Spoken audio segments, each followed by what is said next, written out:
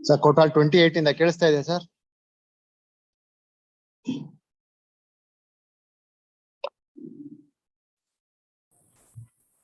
ಕೇಳ್ತಾ ಇದೆ ಸರ್.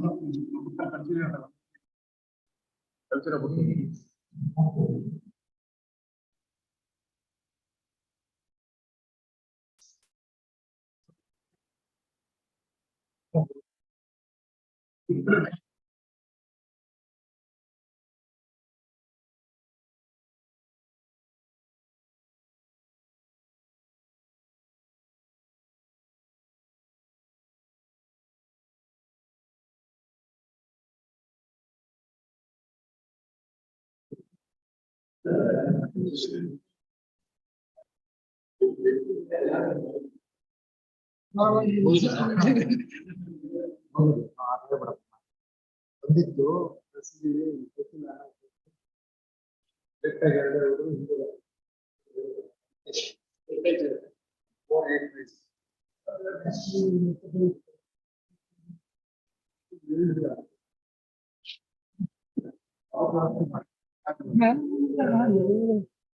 ಕಾಸು ಇಷ್ಟೊಂದು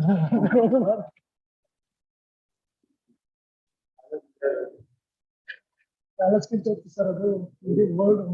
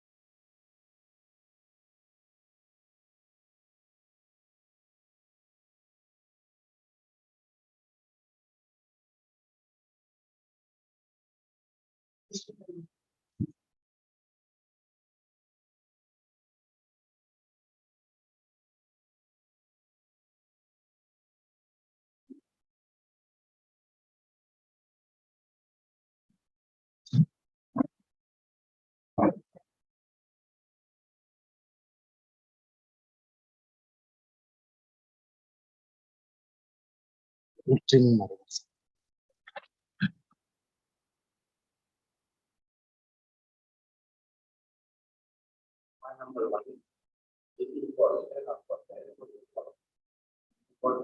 Water or one of for without of 50%. Thank you. And for the part is 12 court records will not be sent, only order sheet will be sent.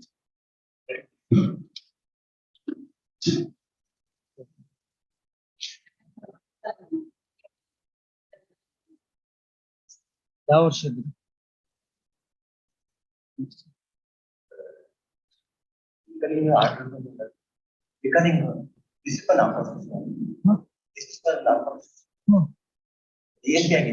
ಅದಕ್ಕೆ ಏನ್ ಮಾಡ್ಬೇಕು? Routine course ಬರುತ್ತೆ. Dismiss ಆಗೋವರೆಗೆ ನಿಮ್ಗೆ urgency ಇರಲ್ಲ, dismiss ಆದ ತಕ್ಷಣ urgency ಆಗತ್ತಾ? Dismiss ಆಗೋವರೆಗೆ attend ಮಾಡಲ್ಲ, ಡಿಸ್ಮಿಸ್ ಆದ ಕೂಡಲೇ ಅರ್ಜೆನ್ಸಿ ಬರುತ್ತೆ, ಕೊಡೆ ರೂಟೀನ್ ಕೋರ್ಸ್ ಬರುತ್ತೆ.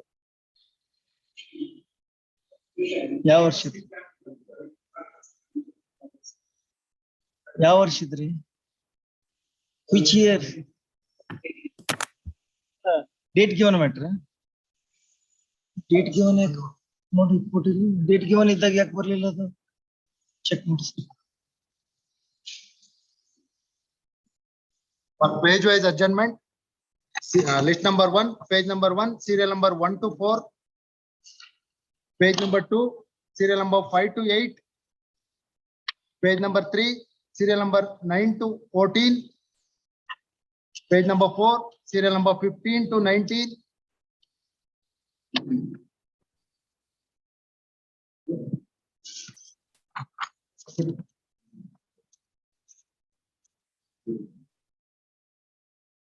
ಅಡ್ಜರ್ನ್ಮೆಂಟ್ಸ್ ಅಷ್ಟೇ. ನೀವು ಇದ್ರಲ್ಲಿ ಎಲ್ಲ ಆಯನ ಆರ್ಡರ್ ಮಾಡ್ರಿ, ಇದ್ರಾಗ ಆಯ ಆರ್ಡರ್ ಮಾಡಲ್ದ ರೆಫರ್ ಮಾಡಕ್ ಬರುತ್ತಾ? Page number 5, serial number 20 to 26. Page number 6, serial number 26 to 31. Page number 7. 27, so I'm sorry. 27 Ramakrishna also voucher illa. Shantaraj inform ಮಾಡ್ತೀನಿ ಸುಮ್ಮನೆ. ಏನ್ ಸರ್ ನಂಗೆ ಸರಿ ಅರ್ಥ ಆಗಲಿಲ್ಲ. Ramakrishna appears for second respond. Okay. He is not well. I need a week's time. Na inform ಮಾಡ್ತೀನಿ ಇವ್ರಿಗೆ, Shantaraj inform ಮಾಡ್ತೀನಿ. 27. As per request of the Paksha advocates for our list of next week. Macha. Page number 7, serial number 32 to 39.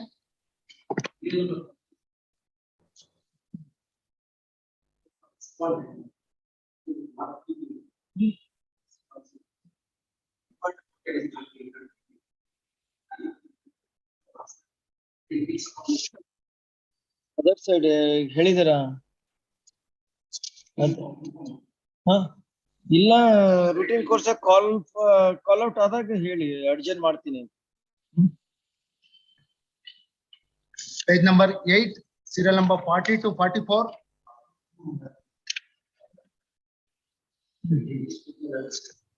Where is the other side? Guru Raja, yes, sir. Inform ಮಾಡ್ತೀನಿ ಬೇಡ ಬಂದ್ ಅವ್ರ objection ತೆಗಿತಾರೆ. Inform ಮಾಡಿ ಬನ್ನಿ, ಇಲ್ಲಾಂದ್ರೆ routine course ಒಳಗೆ ಕಾಲ್ out ಇಲ್ಲಿ ರೀಚ್ ಆದಾಗ ಸಬ್ಮಿಷನ್ ಮಾಡಿ. Page number 9, serial number 45 to 50. Serial number 47, my lord. Today for a week, 2 weeks time, my lord. I have informed the other side, my lord. 47, my lord. You are for appellant. Appellant, my lord. As per request of the living council for appellant list of 2 weeks. 47. Much obliged.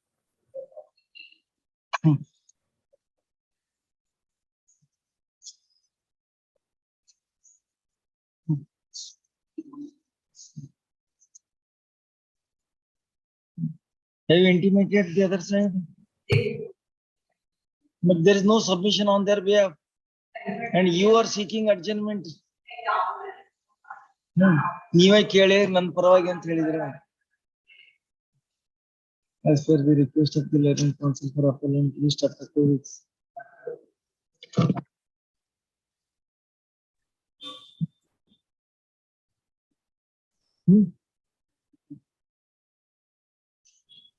Keshav Prashant ಅವರು 49 and 50 time ಕೇಳ್ತಾ ಇದಾರೆ ಅವರು. I have no issues with that.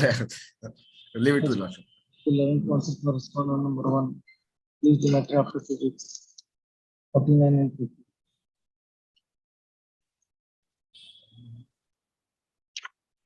For order, serial number 1, Sumant L. Bharadwaj for appellant.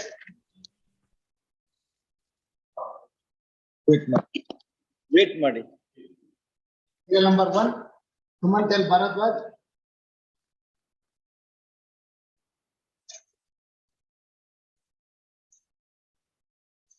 No representation on behalf of appellant. List up to 2 weeks for compliance of office objection. Serial number 2, Eva Raja L. for appellant. By deficit process. ಎಷ್ಟು sir? For compliance of office objection, list up to 2 weeks finally. Serial number 3, Chetan DC for appellant. No representation on behalf of appellant for compliance of office objection 2 weeks. Serial number 4, Shankar Gaud G for appellant. As per the request of the living council appellant list up to 2 weeks. Serial number 5, N. Praveen Kumar for appellant.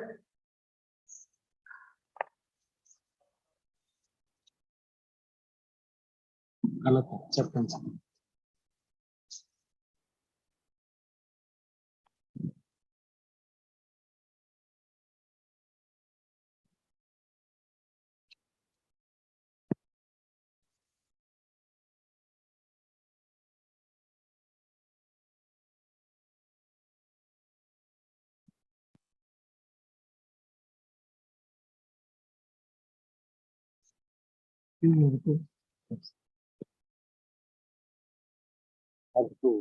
Open.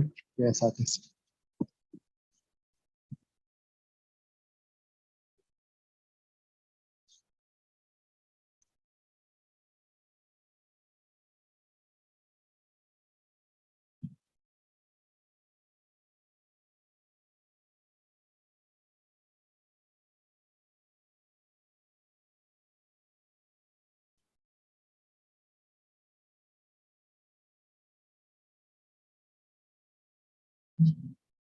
BL Sanjeev. BL Sanjeev. Serial number 5, BL Sanjeev. Living council for respondent number 2. Absent.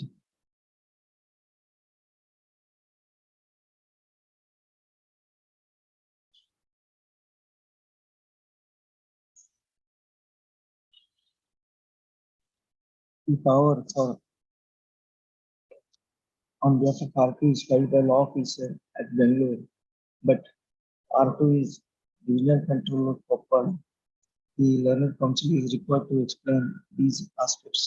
List after 2 weeks. Similarly, Kalburgi. Yes, yes. KSRC Kalburgi, chief law officer. In here, law officer say ಮಾಡ್ತಾರೆ. Whether he is authorized.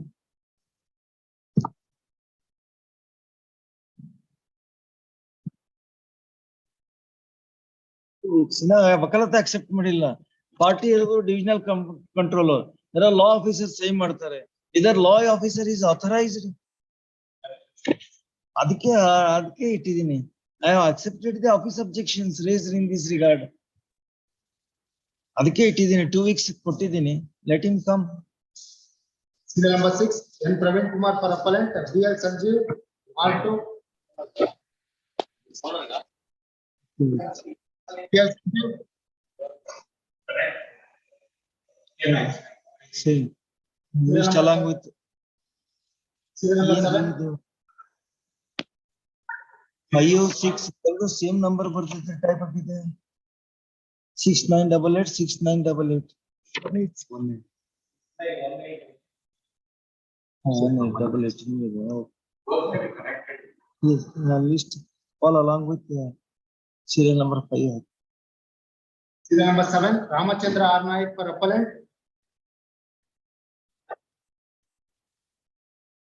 More presentation on behalf of appellant. List of 2 weeks for compliance of office objections. Serial number 8, Ramesh P. for appellant. As per the request of the learned counsel for appellant, list of 2 weeks for compliance. Serial number 9, DC Sita Ramarao for appellant, N. Praveen Kumar. I appear for the appellant in this matter, my lords. Yes. My lords, this is a case challenging quantum only, my lords, and my appeal grounds may not survive. My lords, this is a case of death of a 2-year-old child. 5 lakh rupees has been awarded. I have challenged only the quantum. Kishan Gopal case prakara 5 laksha 10,000 ಕೊಡಬೇಕು. ಹಾಗಿದ್ರಿಂದ referring to that, my appeal may go, my lords.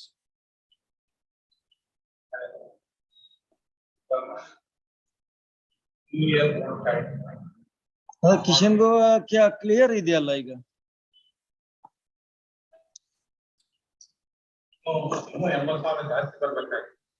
ನೀವು ಹಾಕಿಲ್ಲಲ್ಲ?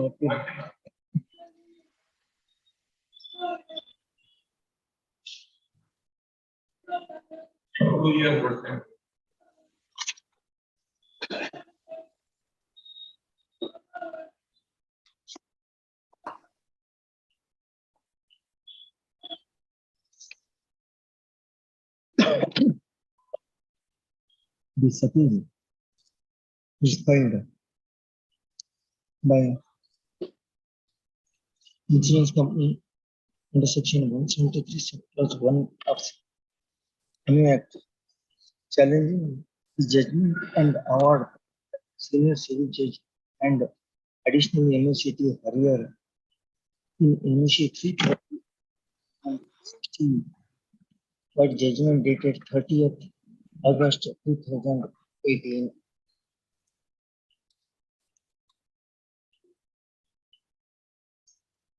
The claimants have filed claim petition under section 166 of the New Act on account of death of their minor child, Kumari Alia,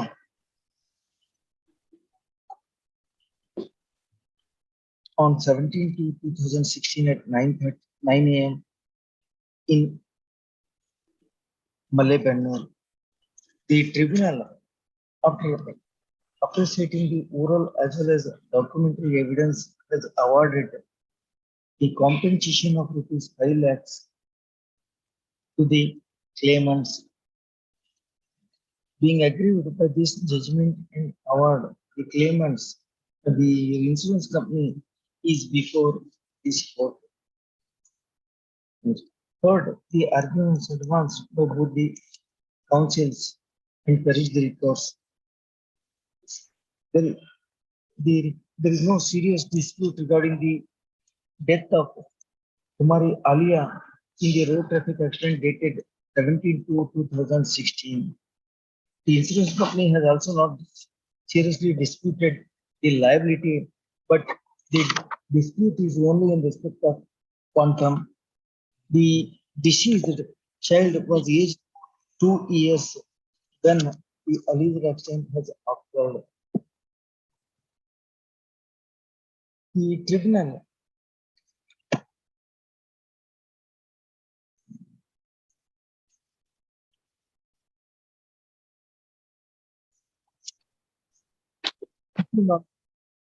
the tribunal has awarded a total compensation of rupees 5 lakhs at the rate of 6% per annum. In view of the decision reported in Kishan Gopal and another Lala and others, there 2003 13 AC W 5034 अथवा 2014 form SSC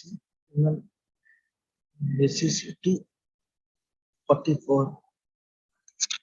In case of death of a minor, the apex court has held that the claimants are entitled for compensation of 4,50,000 and another 50,000 under convenient. The said principles are directly applicable to the case in hand. The tribunal has rightly awarded the total compensation of rupees 5 lakhs. In view of the principles laid down in Kishan Gopal's case referred sutra, the appeal in respect of quantum does not survive for any computation and be dismissed. Accordingly, it stands dismissed. The statutory amount in shall be transmitted to the tribunal. Much obliged, Your Honor. Serial number 10, Manjunath MD for appellant, B Pradeep. The chief deposit shall be transmitted. Serial number 10, Manjunath MD for appellant.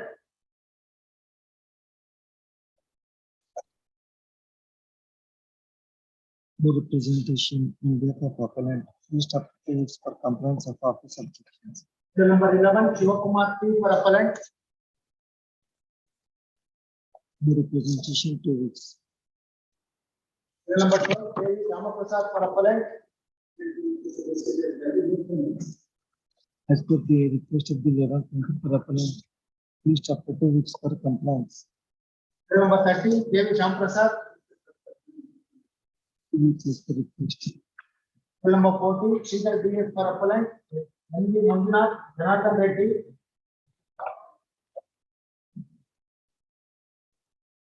TCS TCS ಬೇಕಾ ಇದ್ರಾಗ ಮತ್ತೆ ಎದಕ್ಕೆ call for ಮಾಡಿದಿರಿ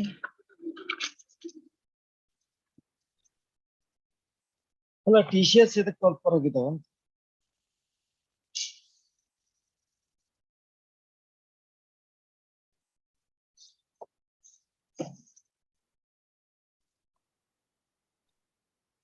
date of accident only quantum is under dispute.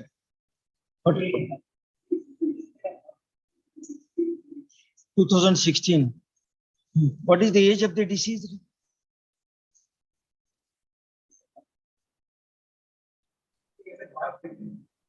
Barbender. Any evidence regarding his income? What is the income taken by the tribunal? 7,000.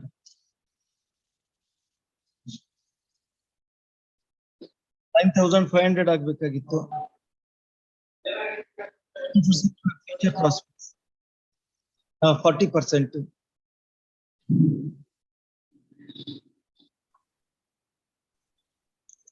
Though the matter is listed for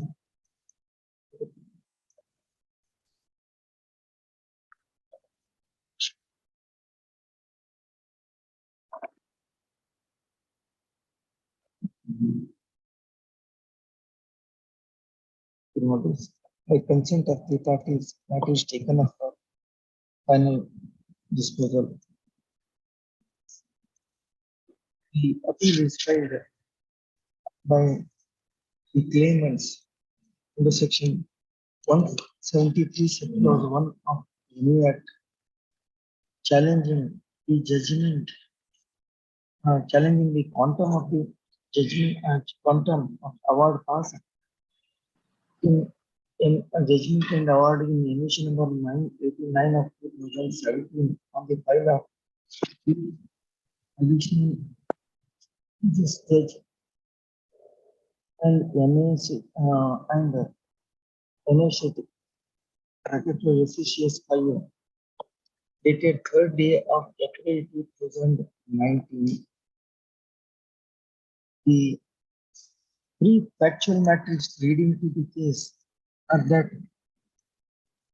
on 22/2016 at 4:45 p.m. the deceased rider was proceeding on his motorcycle bearing KA 53 EA 1606 on Medhulli and NH flyover on Kolar Bangalore NH 75. At the time, the driver of tractor bearing KA 53 TRM 643 drove it in a rash and negligent manner, was moving in front and suddenly applied brakes without any indicator, and thereby the deceased hit the rear end and fell down, sustaining fatal injuries. Immediately was shifted to the hospital, but he succumbed because of the injuries on the next day. The claimants, being the widow and parents and minor children, correct already? Minor children of the deceased have filed claim petition on section 166 of MA claiming compensation of 30 lakhs on account of death of Nagesh. The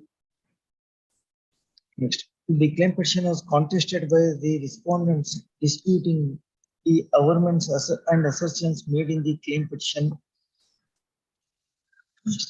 The tribunal, after assessing the oral as well as documentary evidence, which come to a conclusion that the extent in question is because of actionable negligence on the part of the driver of the offending tractor and thereby awarded a total compensation of rupees 17 lakhs 57,000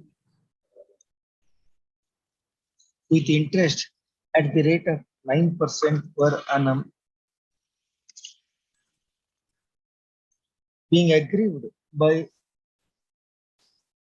the quantum and being dissatisfied with the quantum of the award. The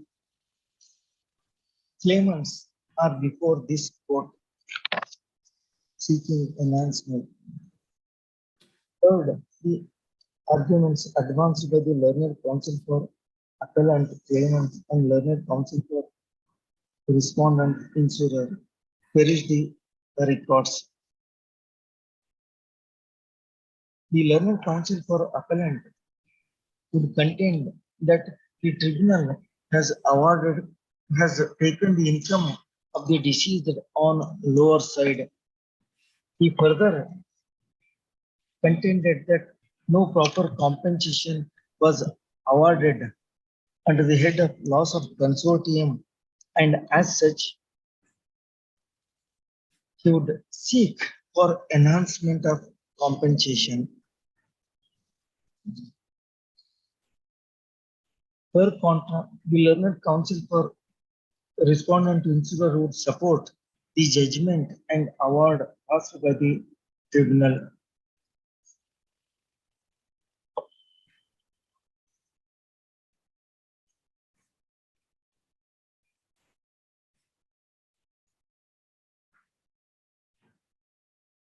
Having heard the arguments and perusing the reports, there is no dispute of the fact that the extent is because of actionable negligence on the part of the driver of the offending vehicle.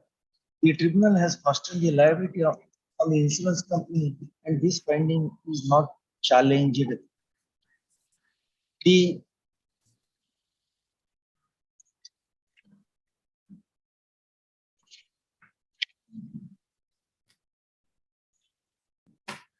tribunal has taken the income of the deceased at 7,000 per month. Though it is asserted that the deceased was earning more as he was working as a bar bending, doing bar bending business work, no material evidence to prove the actual income of the deceased. In the absence of any material evidence, this court is consistently taking the income and notional income of rupees 9,500 in respect of the accidents occurred in the year 2016. Hence, the tribunal has erred in taking the income at 7,000 in place of 9,500. There is no dispute of the fact that the deceased was aged about 33 years.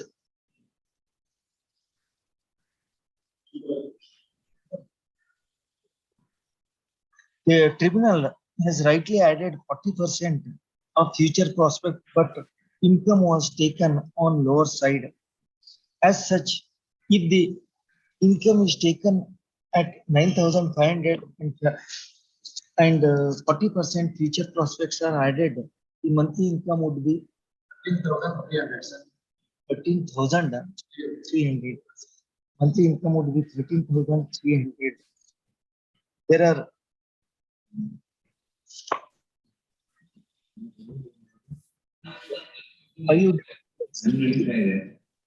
and 1/4 is required to be deposited, and as such, the deceased could have contributed 3/4 towards maintenance of his family.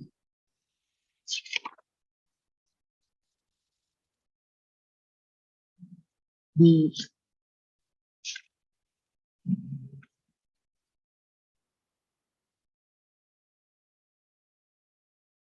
considering the age of the deceased as 40 years, 33 years multiplied 16 is applicable.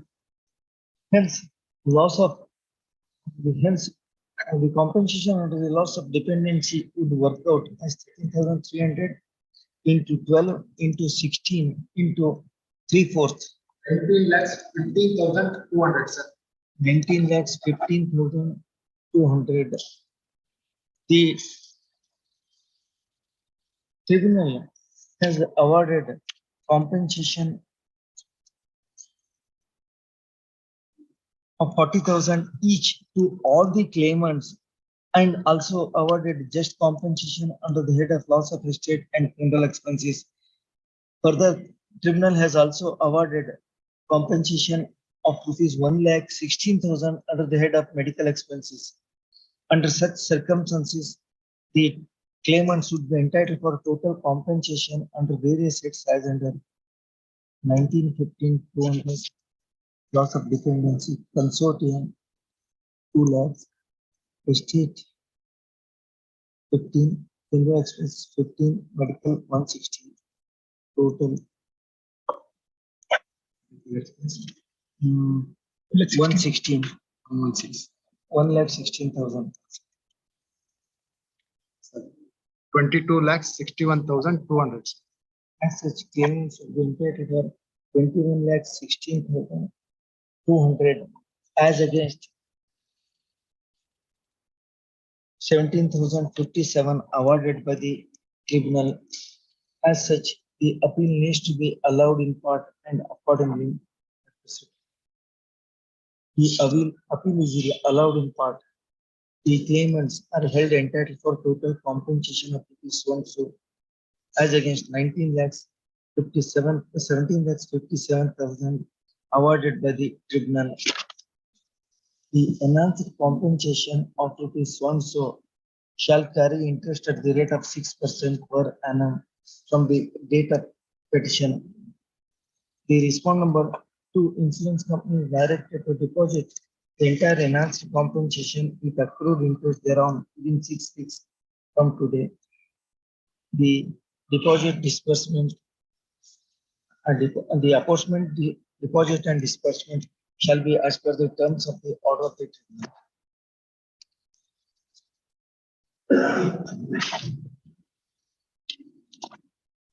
Serial number 50, Karnataka K for appellant. The learned counsel for 1 minute 30, 1 minute 30.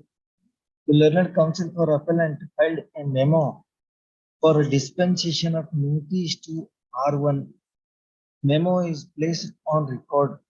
Notice to R1 is dispensed with at the risk of the appellant. Yes, connected matter of the here.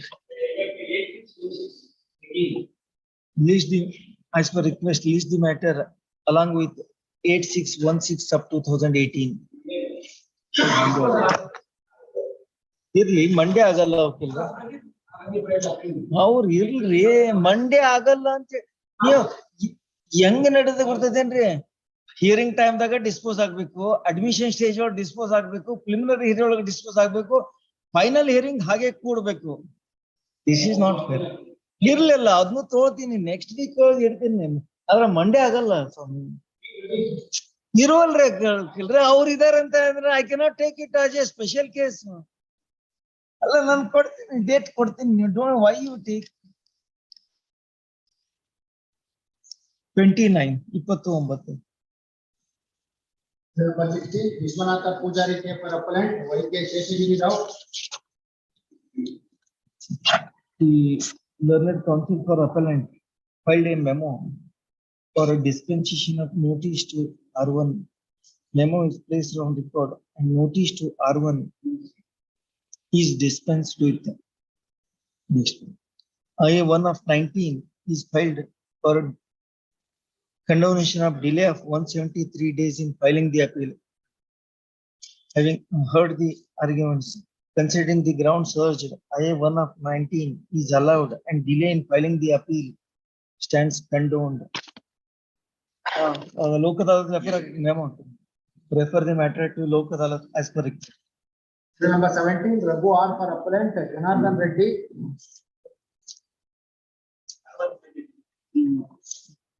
Learned counsel for appellant filed a memo for a dispensation of the notice to R1. Memo is placed on record. And the notice to R1 is dispensed with at the risk of appellant. Next, IA1 of 2019 is filed for condonation of delay of 273 days in filing the appeal. Heard both the counsels. Next, considering the grounds urged, IA1 of 19 is allowed and delay of 273 days is condoned by denying interest for the said period. As per request, refer the matter to Lok Adalat. Number 18, Vishwanatha Pujari K for appellant, M. Arun Ponnappa. Serial number 18. The memo is filed for dispensation of notice to R1, same R1. IA2 of 19 is also filed for condonation of delay of 242 days in filing the appeal. Considering the grounds urged, IA2 of 19 is allowed and delay in filing the appeal condoned subject to denial of interest for the said period of delay. The memo is also filed for referring the matter to Lok Adalat. Refer the matter.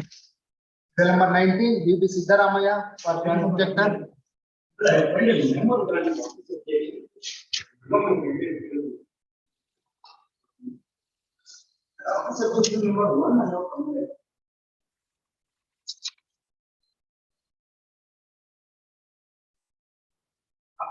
number 3 is a claimant appeal. 1 ನಿಮಿಷ. ಎಲ್ಲಿದೆ memo? ಅಲ್ಲ.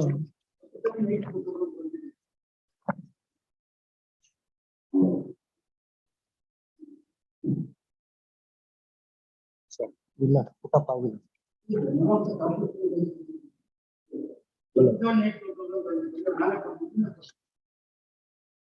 ಎರಡು ಅಯ್ಯೇ ಇದೆ sir. Memo ಇಲ್ಲ ವಕೀಲ್ರೆ. Huh? The learned counsel for appellant submit that he has filed a memo reporting on 27/8/2022, complying some of the office objections.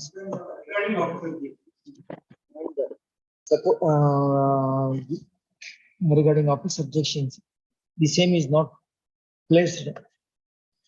The registry is directed to put up the memo. Put up ಮಾಡ್ಲಿಬಿಡಿ, at least then in that event you can pass some strictures against the officers who are ignoring. ಯಾವ್ದ್ರೊಳಗ objection office objection ಹಾಕ್ಬೇಕು, ಎದಕ್ ಹಾಕ್ಬಾರ್ದು ಅಂತ ತಿಳ್ಕೊಳ್ಳಿ, ಅವ್ರಿಗೆ ಗೊತ್ತಾಗ್ಲಿಲ್ಲ. Memo ಅಷ್ಟೇ ಹಾಗೆ ಇಡ್ಲಿ ನೋಡೋಣ.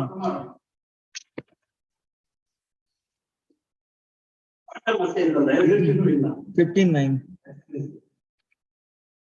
Interlocutory application matter, serial number 20, case Prasanna Chetty for appellant. For the respondent in this matter, my lords, 22 days delay may be condoned. Parties, there is delay of 22 days in filing the appeal. Considering the grounds urged, I1 of 17 is allowed and delay of 22 days in filing the appeal stands condoned. T-shirts ಬೇಕೇನ್ರಿ? ಬೇಡ ಸ್ವಾಮಿ, ಇದು ಮ್ಯಾಲಿಲಸ್ fracture ಮಾತ್ರ, liability is not in dispute. 1,87,000 ಕೊಟ್ಟಿದ್ದಾರೆ, marginal increase ಆಗುತ್ತೆ. 1,80,000 ಕೊಟ್ಟಿದ್ದಾರೆ, records ಅವ್ರಿಗೇನು ಬೇಕಾಗಿಲ್ಲ, ನಿಮಗ್ ಬೇಕಾಗಿದ್ರೆ ಹೇಳಿ. ಇವಾಗ ಗ್ರೀವಿಯಸ್ ಇಂಜುರಿ ಇದ್ದಿದ್ದಕ್ಕೆ ನಿಮ್ಗೆ 187 ಕೊಟ್ಟಿದಾರ ಅಂತ ಹೇಳ್ತಾ ಇದಾರೆ ಅವ್ರು. ಸಿಂಪಲ್ ಇಂಜುರಿ ಇದ್ರೆ ಯಾರು ಅಷ್ಟು ಕೊಡ್ತಿರ್ಲಿಲ್ಲ.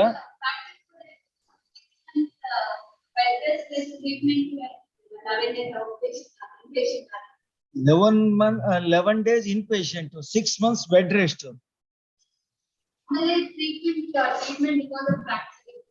ಯಾವ ಫ್ರಾಕ್ಚರ್ ಇದೆ?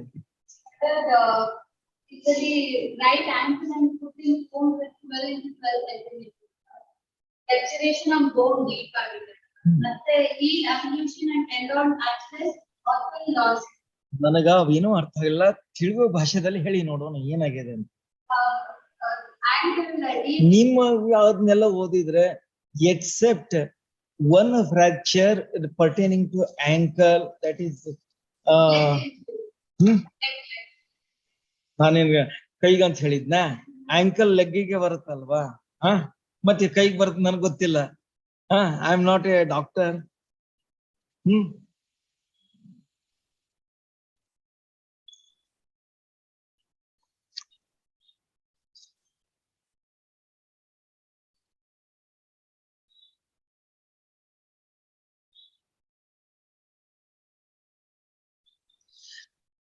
Fracture of lateral malleus of right leg, that is the only fractural injury. Malleolus fracture ಕಾಲ್ ಹೊರಳದಾಗ ಕೂಡ ಮ್ಯಾಲಿಲಸ್ ಫ್ರಾಕ್ಚರ್ ಆಗೋದು.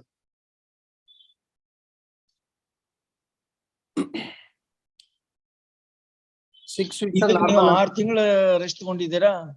ಅಲ್ಲ, ಡಾಕ್ಟರ್ ವರ್ಷಾನುಗಟ್ಲೆ ಹೇಳ್ತಾರೆ ಬಿಡಿ, ಅವ್ರೇನು. ನೀವ್ ಹೇಳಿ ಎಷ್ಟು ದಿನ, ಹೌ ಮಚ್ ಇಟ್ ರಿಕ್ವೈರ್ಡ್, ಎಷ್ಟು ತಗೊಂಡಿದ್ದಾರೆ ಇನ್ಕಮ್, ಯಾವ ವರ್ಷದ ಆಕ್ಸಿಡೆಂಟ್? 2015. ಇದು ಡಿಸಬಿಲಿಟಿ ಎಷ್ಟು ತಗೊಂಡಿದ್ದಾರೆ? ಮತ್ತೆ ಏನ್ ಬಾಳ ತಗೊಂಡ್ರಿ? In fact it is on higher side ಅಲ್ವಾ? ಏನ್ ತಪ್ಪು ತಗೊಂಡಿದಾರ? ಅದಕ್ಕಿಂತ ಹೆಚ್ಚಾಗತ್ತಂತೀರಾ ನೀವು? ಲೇಟ್ ಅಪ್ ಪೀರಿಯಡ್ ಎಷ್ಟು ಕೊಟ್ಟಿದ್ದಾರೆ?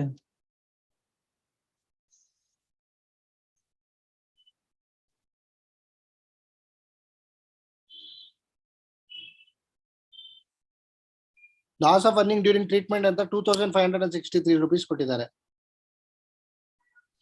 ಬೆಡ್ ರೆಸ್ಟ್ ಅದಕ್ಕೆ 2,563 ಅಂತ ಹೇಳಿ day to day daily wages ಮೇಲೆ ಕ್ಯಾಲ್ಕುಲೇಟ್ ಮಾಡಿದಾರ. ಅದಾದ್ಮೇಲೆ ನೆಕ್ಸ್ಟ್ ಹೆಡ್ ಅಲ್ಲಿ loss of earning due to bed rest 14,000 ಕೊಟ್ಟಿದ್ದಾರೆ. ಅದಕ್ಕೆ ಹೇಳಿದ್ದೆ ದಟ್ ಶುಡ್ ಬಿ ಕಾಮನ್ ಇರ್ಬೇಕಲ್ವಾ ಅದು ಹಾಸ್ಪಿಟಲ್ ಇದ್ದಾಗ ಡೈಲಿ ಬೇಜಸ್ ಆಮೇಲೆ ಅಂತ ಹೇಳಿ ತಪ್ಪಾಗುತ್ತಲ್ವ. ಅಲ್ಲ ಇದು 32 ವರ್ಷದ ಹುಡುಗಂಗೆ ಮ್ಯಾಲ್ಯುಲಸ್ ಫ್ರಾಕ್ಚರ್ ಆಗಿರೋದು. 7,000 ಕೊಟ್ಟಿ ತಗೊಂಡಿದಾರ ವಕೀಲ್ರೆ.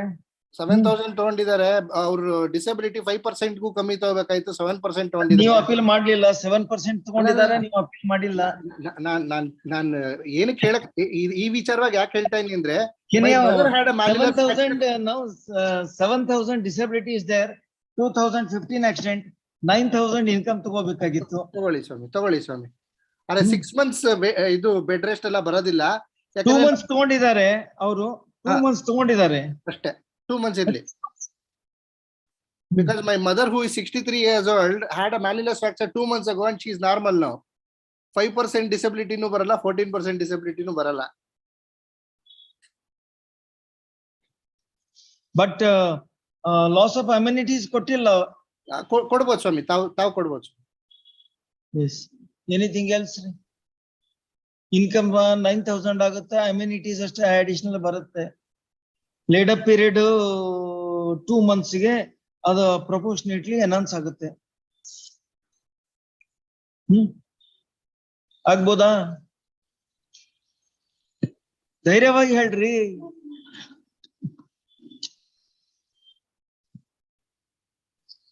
This appeal is listed for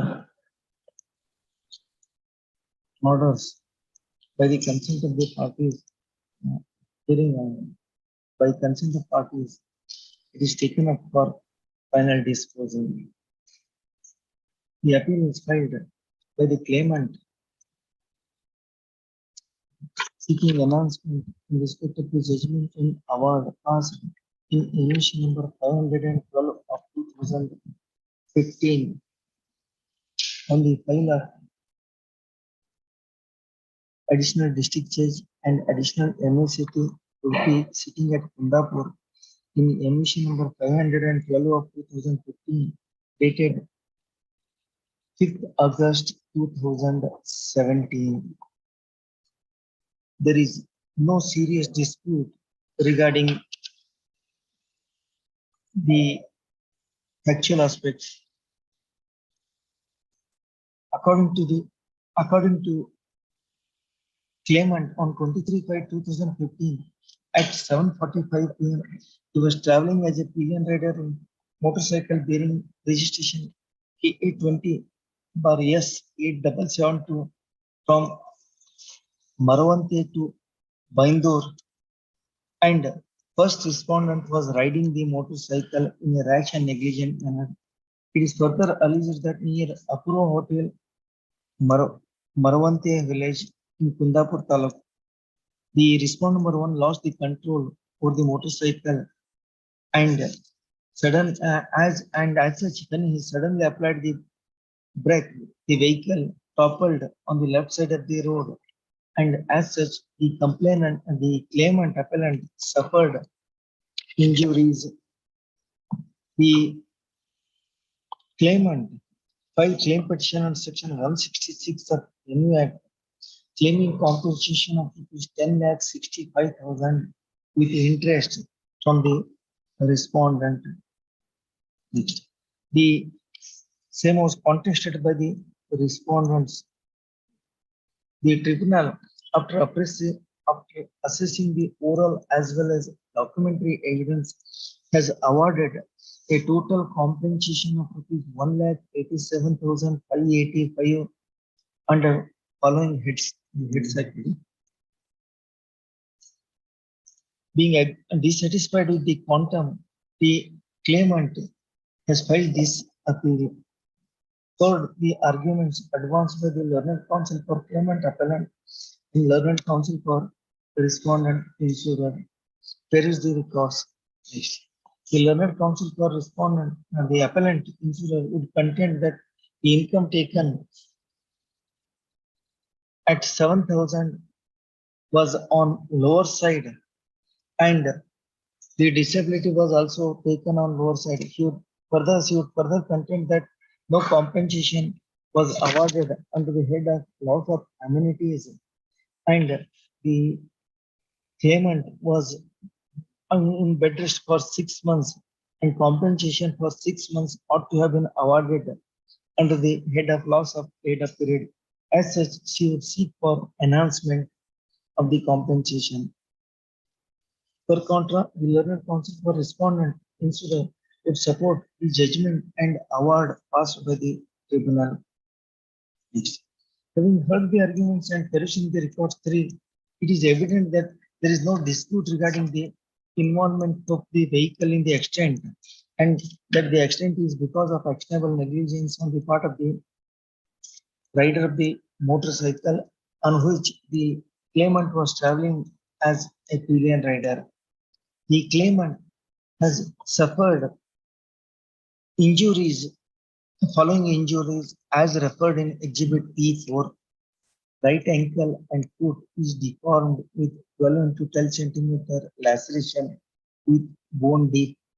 Number 2, heel avulsion with tendo Achilles cortical loss. Number 3, tenderness of number 3, fracture of lateral malleus of right leg.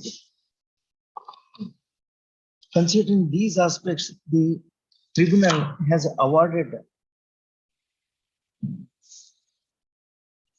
1,87,585,000 as a total compensation. The records disclose that claimant was inpatient for 9 days.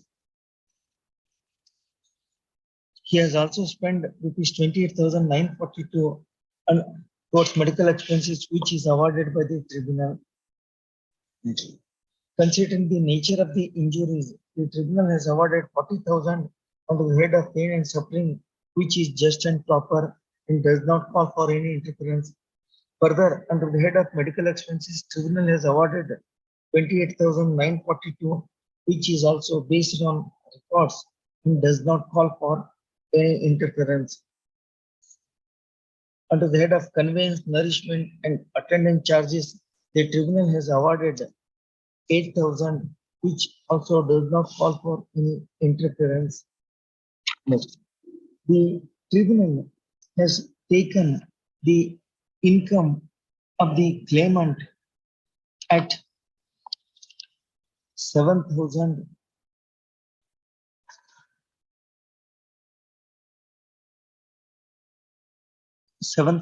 per month.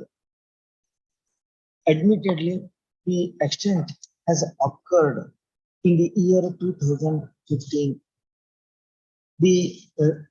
This court is regularly taking notional income pertaining to the accidents occurred in the year 2015 at 9,000 per month.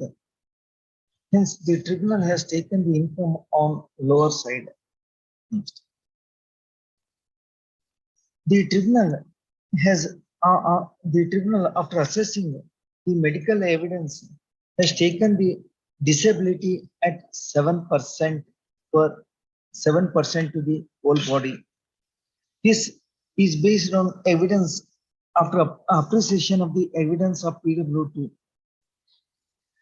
Considering the reasons offered by the tribunal, the disability of 7% taken by the tribunal is just and proper and does not call for any interference. If the disability is taken at 7%, what is the age of the claimant? The claimant is aged about 32 years at the time of the accident. As such, multiplier 16 is applicable. Hence, considering the disability, loss of future income would work out as 9,000 into 12 into 16 into 7 by 100, 1,20,960 as against 94,080 awarded by the tribunal. Next one.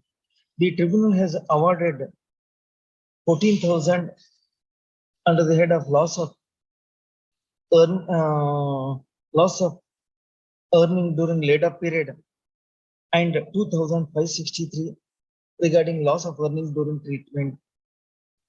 The considering the nature of the injuries and admission of the claimant for 9 days in the hospital, he might not be able to attend the work normally for 2 months, and considering these aspects and considering the fact that the income, notional income was taken as 9,000, the claimant would be entitled for 18,000 under the head of loss of income during laid-up period. Hence, the claimant should be entitled for total compensation under various heads. Claimant suffering 40. However, the request disclosed that the tribunal has not awarded any compensation under the head of loss of amenities. Considering the nature of the injuries suffered and his admission for a period of 9 days, I propose to award 25,000 under the head of loss of amenities. Hence, claimant would be entitled for total compensation under various heads as under pain and suffering 40, medical expenses 28,942, loss of income during later period for 2 months 18,000, loss of future earning capacity 1,20,960, conveyance harassment attendance charges 8,000.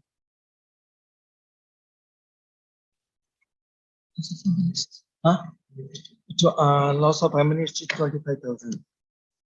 2,40,902. 902. As its claimants would be entitled for total compensation is 2,40,902 as against 1,87,585 awarded by the tribunal. 2,40,902 then rounded up to 900 as against 1,87,000 awarded by the tribunal. Hence, appeal needs to be allowed in part and accordingly and proceed. The appeal is allowed in part. The claimant is held entitled for total compensation of rupees 2,40,900 as against 1,87,585 awarded by the tribunal. The announced compensation of rupees so-and-so shall carry interest at the rate of 6% per annum from the date of petition till payment. The insurance company, the announced compensation shall carry interest at the rate of 6% per annum. The insurance company shall deposit the announced compensation within a period of 6 weeks from today. The entire announced compensation with accrued interest shall be released in favor of the claimant.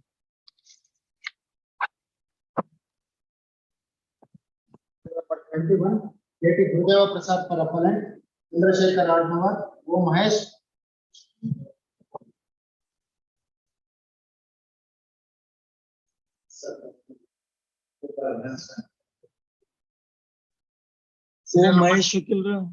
Serial number 21, O Mahesh, Chandrasekhar. Heard on I number 1 of 2018, there is delay of 175 days in filing the appeal. Considering the ground surge, I1 of 18 is allowed and delay of 175 days is condoned by denying interest for the said period. ಅವ್ರು ಇಲ್ಲ ವಕೀಲ್ರೆ ಅಲ್ಲ ಅವ್ರು ಇಲ್ಲ ಇದ್ರೆ ಮಾಡಿಬಿಡ್ತಿದ್ದೆ next week ಒಳಗೆ ಇಡ್ತೀನಿ. Finish the matter for admission on 16/9. Number 22, Gurudeva Prasad K.T. for appellant, P.P. Vivekananda, B. Vijay Kumar.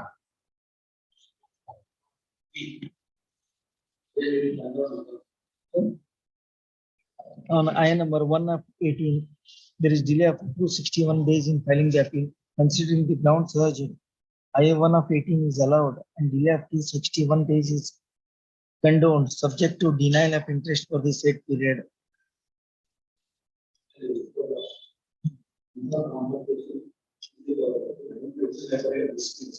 Saying that there is inconsistency in the two items involved. Is ಅಲ್ಲ ನೀವ್ ಹೇಳ್ತಾ ಇದ್ರಿ ಗ್ಲೋಬಲ್ 50,000 ಕೊಟ್ಬಿಡಿ ಅಂತ ಹೇಳ್ತೀರಿ. ನಾನು ಹೇಗ್ ಕೊಡ್ಲಿ?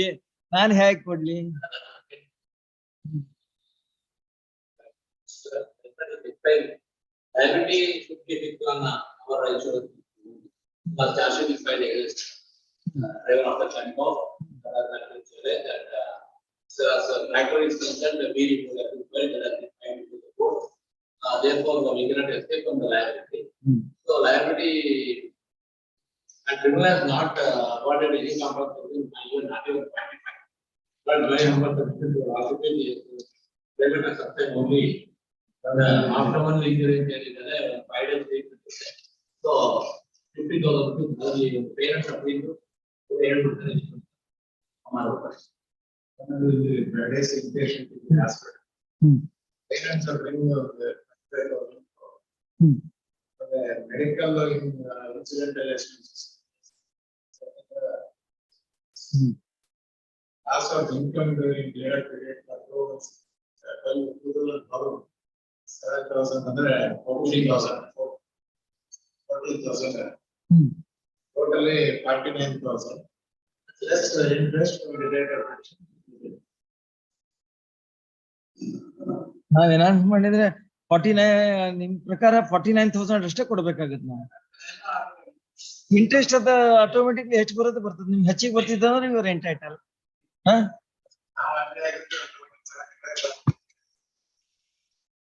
ಟೋಟಲ್ 75 ಅಂತಂದ್ರೆ memo hockey.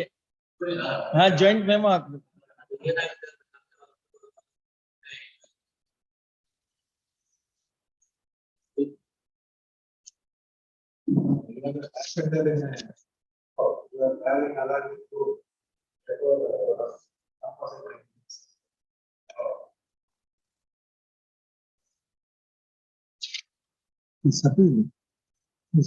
Section 123 of the Act, challenging the judgment and award cost of 7 additional small causes charge and MACT British CCH 3 in initial 10/32/2013 dated 17th January 2017, whereby the tribunal has dismissed the claim petition filed by the claimant. The brief facts for the sake of convenience, what is herein are referred to. The brief facts leading to the case are that on 27/9/2012 at 7 p.m. the claimant appellant was traveling in tempo bearing KA 082964 along with silk goods to Ramnagar. When the said tempo reached near Chakre Gate on Mysore Bangalore main road, the tractor bearing registration KA 42P325, which was proceeding in front of the tempo without any signal, suddenly took a turn towards Chakre Gate. As a result, he dashed to the tempo and claimant suffered multiple injuries. Immediately he was shifted to Chennapatna Hospital, Government Hospital, and later on,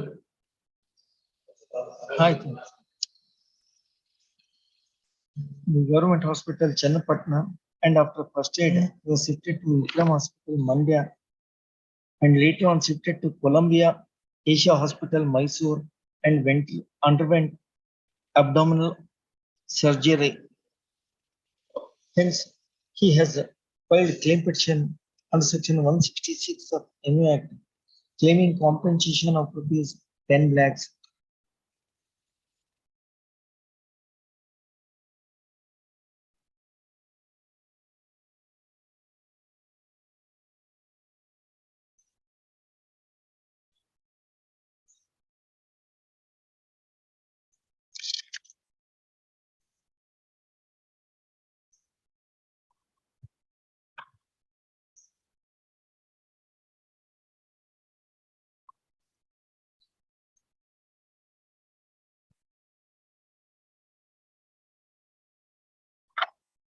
R1 is the owner of the tractor. R1 is the owner of the tractor, sir. Tractor. R2 is the owner of the tempo. The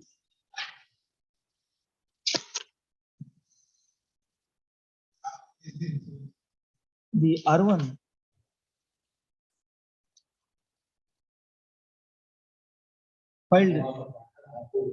Filed objection statement disputing is actionable negligence, contending that the extent is because of actionable negligence on the part of the driver of the tempo bearing KE 082954, against whom police have registered a FIR. The respond number 2, owner of the tempo did not contest the matter, while respond number 3, the insurer of the tempo filed objections disputing the liability on various grounds, including actionable negligence on the part of the driver of the tempo. The tribunal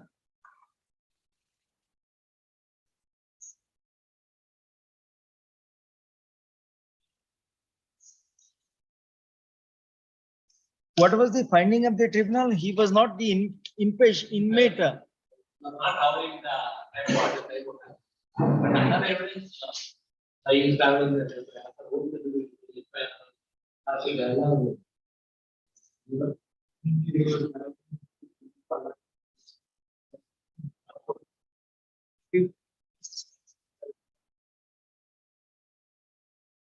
Inconsistent andre tribunal has not trusted that evidence andangalla. That's the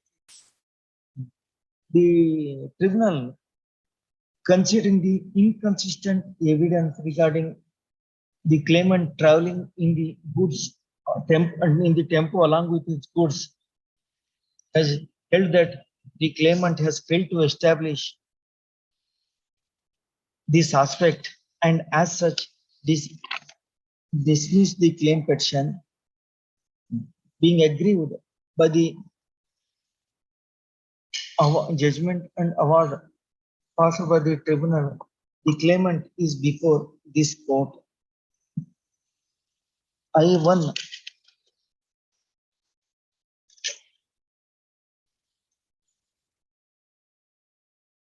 of 18, I1 of 21 is also filed by claimant for seeking production of additional documents. Yenadu the report, tractor trailer.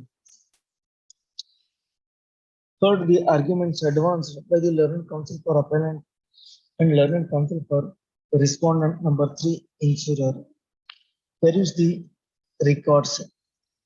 The learned counsel for appellant, respondent, appellant claimant would contend that the evidence on record, including medical evidence and charge, the police report disclosed that the claimant was traveling as along with his goods in the tempo, and extent is also because of actionable negligence on the part of the tempo, as the driver of the tempo was charge sheeted while the B false report is submitted as against tractor driver, which is evident from the additional documents produced by the tribunal under the I1 of 18.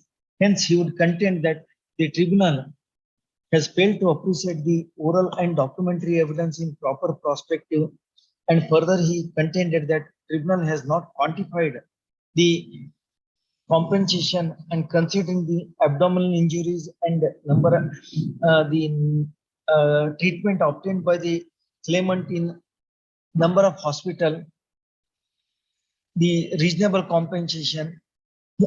He contend that reasonable compensation may be awarded. Next. Per contra, the learned counsel for respondent would support the judgment and award passed by the tribunal.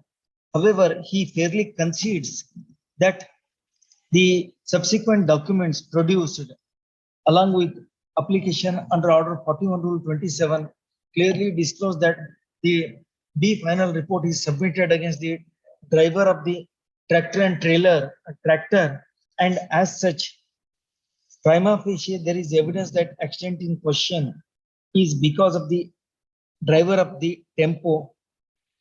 However, he disputes the liability on other grounds and sought for dismissal of the claim petition. Having heard the arguments and perusing the records disclose that the accident is because of actionable negligence on the part of the driver of the tempo.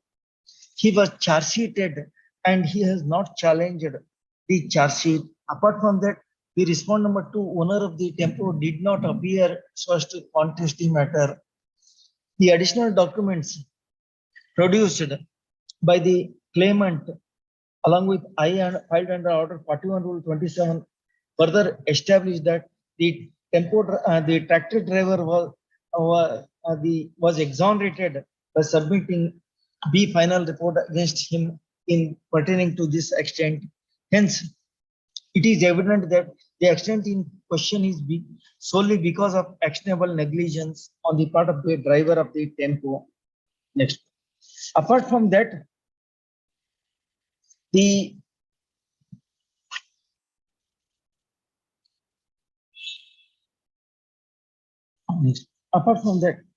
all the medical evidence, FIR, complaint as well as charge sheet clearly established that the claimant was traveling in the offending vehicle along with his goods. To rebut the said aspect, no evidence is led by the respondent number 3 insurance company. There is no reason to disbelieve the said portion of the evidence. Under such circumstances, claimant has established that he was traveling in the goods vehicle, offending goods tempo along with his vehicle, along with his goods. Under such circumstances, respondent number 2 and 3 would be entitled to pay compensation to the claimant. Next.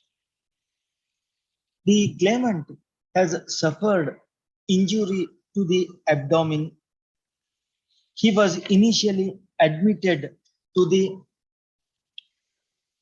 government hospital Channapatna and later on he was shifted to Vikram Hospital Mandya and then to Columbia Asia Hospital Mysore. Assertion, denial. There is no specific denial regarding he taking treatment in these 3 documents. He was inpatient for 5 days in the hospital, Columbia Hospital, in Columbia Hospital, which is borne out from the records. He also underwent surgery. Considering these aspects and considering the abdominal injury and surgery underwent, in my considered opinion, he is entitled for compensation of rupees 25,000 under the head of pain and suffering. Further, the claimant would be entitled for rupees 10,000 under the head of medical expenses, conveyance, traveling allowances, and all other incidental expenses, as he was inpatient for 5 days. Next. Considering the nature of injuries, the claimant would have been prevented from attending at least 1 or 2 months from his work. Under these circumstances, I propose to award 14,000 under the head of loss of income during laid-up period. As such, claimant would be entitled for total compensation of rupees 49,000. Hence, the appeal needs to be allowed by setting aside the impugned judgment of the judgment and award passed by the tribunal. Accordingly, I proceed to pass the following. The appeal is allowed. The impugned judgment and award passed by the tribunal so and so in emission number 1032 of 2013 is set aside. The claimant appellant is the claim petition filed by claimant appellant in emission once under emission in emission number so and so under section 166 of MU Act is partly allowed. The claimant is held entitled for total compensation of rupees 49,000 with interest at the rate of 6% from the date of petition till the realization. The respondent number 3 insurance company is directed to deposit the entire compensation amount with accrued interest thereon within a period of 6 weeks from receipt of the certificate copy of this order. Next, the entire compensation with accrued interest shall be released in favor of the claimant.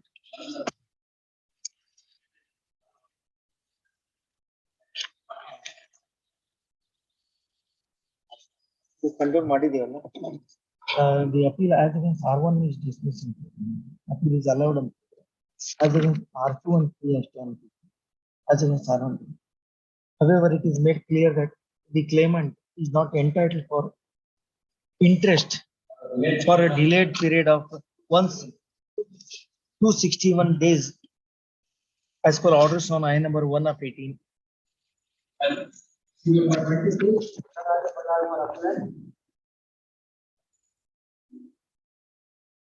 Serial number 23. Notice. Serial number 24. We are Ravi Shankar for appellant. TR.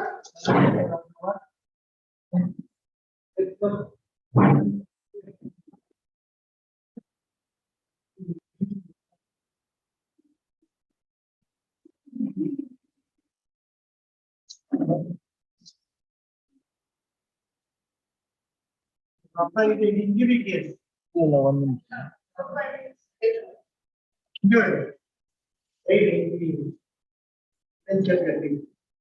Pendency.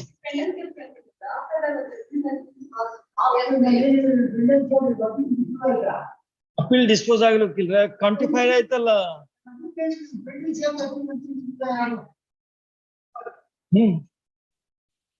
Enhancement ಬರಲ್ಲ ಈಗ.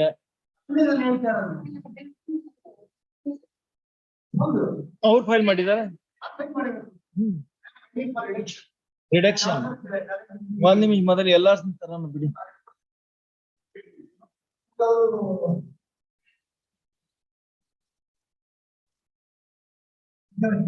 You have filed application under order 22 rule 1 and 2.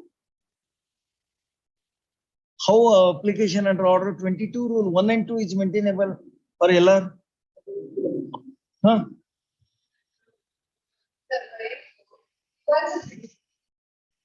ನಾನು ಕೇಳ್ತಾ ಇರೋದು 22 rule 1 and 2 ಕೆಳಗ ಎಲ್ಲಾರ application ಹೇಗೆ maintain ಆಗುತ್ತೆ ಇಷ್ಟೇ ಕೇಳಿದ್ದೆ ನಾನು.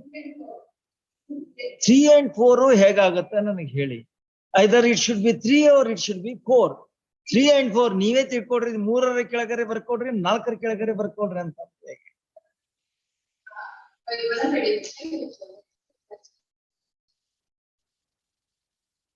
ಇಲ್ಲಿ ನೀವು 3 ಮೇಂಟೈನ್ ಆಗತ್ತಾ ಇಲ್ಲೇ?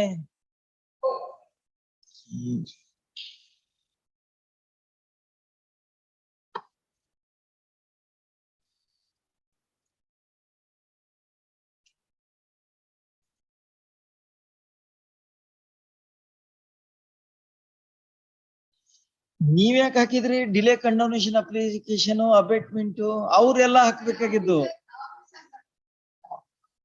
ನೀವು you are suppose to bring ಎಲ್ಲಾರ್ಸ್ ಅಲ್ಲ, ಇಲ್ಲ ನಿಮ್ ಅಪೀಲ್ ಅಬೇಟ್ ಆಗಿ ಹೋಗುತ್ತೆ. ಕರೆಕ್ಟ್ ರೀ, ಕರೆಕ್ಟ್. ಅದಕ್ಕೆ ಹೇಳಿದ್ರು. Yes, what is your objection ಏನ್ರಿ ಅಲ್ಲ? In fact that is a delay ಆಗೈತಿ, ಡೆತ್ ಆಗಿದೆ, that is secondary.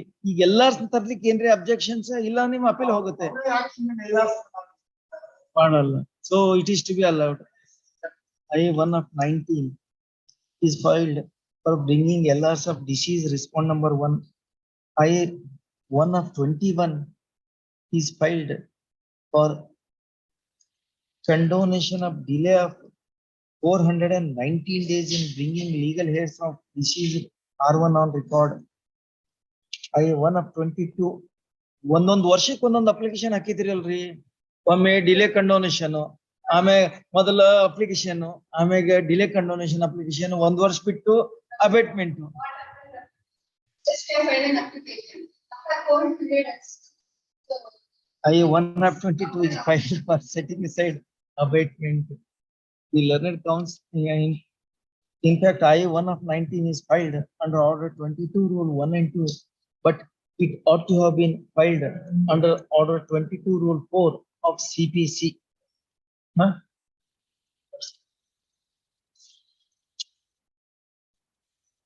However, misquoting of the provision of law is not a ground for rejection of the application.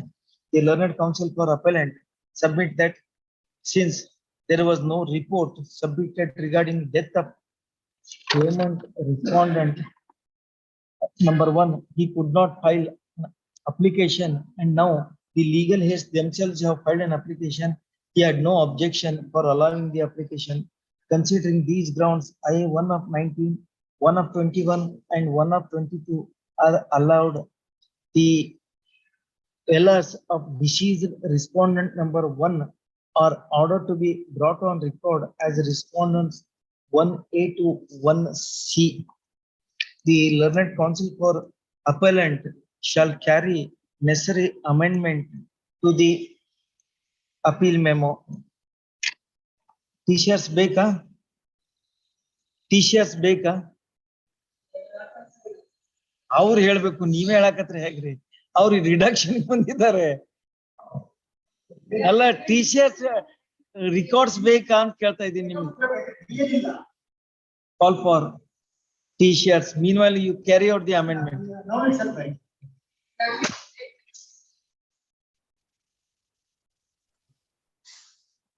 Please matter on 21/9. Number 25.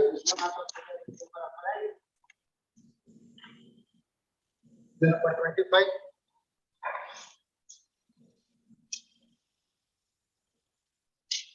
There is no representation of 19 is filed for condonation of delay of 205 days in filing the appeal. A-1/19 is allowed and delay of 205 days in filing the appeal is condoned, subject to denial of interest for the said period.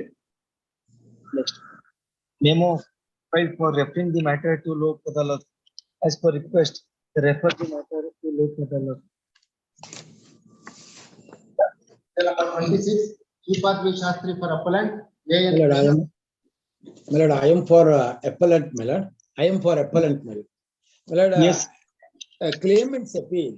There is a serious dispute between the owner and insurance company regarding validity of the DL, and the finding of the tribunal is company not liable because the driver who committed the accident has no proper driving license. My lord, No even DL. though driving license to drive LMV and other type of vehicle, since the vehicle in question is heavy goods vehicle, company not liable. So as far as quantum is concerned, my lord, I am not interested. It may be not precedent ಮಾಡಿದ್ರು ಆಗುತ್ತೆ. Only liability shift ಮಾಡಿದ್ರೆ ಸಾಕು. 10% add ಮಾಡಬೇಕಾಗಿತ್ತು, ಆದ್ರೆ ಬೇರೆ head ಅಲ್ಲಿ ಚೆನ್ನಾಗಿ ಕೊಟ್ಟಿದ್ದಾರೆ. ಅದಕ್ಕಾಗಿ I am not interested in pressing the. So quantum you are not disputing. Now you are only insisting for pay and recovery.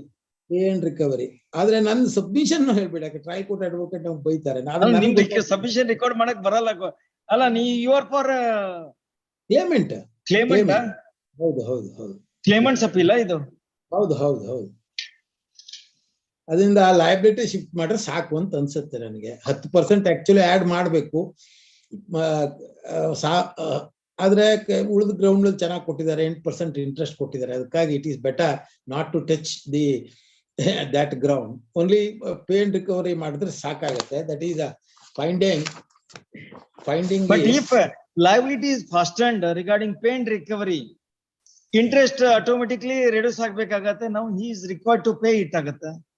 6% ಕೊಡ್ಬೇಕಾಗತ್ತೆ. ಆಯ್ತು, ಮಾಡಿ ಸರ್, ಮಾಡಿ ಸರ್, ಮಾಡಿ sir.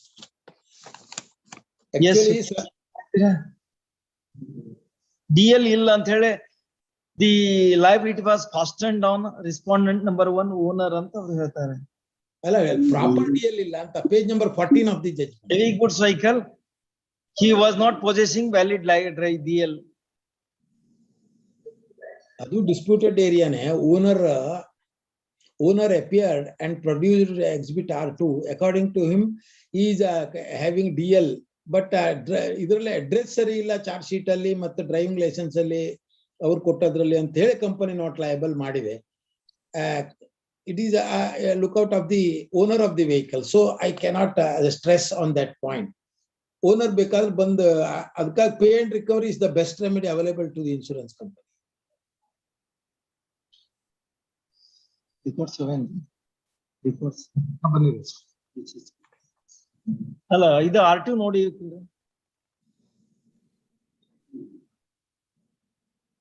According to him, the owner has produced DL, but address referred in DL and referred in the claim petition are entirely different. For that reason, the tribunal did not accept that DL. ಆ issue ನಾವು ನನ್ನ ಹತ್ರ ಮಾತಾಡ್ಲಿಕ್ಕೆ ಆಗೋದಿಲ್ಲ, ಯಾಕಂದ್ರೆ owner is already served and unrepresented. ಅದಕ್ಕೆ ನನ್ನ contention I should constrain myself to the issue of pay and recovery. Page number 14 ಅಲ್ಲಿ ಸ್ಟಾರ್ಟ್ ಆಗುತ್ತೆ, ಲಾಸ್ಟ್ ಪೇರ್ 16ನೇ peer.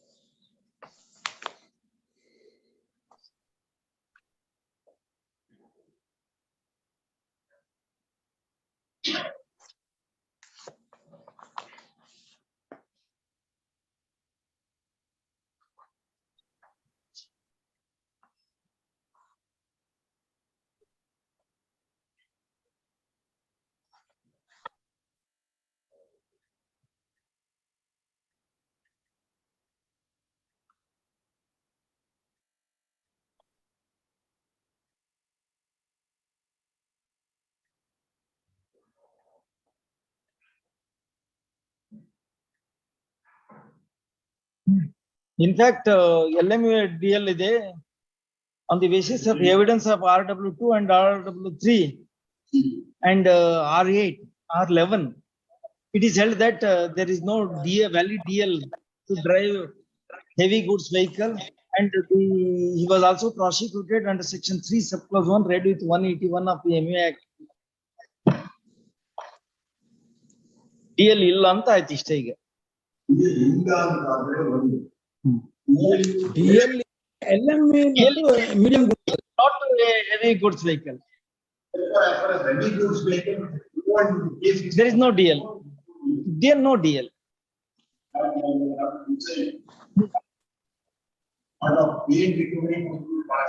That is the only remedy, because he is a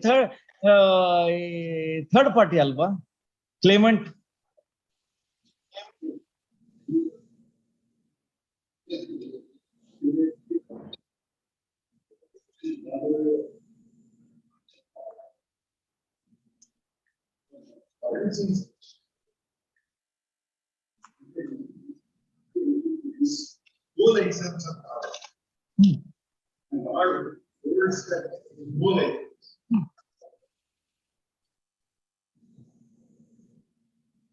Hello, that is the terms of conditions.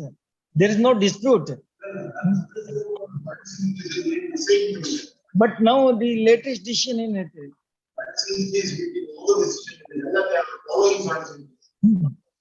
What about pay and recovery then?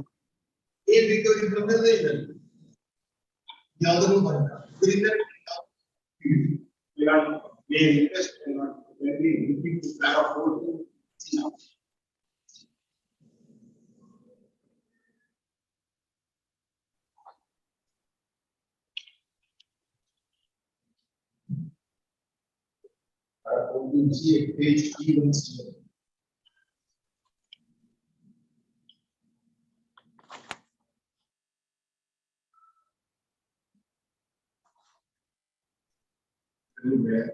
Mr. Ravis are there. This senior council appearing on behalf of insurer. It follows these petitions. If one and two, they investment order. Three. Three.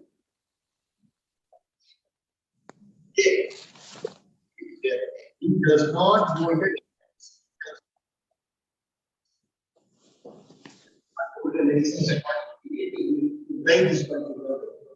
This is one contention that was raised.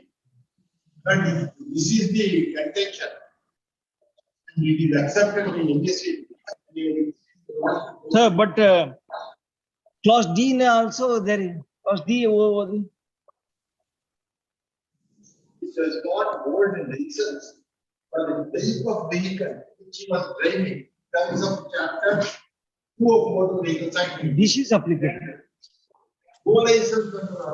ಅಲ್ಲಲ್ಲ ಅದಕ್ಕೆ ಹೇಳಿದ್ದು he was holding license LME license ಇದೆ MGBಗೂ ಇದೆ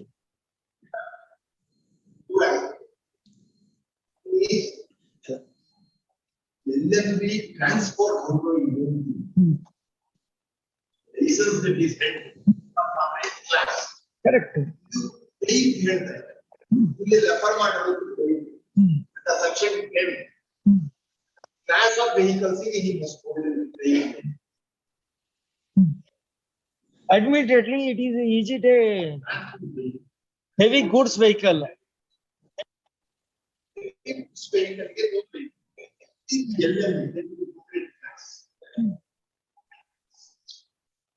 Other type differentiate section 41(4). Central government depending on the use and type they can have. okay ಅದನ್ನು central ಇದನ್ನು ಕೊಡಿ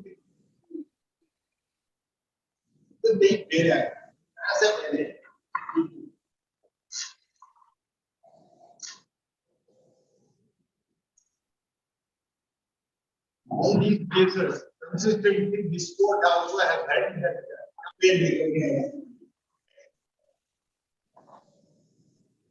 deviation. License conditions.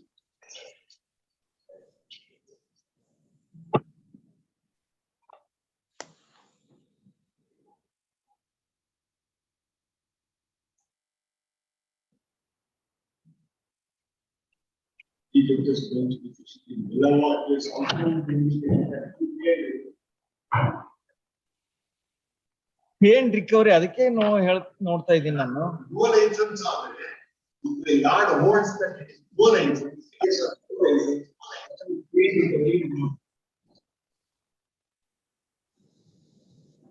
they can get that and I'm classing one of them.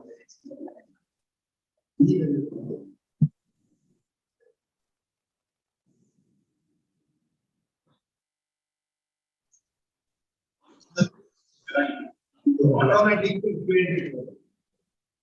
Logins and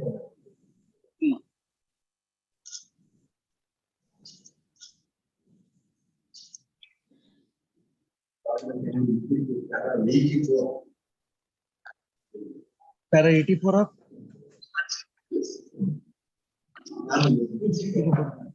ಎಲ್ಲವ is it is in respect of a critical special it is no way to concern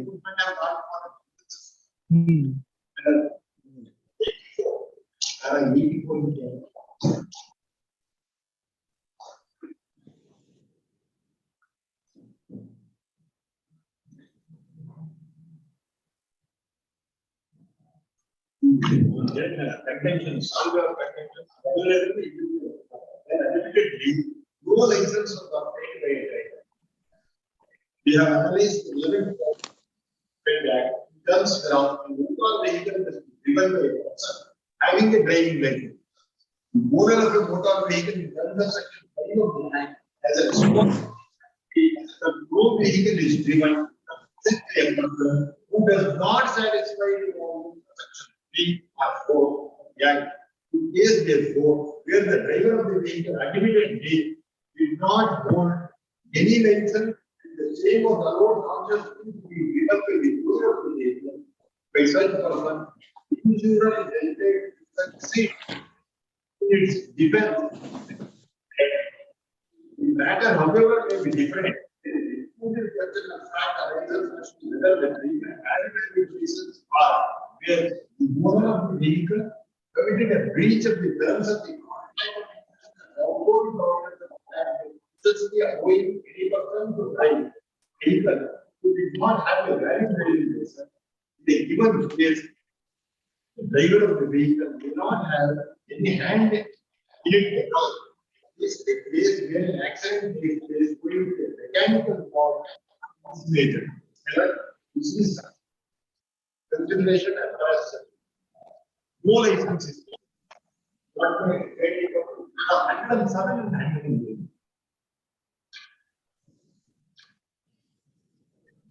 No liability liable under 107. Making do that, any diseases or compelling circumstances. 107, he may, however, consider that the criminal and the court must, however, exercise their jurisdiction to issue such a direction upon consideration of facts and in the event such a direction, each case, the PCT and the court has to decide it. Pay recovery. 105, 106, refer to 107. And I read 104 also. Or 102 is therefore evident discussions made here before that the liability of the insurance company to satisfy the liquidity must extend and to recover the awarded amount from the owner or driver thereof has been holding the field for a long time. Apart from the reasons stated here in the doctrine of stare decisis persuades us not to be pay and recovery was processed. Except in need, no license what should happen. That is answered in Para 84. Now I read 107 and 108. 107. We may consider to add that the tribunal and court must, however, exercise their duty to issue such a direction upon considering facts. Yes. And in the event such a direction has to be issued, by the arranging with a finding of fact to effect that the insurer has been able to establish that the insured has committed a breach of contract as in the clause 2 of clause 8 of section 2 section 49 right. Insurance company awarded amount. But though there is deviation, still insurance company has prepared recovery. But I come to 108. There is no license at all. Although as there are certain special needs during persons having vehicles and driving when the accidents did not hold any license at all. In the facts and circumstances is we do not intend to set aside this award. Such awards may also be satisfied by the insurer, hearing subject to their right to recover the same from owners of the vehicles, the manner laid down very.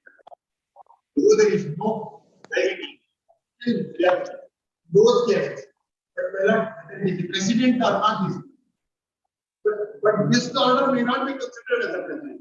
In fact, if the amendment wants to contain gain recovery order, there is no reason.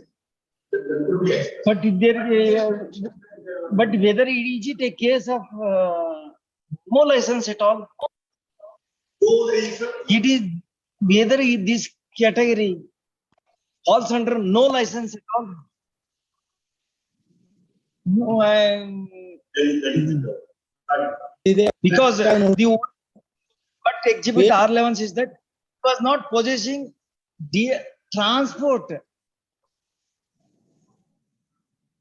He was not possessing transport license. That means he did possess license, but particular type he did not. He was not authorized.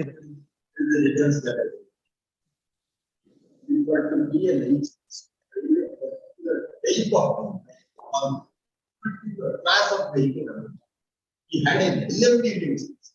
He just applied. ಅಲ್ಲಲ್ಲ LMN ಆಯ್ತು. Apart from that LME on the class. Transport vehicle on the class. what is the date of extent? 6/2015. Driving license another ಒಂದ್ಸಲ 23/6. company should be liable because driving license He was having a transport public sector vehicle bus with effect from 2015. 2015. Extent is in the month of June 15. R2. Motorcycle 25 with gear 25/8/2008. LME 25/8/2008. Transport 22/2015. PSV bus 22/2015.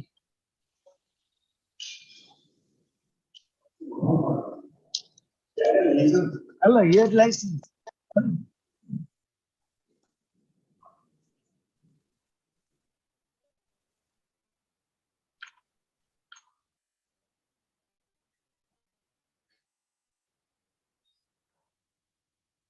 ಅವರು ಅವರ ಇದರಲ್ಲಿ insurance company evidence ನೋಡಿ ಸ್ವಾಮಿ, ಅವ್ರ identity ಅದು ಇದು ಎಲ್ಲ dispute ಮಾಡಿಲ್ಲ ಅವರು. Hello. He has raised some interesting issue. Let us consider it. Acquiring knowledge ಅಷ್ಟೇ ಇದು. ಎಲ್ಲ ಮಾಡೋದಿದ್ರೆ ಲೋಕಲ್ ಹೋಗ್ತಿದೆ ಅದು ಮೆಕ್ಯಾನಿಕಲ್ ಮಾಡ್ಲಿಕ್ಕೆ. ನಮಗೂ ಸ್ವಲ್ಪ ಸಾಣೆ ಹಚ್ಚೋಣ ನಮ್ ತಲೆಗೂ ಸ್ವಲ್ಪ ಅಂತ ಅಷ್ಟೇ. ಅಂದ್ರೆ ಮೊನ್ನೆ 1/8/2022 ಸಂಜಯ್ ಸಾಹೇಬ್ರು ಒಂದು ರಿಪೋರ್ಟ್ ಬರ್ದಿದ್ದಾರೆ. Any violation, even though they succeeded in proving their defense, only remedy available to the insurance company is paid recovery. That is MFA 3275 of 2013. Ultimately, the cumulative effect of all the decisions, if there is a valid insurance coverage of the policy, pay and recovery almost is a rule as per now. If there is any violation, automatically pay and recovery as against the owner. That is the normal circumstances. Now he is raising some interesting questions. Let us consider it. To enlighten ourselves.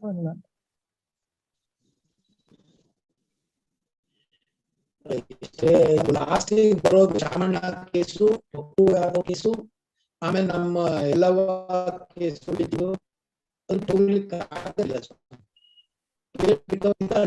As my lord expressed.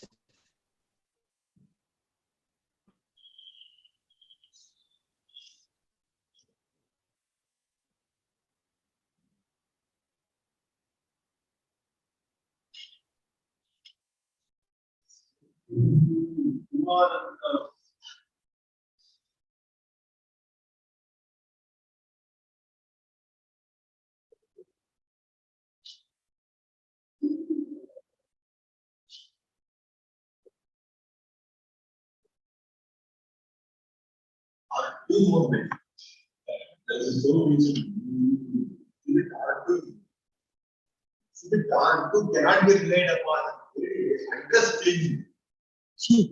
Change of address, whether identity is disputed. Yeah, have you disputed the identity? Allah, new dispute madidre things are different. Allah, para 17 ide. That is the new consideration madidre, whether you have disputed identity during the evidence, recording of evidence, that becomes relevant. ಅವಂದೇ DL ಅಂತ ಹೇಳಿ ನೀವು ಹಜರ್ ಮಾಡಿದಿರಿ, ನಿಮ್ದೇ ಅದು ಅಲ್ಲ. R2 is produced by your officer.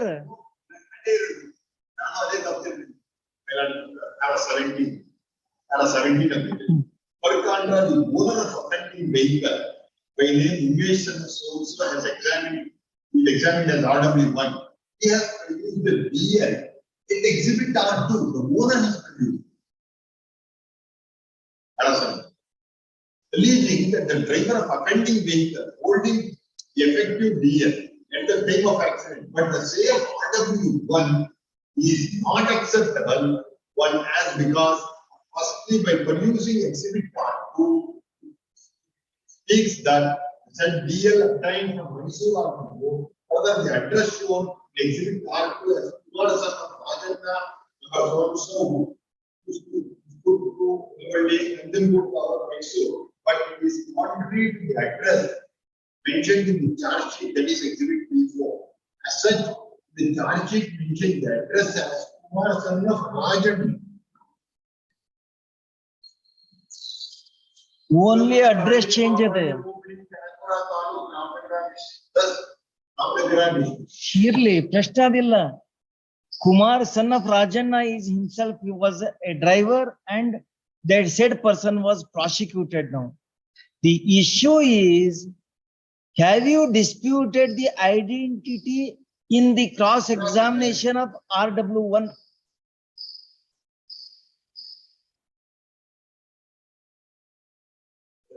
One minute.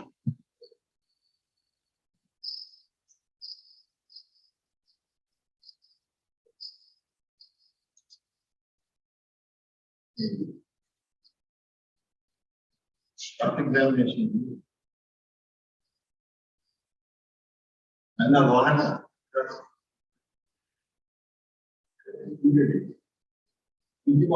person arrangement data. And the one has a one and Kumar very care. The Kumar choice and really are there. I am not asking about, there is no dispute about it. The content itself will speak. Issue is identity of exhibit R2. There are two different Kumar Central dispute. This is not pertaining to owner.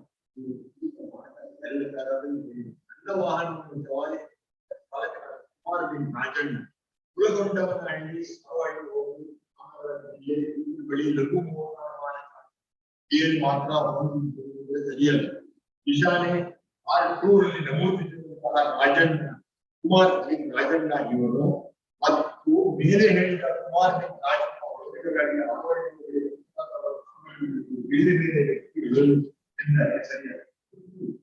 That is only the difference. What evidence you have led?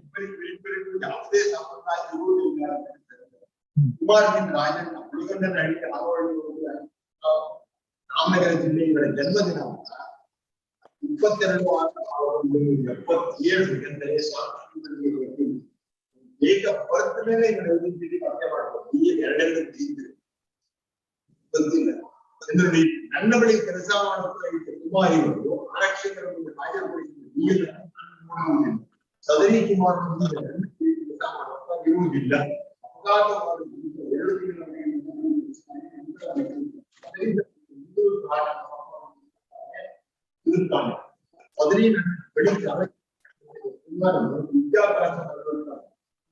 English ಭಾಷೆ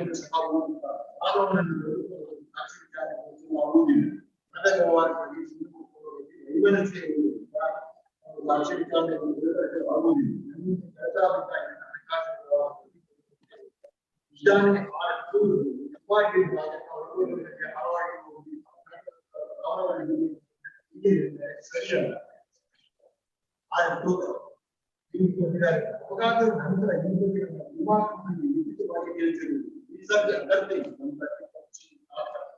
ಅದೇ ರೀತಿ ಯಾವುದೇ ದಾಖಲೆಗಳನ್ನು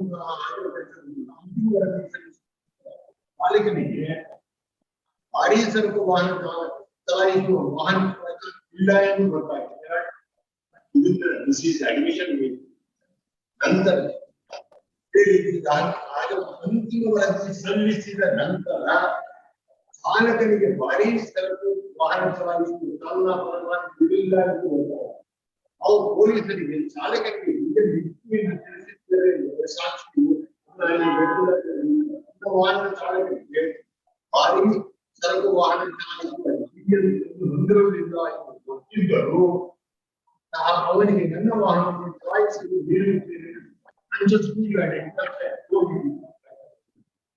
If we added driving license, it will not be part. Bus, to drive the bus, he was permitted. Or to Nodi.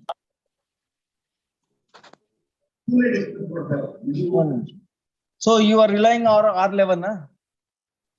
My driving license. Is R11.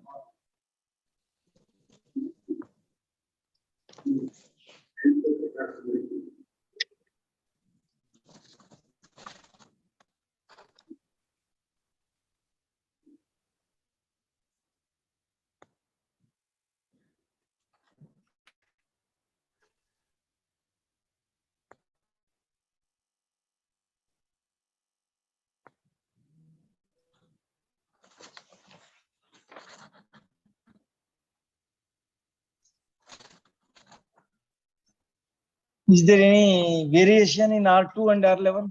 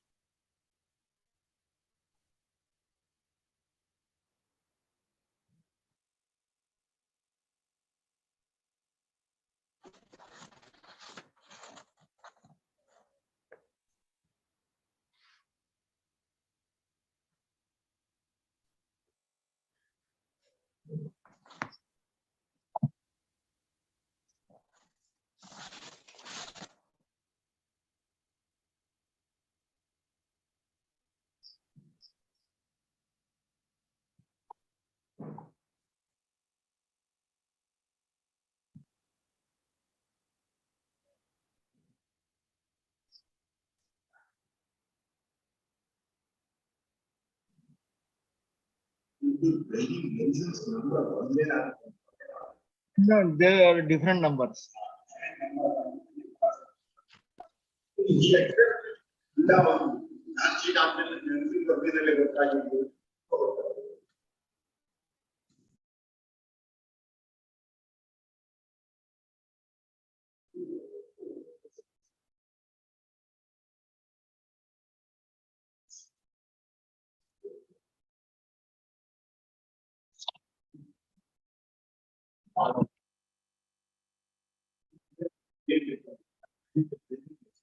Hello, okay. Whether your contention is that well, there is one, if fraud is played on the court and insurance company, then he is not entitled. That is also a full bench edition of this court. In case of fraud, no liability of pay and recovery. That is settled, but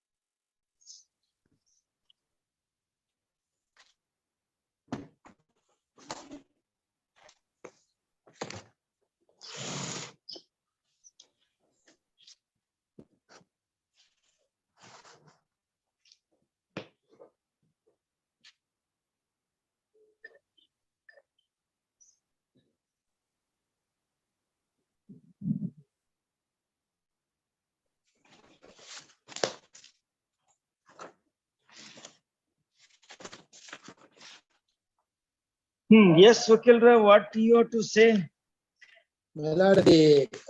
ಅಲ್ಲ ನಿಮ್ಗೆ ಸ್ವಲ್ಪ ಇದ್ರ ನಿಮಗೂ ಸ್ವಲ್ಪ ತಲೆ ಖರ್ಚು ಮಾಡಿ assist ಮಾಡಿ ಕೋರ್ಟ್ಗೆ because R11 are pertaining to the same name, but license numbers are different, date of birth is different. One is of 76 and another is of 76. ಅದಕ್ಕಾಗಿ ಆ ಫೀಲ್ಡಿಂಗ್ ಎಲ್ಲ Addresses are also different. ನಾ ಹೇಳ್ತೇನೆ ಇದರಲ್ಲಿ. And one thing, ಇಲ್ಲಿ ಇನ್ನೊಂದು ಏನಾಗುತ್ತೆ, all along your owner asserted that exhibit R2 is pertaining to his driver, that is the offending driver. But in charge sheet, it is pertaining to R11. ಇದರಲ್ಲಿ ಅಲ್ಲಲ್ಲ, you try to understand the issue. ಸ್ವಾಮಿ ಗೊತ್ತಾಯ್ತು. The owner tries to play a fraud. The remedy of pay and recovery is not applicable. That is the full bench. ಅಲ್ಲಲ್ಲ, ಒಂದ್ ನಿಮಿಷ ನಾನು ಇನ್ನ ಮುಗಿಸಿಲ್ಲ. ನಾನು ಇನ್ನ ಮುಗಿಸಿಲ್ಲ. I have patience, sir. I have not come to a final conclusion. The full bench edition has, if there is a fraud, the claim of recovery cannot be made applicable ಅಂತ ಹೇಳಿ full court decision of this court has clarified it. ಅಲ್ಲ, ನಾ ಹೇಳ್ತೇನೆ ಸ್ವಾಮಿ ಇದಕ್ಕೆ. If the claimant play the fraud on the court, that receiving of compensation is itself taken. That is one aspect. Here the owner has contested. ಹೌದು, ನನಗೆ ಸಂಬಂಧಪಟ್ಟ ವಿಷಯ party maximum ಏನು driving licence ಅಂತ ಆಗ್ಬಹುದು, ಡ್ರೈವಿಂಗ್ ಲೈಸೆನ್ಸ್ ಇಲ್ಲ ಅಂತ ಆಗ್ಬಹುದು. ಹೊತ್ತು ಅವಾಗ ಪೇಂಟ್ ನನಗೆ ಈಗ ಇದರಲ್ಲಿ ಅವ್ರ ಸ್ಟ್ಯಾಂಡ್ ನೋಡಿ ಸ್ವಾಮಿ, trial court stand, PW2 evidence ನೋಡಿ, ಅವ್ರದ್ದೇ ಕ್ರಾಸ್ ಎಕ್ಸಾಮಿನೇಷನ್ ನೋಡಿ. ಅವ್ರ ಕ್ರಾಸ್ ಎಕ್ಸಾಮಿನೇಷನ್ ಕೂಡ to the effect that he has driving license to drive LME. Page number 2, PW2 evidence ಅಲ್ಲಿ PW ನೋಡಿ, PW RW1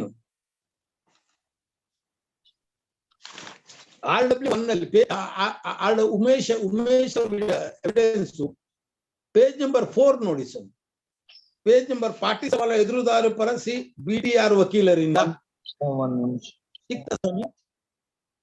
Umesh cross examination 2 ಕಾರಣ. ನನ್ನ ವಾಹನ ಚಾಲಕ ಕುಮಾರ್ ಬಿನ್ ರಾಜನ್ ಹುಡುಗನ ಕನಕತ್ತ ರಾಮನಗರ ಲಘು ಡಿಎಲ್ ಮಾತ್ರ ಹೊಂದಿದ್ದನು ಎಂದರೆ ಸರಿಯಲ್ಲ. ಅವ್ರದ್ದೇ ಸಜೆಷನ್, ಇನ್ಶೂರೆನ್ಸ್ ಕಂಪನಿ ಸಜೆಷನ್. ಆಮೇಲೆ ಅವರೇ ಎವಿಡೆನ್ಸ್ ಮಾಡಿಸಿದ್ದಾರೆ RW3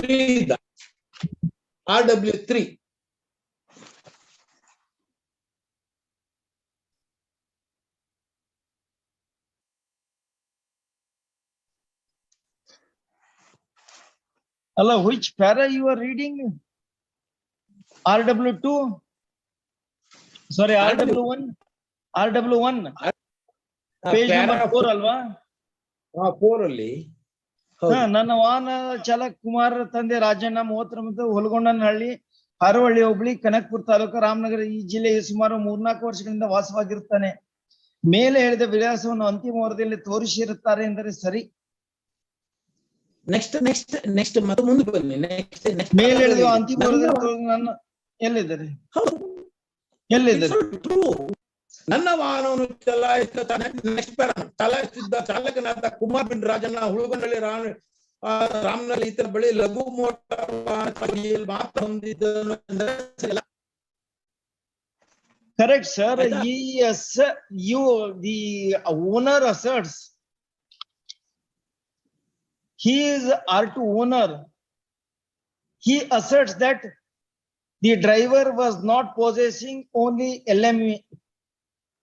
He all along claims that owner was the R1, the driver was possessing higher the class of license also.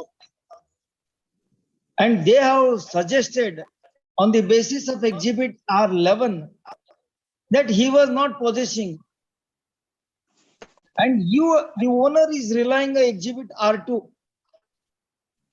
He is relying on R11. Police in charge sheet, Reliance is placed on R11. Address ಇಲ್ಲ ಹೇಳೋಕೆ ಅವನೇ ಅಲ್ಲಂತ identity ವಕೀಲರ ನಿಮ್ದು disturbance ಇದೆ ಇವತ್ತು, ಬಹಳ disturbance ಇದೆ ನಿಮ್ಗೆ. ಸೌಂಡ್ ಬ್ರೇಕ್ ಆಗ್ತಾ ಇದೆ, ವಾಯ್ಸ್ ಬ್ರೇಕ್ ಆಗ್ತಾ ಇದೆ. ಲ್ಯಾಪ್ ಫಸ್ಟ್ ಇದ್ರಲ್ಲಿ ಕಂಟಿನ್ಯೂ ಮಾಡ್ಕೊಂಡು ಲ್ಯಾಪ್. My submission is, my lord, it is a dispute between owner and the insurance company. Am I right, my lord? I being a third party, I am not concerned with any act of the owner of the vehicle. But if suppose I am employed by him or I am related to him, that is a different aspect. Sir, just first, sir, sir. ಮೊದಲ ತಮ್ಮ Voice system ಸರಿಯಿಲ್ಲ. ಸರಿ ಮಾಡ್ಕೊಡ್ರಿ, ಬಹಳ break ಆಗ್ತಾ ಇದೆ voice. ಏನೋ connectivity problem ಆಗಿದೆ ಅನ್ಸುತ್ತೆ ನೋಡಿ ಸರ್. ವಾಯ್ಸ್ ಬ್ರೇಕ್ ಆಗ್ತಾ ಇದೆ. ಈಗ ಲ್ಯಾಪ್ಟಾಪ್ ಬರ್ತಾ ಇದ್ದೇನೆ ಇದು ಇಲ್ಲಿಂದ. ಲ್ಯಾಪ್ಟಾಪ್ ಅದು ಸುಮಾರು ಬೇಕಾಗಲ್ಲ ಲಾಗಿನ್ ಅಲ್ಲಿ. ನೀವು ಲ್ಯಾಪ್ಟಾಪ್ ಕನೆಕ್ಟ್ ಮಾಡಿದ್ರು ಅಷ್ಟೇ ಆಗ್ತಾ ಇದೆ, ಅಂಡ್ ನಿಮ್ಮ ರೆಗ್ಯುಲರ್ ಸಿಸ್ಟಮ್ ಕನೆಕ್ಟ್ ಮಾಡಿದ್ರು ಸೇಮ್ ಪ್ರಾಬ್ಲಮ್.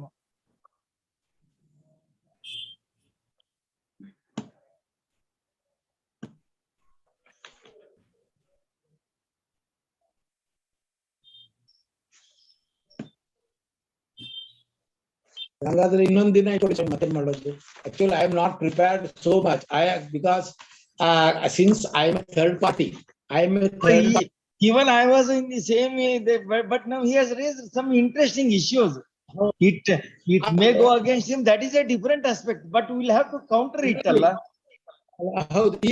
ಈಗ ರೀಸೆಂಟ್ ಜಡ್ಜ್ಮೆಂಟ್ 3275/2013 ಜಸ್ಟಿಸ್ ಸಂಜಯ್ ಗೌಡ್ರದ್ದು, that is referred for reporting.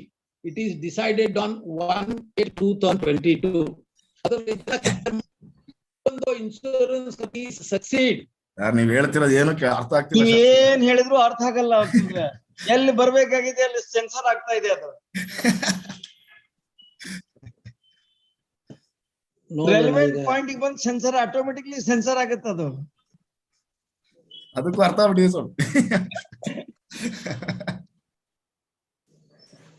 Monday ಇಟ್ಟಿರ್ತೀನಿ ತಗೊಳ್ಳಿ. Monday you can come physical also. Monday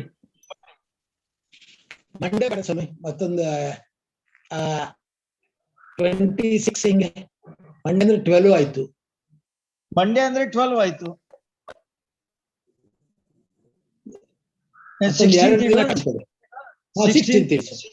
16th. Partly further hearing 16.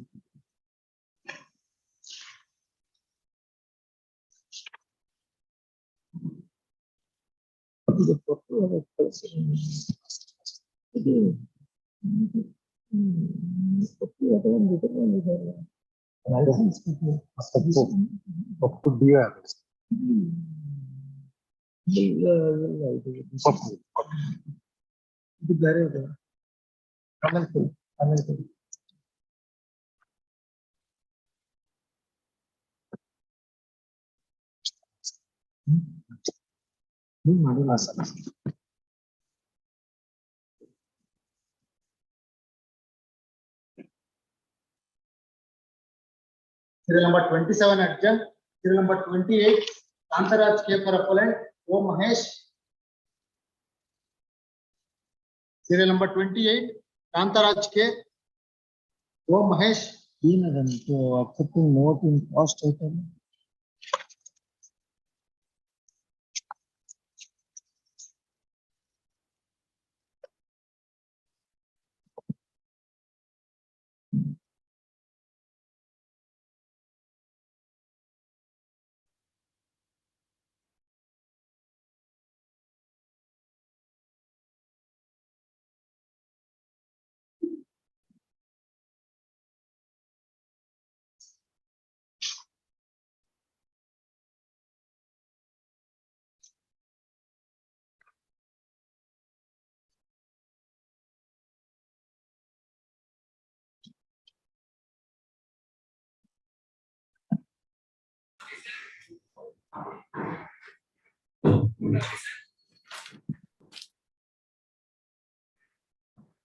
Hello.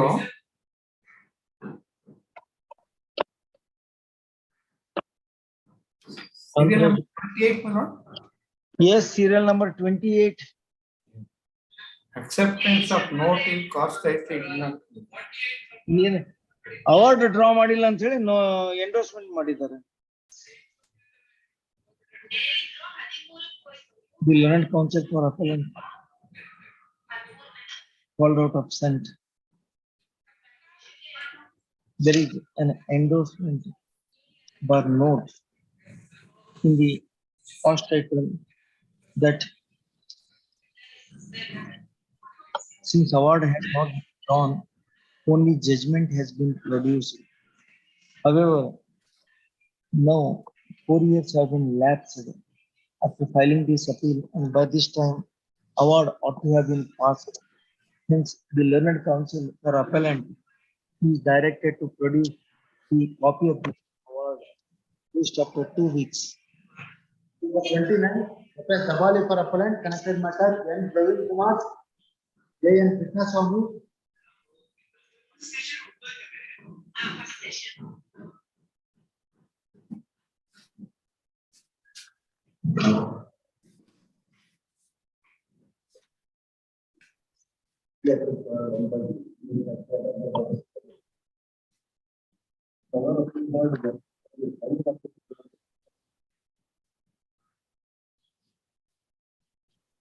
The involvement of 2 vehicles, huh? One the offending vehicle and KSRTC bus. ನೀವೇನ್ challenge ಮಾಡಿದಿರಿ?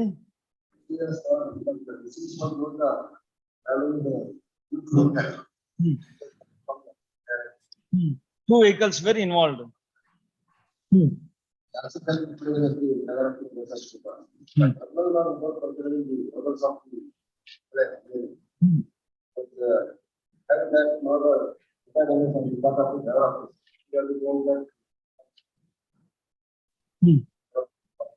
Have you led any evidence?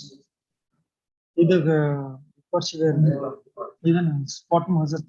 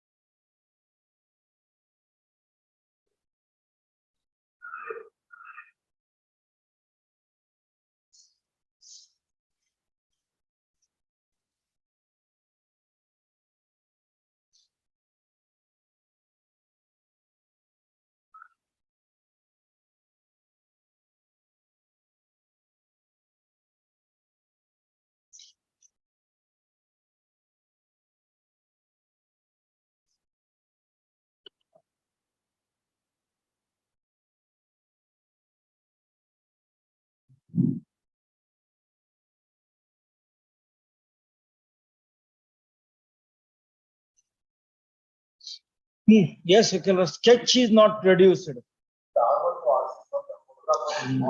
Photographs, sketch is not produced. Exhibit P3 is the spot measure. At the extent spot, road is running from east to west. The Harpnal is situated towards east and Harrier towards west. Lorry was moving towards Harrier. Correct. The spot is 8 feet from southern edge. 8 feet from southern edge. That is on the left side.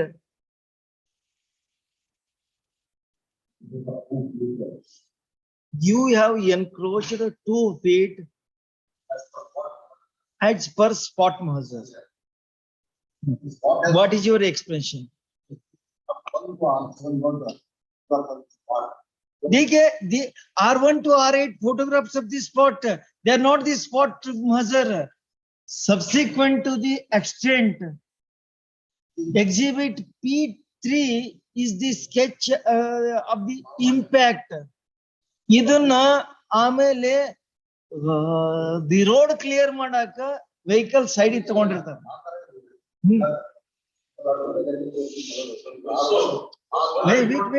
ಒಂದ್ ನಿಮಿಷ ಗೊತ್ತಾಯ್ತು ನನಗೆ.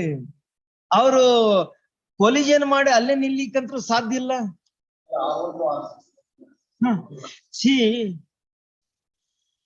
Even ನಿಮ್ದು ನೀವು photograph ಹೇಳ್ತೀನಿ ಯಾವುದು R3 photograph ನೋಡ್ಬಿಡಿ. R3 photograph ನೋಡಿ. R3 photograph ನೋಡಿದ ಮೇಲೆ where is the extent spot? Lorry was moving ahead. Bus coming from opposite direction. ಯಾವ ಸೈಡ್ ಇದೆ ನೋಡಿ. ಸರ್ ನಾನು ಕೇಳಿದ್ದು ಅದಕ್ಕೆ ಉಳ್ಕಿದ ಕತೆ ಕೇಳಿಲ್ಲ ನಾನು. ನಿಮ್ದು ಆಕ್ಸಿಡೆಂಟ್ ಸ್ಪಾಟ್ ಎಲ್ಲಿ ಬರುತ್ತೆ ನೋಡಿ. Then what is the base for you to rely these photographs? If you say that there is no proof. ಒಂದ್ ನಿಮಿಷ ನಾನು ಕೇಳ್ತಾ ಇದ್ದೀನಿ. If exhibit R1 to photographs which you are relying does not establish actual facts, then what is the relevancy? In what context you want to rely those documents? One vehicle is found on the left side of the road, other side is other side. ಒಂದು ಈ ಕಡೆ ಹೋಗ್ಬೇಕಾದ್ರೆ ಈ ಮೂಲೆಯಲ್ಲಿ ಸಿಕ್ಕಿದೆ, ಈ ಕಡೆ ಬರ್ಬೇಕಾದ್ರೆ ಈ ಮೂಲೆಯಲ್ಲಿ ಸಿಕ್ಕಿದೆ. That is not the issue. Sir ಅದಕ್ಕೆ ಕೇಳ್ತಾ ಇದ್ದೀನಿ. ಸಿ ಟೈಪ್ ಕರ್ವ್ ಕ್ರಾಸ್ ಮಾಡಿದವರು KSRTC ಬಸ್ ನೋಡಿ ಸರ್. ಕರ್ವ್ ಕ್ರಾಸ್ ಮಾಡಿದ್ದು ನಿಮ್ ಬಸ್ಸು, ಲಾರಿ ಇನ್ನ ಕರ್ವ್ ಕ್ರಾಸ್ ಮಾಡಿಲ್ಲ. And lorry was on the left side. Even impact can be visible in your photograph exhibit R3. ನೋಡಿ ಎಲ್ಲಿದೆ ಸ್ಪಾಟ್ ಅದು.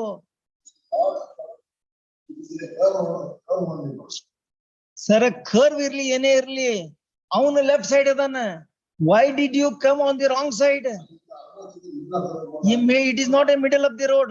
You don't submit for falsehood. Exhibit R3 ನ ನೋಡ್ಕೊಡ್ರಿ, middle up ತೋರಿಸ್ಬಿಡಿ. ನಾನು ನಿಮಗೆ mark ಮಾಡಿ ಕೊಡ್ತೀನಿ ಇಲ್ಲಿ.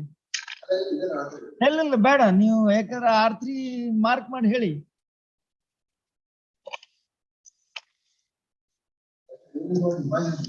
No, imagine Allah. Then you should have challenged exhibit R2, P3.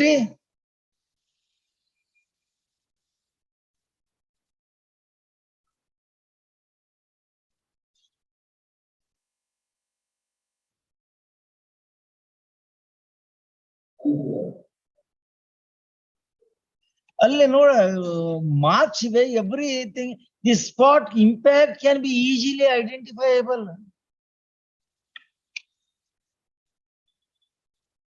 We are concerned with where impact of the two vehicles has taken place. Only we are concerned with impact. And this, your document disclose that spot of impact is on the left side of the road when the lorry was moving. You have crossed the curve. Sir, ನೀವು curve ಮುಗಿಸಿ ಬಂದು ಮತ್ತೆ ಎಲ್ಲಿ ಹೋಗಿದ್ದೀರಿ ಹೊಡೆದ sir ಅದನ್ನ ಅವ್ರು ಮೊದಲೇ ಹೇಳಿದ್ರು, ನೀವು ಈಗ ಹೇಳ್ತಾ ಇದ್ರಿ ಅದನ್ನ. He has stated after impact bus moved in a different way angle ಅಂತ ಹೇಳಿದಾರೆ ಅವ್ರು ಅದನ್ನೇ. ಈಗ ನಾನು ನಿಮ್ಗೆ ಕೇಳ್ತಾ ಇದ್ದೀನಿ, lorry is not yet crossed the curve.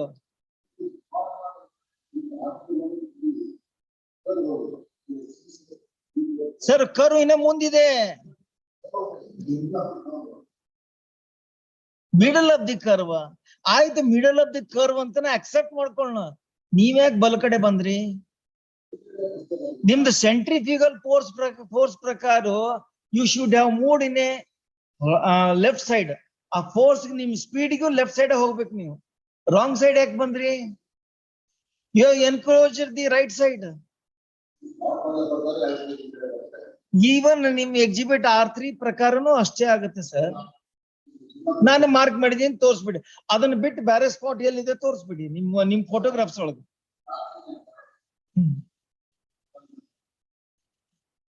Impact clearly visible ಇದೇನಾ ಇಲ್ಲ ರೀ?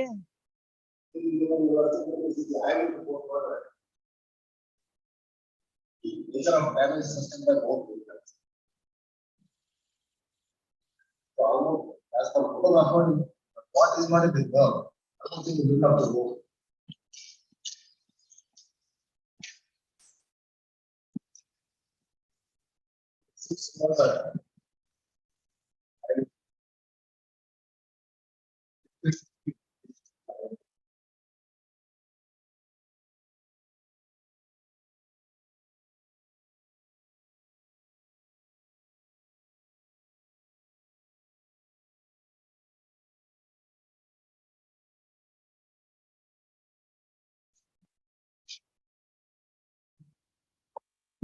How it will help you? ಹೇಳ್ಬಿಡಿ.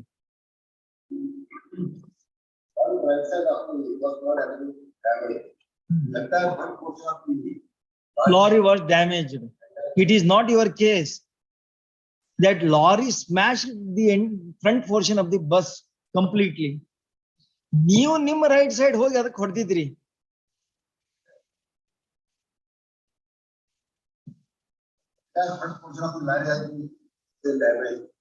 ಅದಕ್ಕೆ ನಾ ಏನ್ ಮಾಡಕ್ಕಾಗತ್ತೆ? ಎಕ್ಸಿಬಿಟ್ P3 and P4 ನೋಡಿರಿ. ಏನ್ ನನಗೆ ಎಕ್ಸಿಬಿಟ್ ನಿಮ್ಗೆ ಬೇರೆ ಆಕ್ಸಿಡೆಂಟ್ ಸ್ಪಾಟ್ ಏನ್ರಿ ಗೊತ್ತಾಗುತ್ತಾ ನಿಮ್ ಫೋಟೋಗ್ರಾಫ್ ಪ್ರಕಾರ? ಎಕ್ಸಿಬಿಟ್ R1 to R4 ನೋಡಿದ ಮೇಲೆ ಬೇರೆ ಆಕ್ಸಿಡೆಂಟ್ ಸ್ಪಾಟ್ ಯಾವ್ದಾರೆ ಗೊತ್ತಾಗುತ್ತಾ?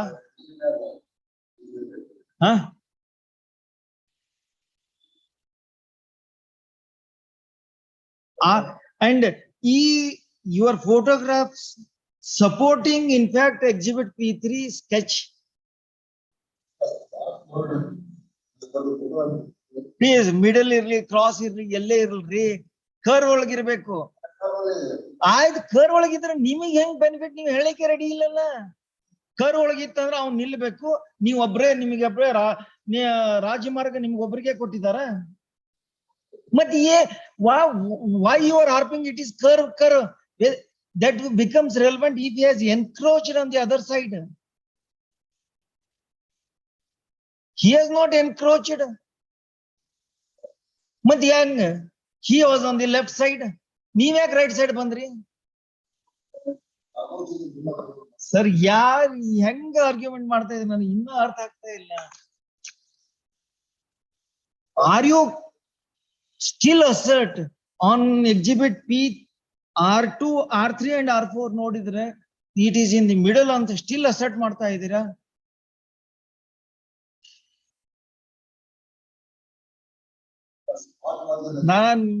I'll impose heavy cost while dismissing the appeal.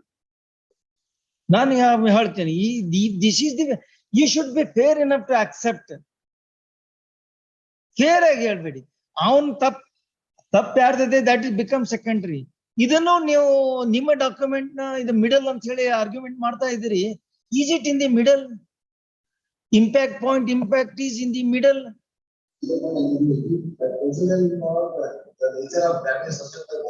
We are not concerned, sir.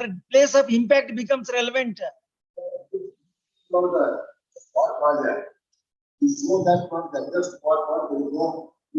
ಅದಕ್ಕೆ ನಾನು ನಿಮ್ಮನ್ನ ಕೇಳ್ತಾ ಇದ್ದೀನಿ, ಇಷ್ಟಾದ್ರೂ ಇನ್ನ ನೀವು ಅದನ್ನೇ ನಿಮ್ದೇ ವಾದ ಮುಂದುವರಿಸ್ತಾ ಇದ್ದೀರಿ. ಎಕ್ಸಿಬಿಟ್ P3 ನೋಡಿದ್ರೆ ನಿಮ್ exhibit R3 and R4 exhibit P3 supportive ಅದಾವ. Then, and you are not disputed exhibit P3 at any point of time. Jay, have you summoned the IO? And on the contrary, your own documents, exhibit R3 and R4 would support exhibit P3.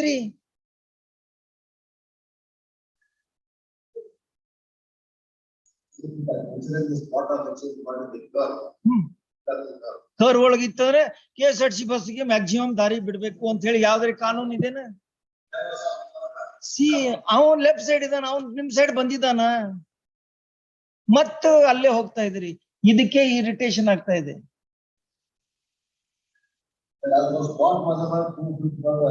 ನಿಮ್ಮ exhibit R3 and R4 ಪ್ರಕಾರ is it in the middle? No. Is it in the middle or not? ಮೊದ್ಲು ಹೇಳ್ಬಿಡಿ. ಹೇಳಕ್ ಆಗತ್ತೆ, ನೀವ್ ಹೇಳಕ್ ready ಇಲ್ಲ. You don't want to take. You don't want to say, but it is easily. No, sir. I'm sorry. No, I'm sorry. ಆಯ್ತು, ನೀವು ಬರ್ತೀರಿ ಅಂತ ಹೇಳಿ ಅವ್ರೆಲ್ಲ ಬರೀ ಕಚ್ಚಾ ರೋಡ್ಗೆ ಹೋಗ್ಬೇಕಾ? ನಿಮಗೆ why correct? He would have avoided what mistake he has committed by moving on the left side of the road. Cross ಒಳಗೆ ನೀವು ಬರ್ತಾ ಇದ್ದೀರಿ, is it not your duty? ಆಯ್ತ್ರಿ, ಕರ್ ಒಳಗೆ ನೀವು ಬರ್ಬೇಕಾದ್ರೆ ನಿಮ್ ಜವಾಬ್ದಾರಿ ಏನಿದೆ? ಇಬ್ಬರದಲ್ಲಿ ಅವ್ನು ಎಡಗಡೆ ಅದಾನಲ್ಲ, ನೀವ್ಯಾಕೆ ಬಲಗಡೆ ಬಂದ್ರಿ?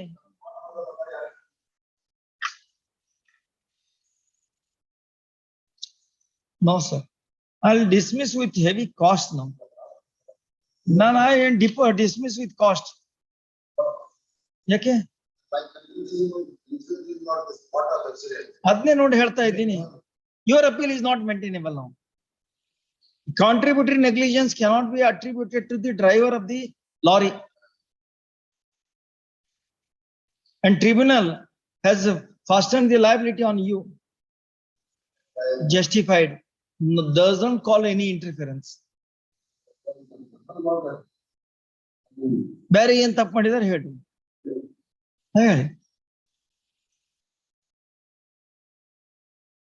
ಬೇರೆ ಏನ್ ತಪ್ಪು ಮಾಡಿಲ್ಲ. Contributory negligence, exhibit P3, R3, R4 and exhibit P3 goes against you. Sir, even R3, R4 goes against you, sir.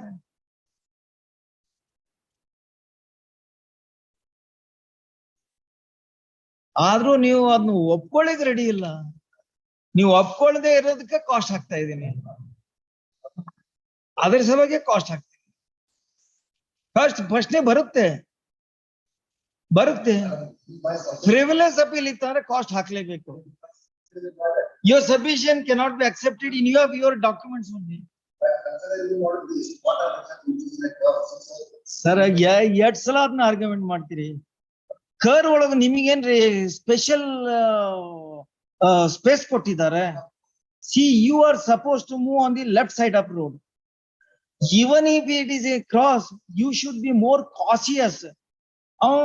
Lorry ಎಡಕ್ಕೆ ಇದ್ದಾನೆ, ನೀವು ಅವನ ಏರಿಯಾ ಎನ್ಕ್ರೋಚ್ ಮಾಡಿ ಅವನ್ಗೆ ಹೊಡಿತೀರಾ. ಮತ್ತು ಆರ್ಗ್ಯುಮೆಂಟ್, ಲಾರಿ ಫ್ರಂಟ್ ಸೈಡ್ ಪೂರ್ಣ ಡ್ಯಾಮೇಜ್ ಆಗಿದೆ, ನಮ್ದು ರೈಟ್ ಸೈಡ್ ಅಷ್ಟೇ ಡ್ಯಾಮೇಜ್ ಆಗಿದೆ. ಯಾವ ನ್ಯಾಯ? No sir, no. ನಿಮ್ಮ ಅಪೀಲ್ ಅಂತರೂ ನೋ. ಅವ್ರದ್ದು ಕೇಳ್ತೀನಿ, ಅದನ್ನ ಕೊಡೋಣ ಅಂತ, ಅವ್ರನ್ನ ಕೇಳೋಣ ಅಂತೀಗ. ಹೇಳಿ ಸರ್.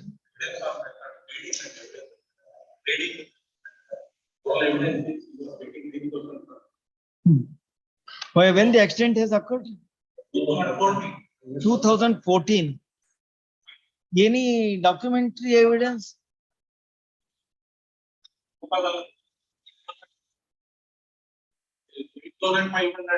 2014, 8,500 ಇದೆ.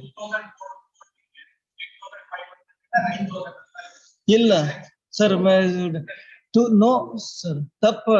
2014, 8,500, 2015, 9,000. ಅಲ್ಲ, ಅದನ್ನ 2 ವರ್ಷ ಹೇಳ್ಬಿಡ್ತಿದ್ದಾರೆ. 2014, 2015, 8,500, 9,000. You cannot chase 8,500. That, what is the age of the deceased? He was 47.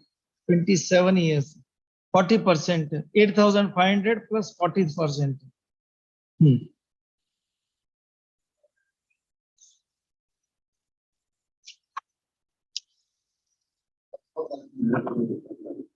Correct. 1/4 deduction cannot be interfered. In fact, loss of consortium ಇನ್ನೂ ಹೆಚ್ಚಾಗಬೇಕು.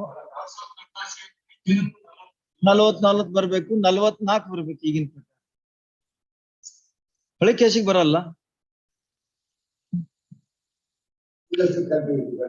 ಮತ್ತೆ ಈಗ ನಾವು ಹೇಗೆ ವರ್ಷ ಇದ್ದೀವಿ? ಓದಿ.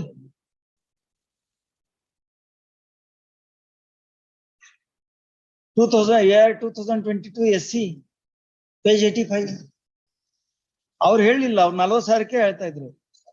ನೀವು ಈ ರೀತಿ ಆರ್ಗ್ಯುಮೆಂಟ್ ಮಾಡಿದಕ್ಕೆ ಇದಕ್ಕೆ ಅಪ್ಲೈ ಮಾಡ್ಬೇಕಾಗತ್ತೆ ನಾವು. ಮತ್ 20,000 ಅವ್ರಿಗೆ ಹೆಚ್ಚು 21,500 ರೂಪಾಯಿ ಎಕ್ಸ್ಟ್ರಾ ಬರುತ್ತೆ ಅವ್ರಿಗೆ.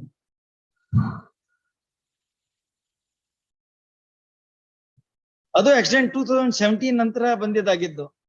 3 ವರ್ಷ ನಂತರ ಅಂತ ಹೇಳಿ ಕನ್ಸಿಡರ್ ಮಾಡಿದ್ದಾರೆ.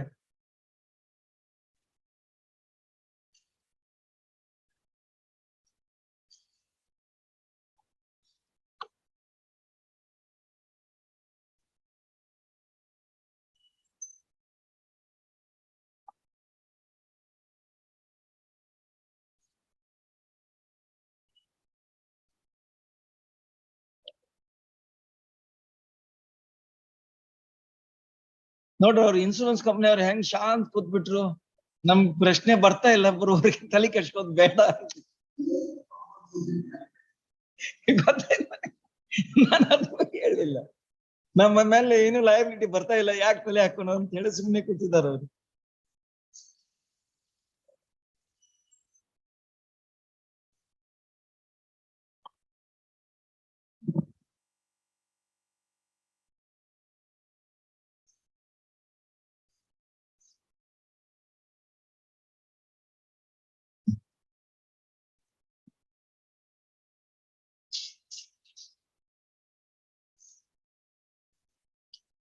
ನಿಮ್ದು ಅಷ್ಟೇ ಅಲ್ಲ ವಕೀಲ್ರೆ, 8,500, 40% ಫ್ಯೂಚರ್ ಪ್ರಾಸ್ಪೆಕ್ಟ್ಸ್.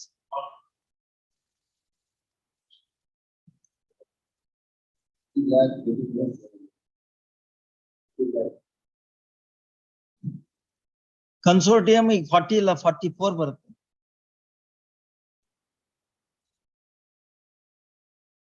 ಇನ್ನೊಂದು ವರ್ಷ ಆದ ಕೂಡಲೇ ಮತ್ತ ಇನ್ಕ್ರೀಸ್ ಆಗುತ್ತೆ.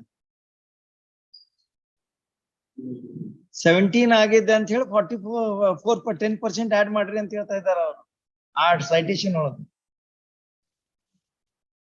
2017 that citation was there. Now we are in 2021 and 22 ಅಂತ ಅಬ್ಸರ್ವೇಷನ್ ಮಾಡಿ 3 years ಆಗಿದೆ, 10% ಕೊಟ್ಟಿದ್ದಾರೆ.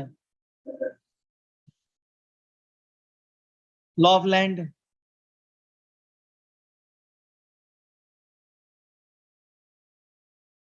ಅದಕ್ಕೆ ಇನ್ನ ಹೆಚ್ಚಿಗೆ ಬರ್ತೈತಿ. ನಾರ್ಮಲ್ ಅವ್ರು ಹೇಳಿರ್ಲಿಲ್ಲ ಅದನ್ನ. ನೋಡಿ, these appeals are filed under section 173 subclause 1 of MA Act, challenging judgment and award passed by senior civil judge and MACT Harrier, additional MACT Harrier, sitting at Pannali in emission number 297 of 2015, dated 25th June 2018. The MFA 8207 is filed by the corporation challenging the liability, while MFA 6990 of 2018 is filed by the claimants seeking enhancement. The brief, for the sake of convenience, parties herein are referred with the original. The brief factual matrix leading to the case are that the deceased Kumar was working in the lorry bearing KA 17 B6634 as a coolie, that on 24/9/2014 he was traveling in lorry along with a load of bricks, and after unloading the bricks, they were returning to Harrier at 1:45 p.m. The lorry driver was driving the lorry on the left side of road, and at that time on Harihar Harapanalli road near Anantanahalli Adarsh School, the KSRTC bus bearing registration KA 35F92 driven by its driver in a rash and negligent manner and dashed against the lorry, resulting in the accident. The deceased Kumar suffered fatal injuries to head and chest and succumbed because of the injuries at this spot. It is the claimants, being the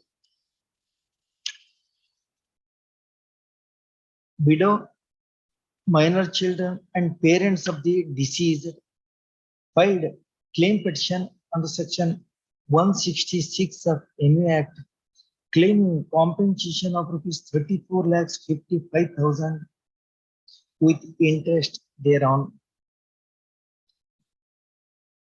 The case at the corporation, corporation has contested the matter by disputing the actionable negligence on the part of the driver of the KSRTC bus, while respondents 4 and 5 have also contested the claim,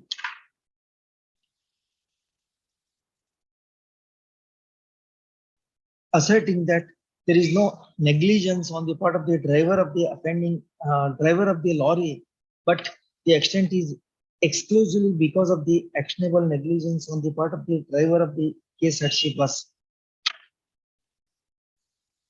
Hence, the respondents 4 and 5 have sought for dismissal of the claim petition as against them.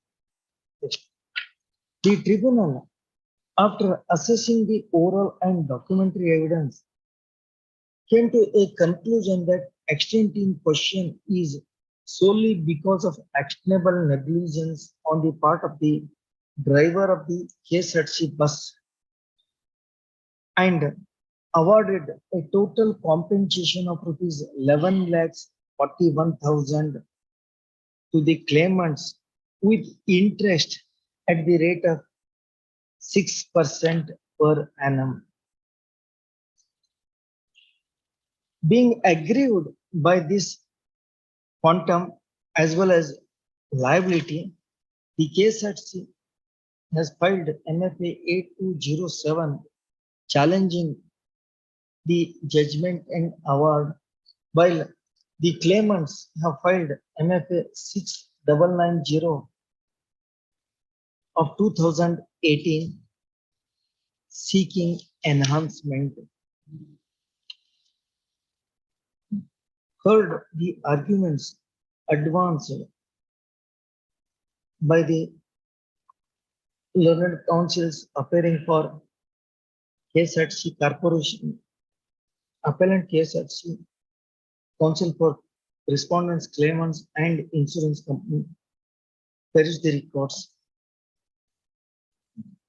The learned counsel for appellant corporation would contend that the tribunal has erred in fastening the entire liability on the KSRTC driver of the KSRTC bus. He would contend that at the spot of the accident, there is a curve and the front portion of the lorry was completely damaged while only the right side front portion of the bus was damaged, and tribunal ought to have fixed contributory negligence on the part of the driver of the offending driver of the lorry also. Hence, he would seek for interference by this court. Per contra, the learned counsel for claimants respondent would contend that the tribunal has not awarded any compensation, has not awarded proper compensation under the head of loss of consortium, and tribunal has also erred in taking the income of the deceased at 7,000. As such, he would seek for enhancement of the compensation. The learned counsel for respondents insurance company would support the judgment and award passed by the tribunal.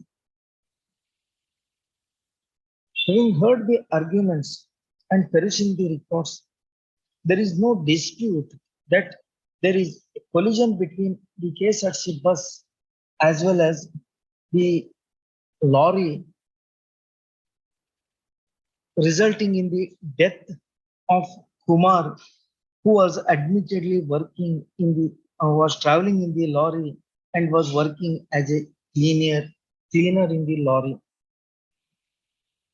At the accident spot, the exhibit P3 disclosed that at the accident spot, the road is running from Harrier to Harpanalli from west to east. The lorry was moving from Harpanalli towards Harrier, that is from east towards west. The KSRTC bus was moving from Harrier towards Harpanalli, that is from west to east. The accident spot, at this spot, the road is of the width of 20 feet, which is evident from spot measure exhibit P3. The accident spot is shown at 8 feet from the southern edge and 12 feet from the northern edge. The KSRTC bus was moving from west towards east, ought to have moved on the northern side, but the records disclose that it has moved on the right side, that is southern side, which has resulted in the accident. The learned counsel for appellant corporation has invited the attention of the court to exhibit R3 and R4 photographs of the scene of offense. Even on perusal of these photographs, they would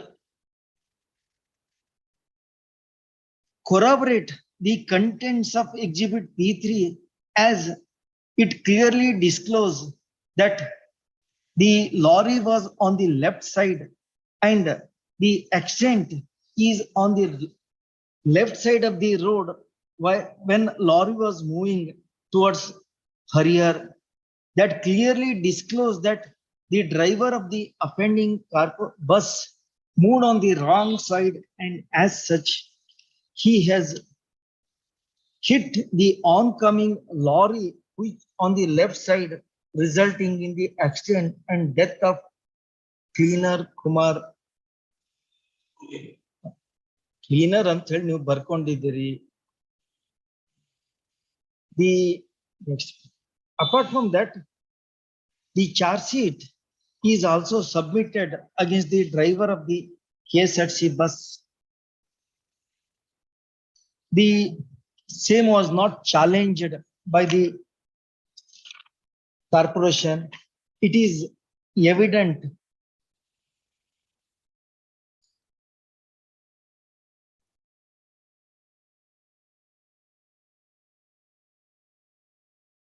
Exhibit P7. The tribunal has come to a conclusion that the extent is because of exclusive actionable negligence on the part of the driver of the KSRTC bus. Considering the documents placed on record and especially Exhibit R3 and R4, it is evident that the tribunal is justified in fastening the liability on KSRTC bus by exonerating the driver of the lorry. Hence, the arguments advanced by the learned counsel for appellant corporation in this regard cannot be accepted. Next. The tribunal has awarded a total compensation of rupees 11,41,000 under following heads. The tribunal has taken the income of the deceased at 7,000 per month. Admittedly, the extent has occurred in the year 2014. This court is consistently taking the income, notional income at 8,500 per month in respect of the extents occurred in the 2014 in the absence of any other material evidence. Though in the instant case, the claimants assert that deceased was earning more than rupees 9,000, no material evidence is placed except the formal assertion. Hence, as per Lok Adalat, the income of the deceased is required to be taken at 8,500 per month. Next. The deceased was aged about 14. Page 14. Just demo paragraph.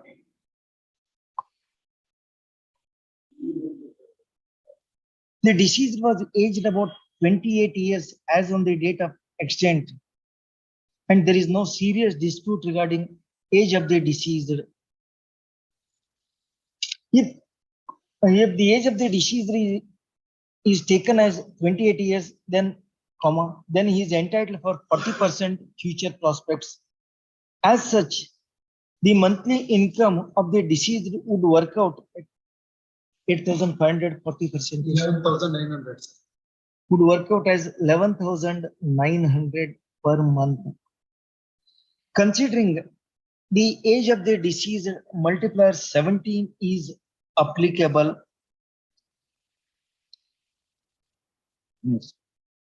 Since there are 5 dependents on the deceased, 1/4 is required to be deducted towards towards personal expenses of the deceased, and he would have contributed 3/4 towards the maintenance of the family.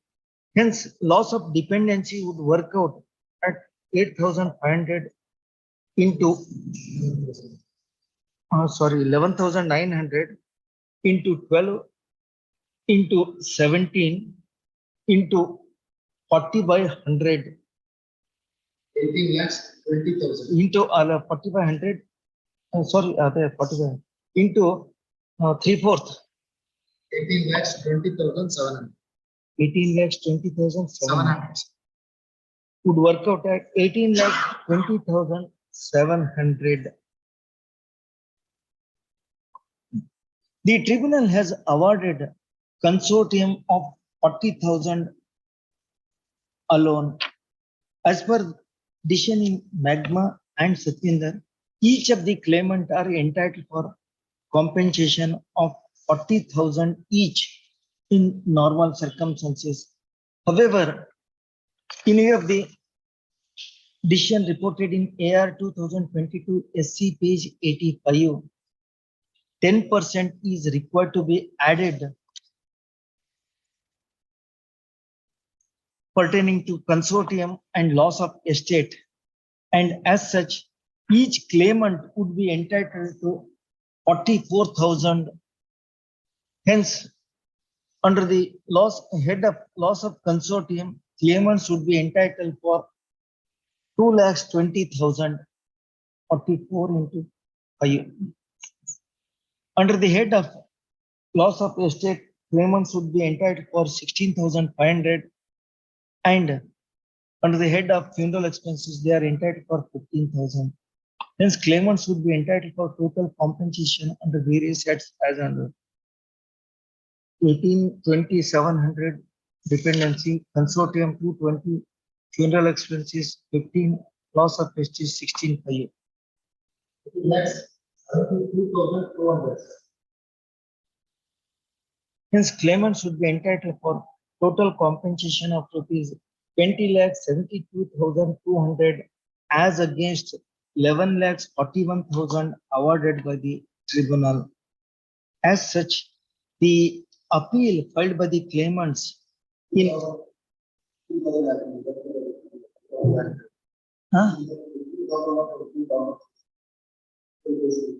ಎಷ್ಟು ಕೊಟ್ಟಿದ್ರಿ ಅದು 1126 ಮಾಡ್ಕೊತೀವಿ 1126 after 1141 is 1126. The claimant should be entitled for correct. It is also evident from the records that the corporation has already paid rupees 15,000 as an interim compensation, which is required to be deducted from 20,72,200, and as such, the claimant should be entitled for total compensation of rupees 20,57,200. Correct? 57,200 as against 11,26,000. As such, the appeal filed by the claimants in MFA 6990 of 2018 needs to be allowed, while MFA 8207 of 2018 filed by the corporation KSRC needs to be dismissed. Accordingly, I proceed to pass the following order. MFA 6990 of 2018 is allowed in part. The claimants allowed in part. The judgment and award passed by tribunal instance so stands modified. The claimants are held entitled for total compensation of so and so as against 11,26,000 so and so awarded by the tribunal. ಪೂರ್ಣ ಮುಗಿಸಿಲ್ಲ ಅವತ್ತಿಲ್ರಿ. The enhanced compensation of rupees so and so shall carry interest at the rate of 6% per annum. ನಾನು ಎನ್ಹಾನ್ಸ್ಗೆ 9% ಕೊಡ್ಲಾ ಆಗಿದ್ರೆ ಅವ್ರು ಕೊಟ್ಟಿದ್ದ award ಮಾಡಿದಕ್ಕೆ 6% ಕೊಟ್ಟಿದ್ದಾರೆ. ನೀವು enhance compensation 9% ಕೊಡಂದ್ರೆ ಕೊಡ್ತೀನಿ ನೋಡಿ, ಕೊಡ್ಲಿ ಮತ್ತೆ I have to make it clear ಅಲ್ವಾ. The enhanced compensation shall carry interest at the rate of 6% per annum from the date of assessment. The entire enhanced compensation with accrued interest shall be deposited by the corporation KSRC appellant herein within a period of 6 weeks from the date of receipt of the certified copy of this judgment. The apportionment, deposit and disbursement shall be as per the terms of the order of the tribunal, the MFA filed by the corporation in 8207 of 2018 does not survive for consideration and it stands dismissed with cost of ಹಾಕೊಂಡ್ರಿ ಹ ಮತ್ತೆ ಈ ಪರಿ ವಾದ ಮಾಡ್ಲಿಲ್ಲ ಅಂದ್ರೆ ಇನ್ನ 20,000 ಉಳಿಸ್ತಿದ್ರಲ್ರಿ. ನೀವು ವಾದ ಮಾಡಿದಕ್ಕೆ ಅದು ಸೈಟೇಷನ್ ಹಚ್ಚಿ ಕೊಟ್ಟಿನಿ ನಾನು 20,000.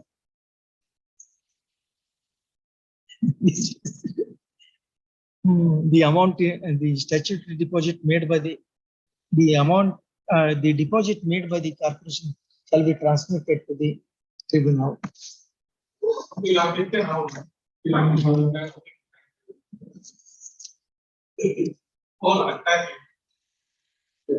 ಇಲ್ಲ ನಿಮ್ದೇ ಮೊದಲದ ಸ್ವಾಮಿ, ನಿಮ್ದೇ ಮೊದಲಿದೆ ಅದಕ್ಕೇನ. Number 30, Ramadamba here for appellate, Rajaram Puriambe.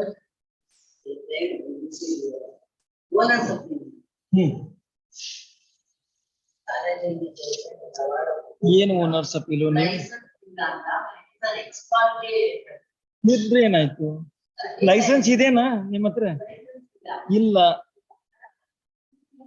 Owner appeal ಬಂದಾಗ ಪೇನ್ ರಿಕವರಿ ಬರಲ್ಲ. ಅದರ ಗ್ರೌಂಡ್ ಇದ್ರೆ ಹೇಳಿ, ಯಾಕೆ ಟ್ರೈಬ್ಯುನಲ್ ಮುಂದೆ ಅಪೇರ್ ಆಗ್ಲಿಲ್ಲ? ಏನ್ ತಲೆ ಕೆಡ್ಸ್ಕೊಳಕು?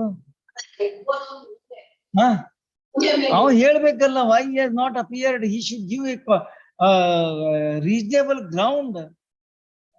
ನಾನು ಅಪೇರ್ ಆಗಿಲ್ಲ ರಿಮಾಂಡ್ ಮಾಡ್ರಿ ಅಂತ ಹೇಳಿ as of right he cannot claim.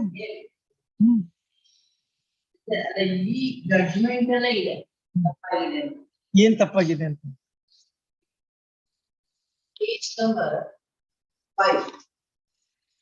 Page number 5 ಯಾವ್ದು ನಿಮ್ದು? ಇಂಕ್ ಪೇಜ್ ಜಜ್ಮೆಂಟ್? ಜಜ್ಮೆಂಟ್ ಹೇಳಿ. Okay.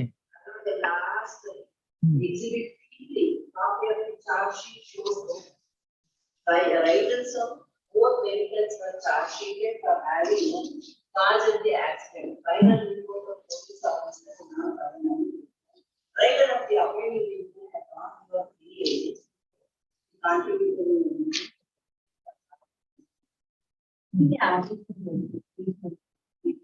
These writers of both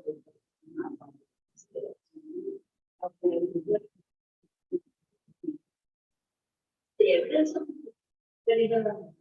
correct ರೀ. ಅಲ್ರಿ ಎದಕ್ ನೋಡ್ಬೇಕು? ಒಂದೇದ್ದು ಅವ್ ಚಾರ್ಜ್ ಶೀಟ್ ಇಬ್ಬರ ಮ್ಯಾಗ ಹಾಕಿದ್ದಾರೆ, it is not a gospel truth. Okay. ಒಂದೇದ್ದು ನಿಮ್ಮನ್ನ ಕರ್ಸಿದ್ರು ಕೋರ್ಟಿಗೆ, ನೀವು ಬರಲ್ಲ. ಅವನು ಎವಿಡೆನ್ಸ್ ಕೊಡ್ತಾನೆ, ಇಲ್ಲ ನಾನು ತಪ್ಪು ಮಾಡಿಲ್ಲ ಅಂತ ಹೇಳಿ, ಅದನ್ನ ಚಾಲೆಂಜ್ ಮಾಡಲ್ಲ. ಆದ್ರೂ ಕಾಂಟ್ರಿಬ್ಯೂಟರಿ ನೆಗ್ಲಿಜೆನ್ಸ್ ಏನ್ ಮಾಡ್ಬೇಕು? ಈಗ ತಪ್ಪಾದ್ರೆ ನೀವು ಡಿಪಾಸಿಟ್ ಆಗಿಲ್ಲ, ಡಿಪಾಸಿಟ್ ಮಾಡಿದ್ವಿ, ರೆಡಿ ಇದೆ,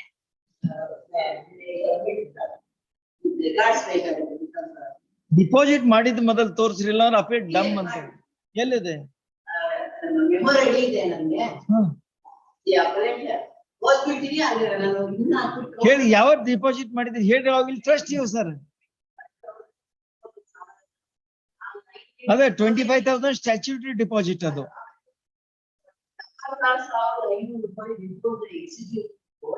Execution number 414/2018 and 30/11/2018. ಒಂದ್ ನಿಮಿಷ. ನಮ್ಮ ಮೆಮೊನು ರೆಡಿ ಇದೆ. ಹೇಳ್ರಿ.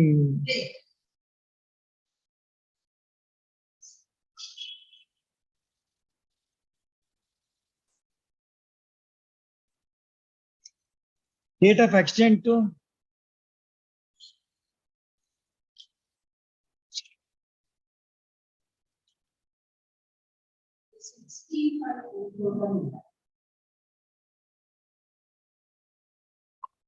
Date of accident 2011. ಸೊ 11 ವರ್ಷ ಆಯ್ತು. ಇರ್ಲಿ ಒಂದು ಅದು ಕ್ಲೇಮ್ ಆಕ್ಸಿಡೆಂಟ್ ಬೇಡ. ಕ್ಲೇಮ್ ಪಟಿಷನ್ ಯಾವಾಗ ಫೈಲ್ ಮಾಡಿದ್ದಾರೆ? 2015 ಕ್ಲೇಮ್ ಪಟಿಷನ್. 7 ವರ್ಷ ಆಯ್ತು ಕ್ಲೇಮ್ ಪಟಿಷನ್ ಆಯ್ತು. Okay. The tribunal has awarded 2,03,000. with interest at the 9% from the date of petition.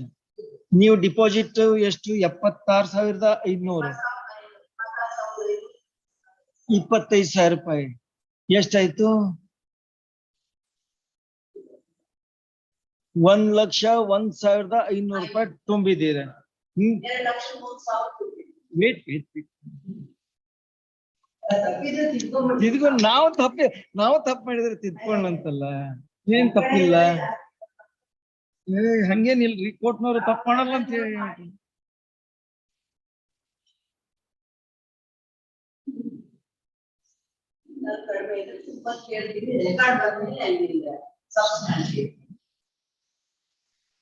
ತಪ್ಪೇನು ಮಾಡಿಲ್ಲ, ಯಾಕಂದ್ರೆ ಇಂಟ್ರೆಸ್ಟ್ ಪೋರ್ಷನ್ ಡಿಪಾಸಿಟ್ ಮಾಡಂತ ಆರ್ಡರ್ ಇಲ್ಲ ಅಲ್ಲಿ. ಕರೆಕ್ಟ್. ಓಕೆ, ಅಲ್ಲ ರೆಕಾರ್ಡ್ ಮಾಡ್ತೀನಿ. When you are deposited 76,500 on 13/11/2018 in execution number 414 of 2018. In the days. 414 of 2018. Another sum 25,000. ಅದು statute deposit ಇಲ್ಲಿ record ಆಗಿರ್ತದೆ ಬಿಡಿ. The learned counsel for appellant would submit that she had deposited 76,500 on 13/11/2018 in EP 414 of 2018 before executing court, and 25,000 is deposited before this court while preparing the appeal. Hence, she would contend that she had complied the order of this court by depositing 50% of the awarded amount. Then, are you disputing the deposit?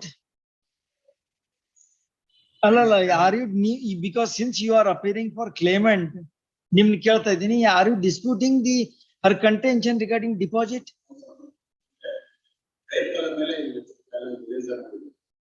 Huh? ನಾನು ಅದನ್ನ ಕೇಳ್ತಾ ಇಲ್ಲ. Merits ಮ್ಯಾಗ will go there. I am not ಅಲ್ಲಿ ಕೆಳಗ 76,000 ರೂಪಾಯಿ ಚಿಲ್ಲರೆ deposit ಮಾಡಿದ ಡಿಸ್ಪ್ಯೂಟ್ ಮಾಡ್ತಾ ಇದ್ದೀರಾ ಎಕ್ಸಿಕ್ಯೂಷನ್ ಪಿಟಿಷನ್ ಅಲ್ಲ ಅಂತ ಕೇಳ್ತಾ ಇದ್ದೀನಿ ನಾನು. The learned counsel for respondent claimant submit that he would ascertain and clarify regarding deposit made by the claimant. Meanwhile, call for TCRs list the matter. ಇಲ್ಲಿ ಬೆಂಗಳೂರದ ಎಲ್ಲಿದ್ರೆ TCRs? Call for TCRs by 22/9.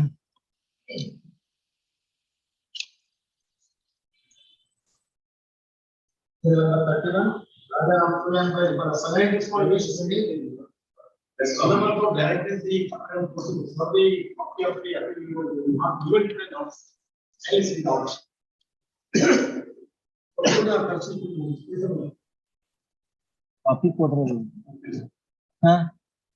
ಈಗ ಕೊಟ್ರೆ ನಿಮ್ಗೆ ಬೇಗ ಅನುಕೂಲ ಆಗತ್ತಲ್ಲ.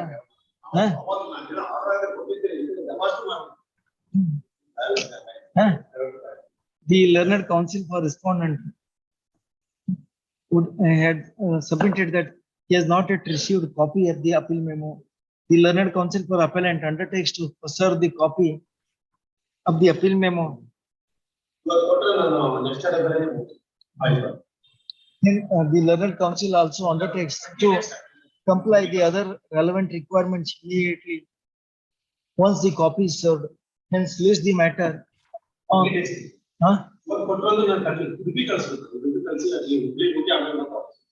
ಇಪ್ಪತ್ತಾರು 9 ಇಡ್ಲಾ 26/9 ಮುಂದಿನ ಹಿಂಗಾದ್ರೆ ನಾನು ಡೇಟ್ ಕೊಡಲ್ಲ.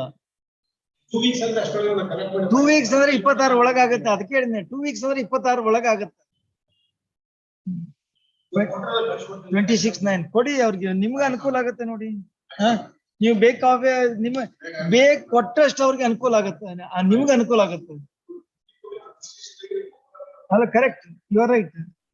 ಯಾಕಂದ್ರೆ ಅವ್ರು ಇನ್ನೂ ವಕಾಲತ್ ಹಾಕಿಲ್ಲ, because you are suppose to forward the copy of that petition also, and unless he forwards the copy, he will not receive the wakalat. Power ಕೊಡೋಲ್ಲ ಅವ್ರಿಗೆ. Serial number 32, Harish Bhandari T for appellant, VI Sarmati. I am for the appellant's lordship. Claimant. R3, your lordship, that is the IFCO Tokyo General Insurance, it is served your lordship, it's not 100%.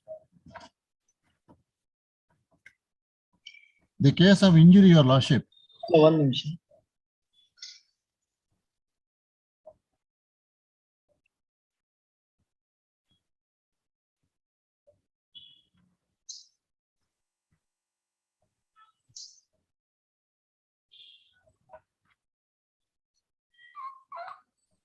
ಸನ್ಮತಿ ವಕೀಲರು R3. VI Sarmati, serial number 32.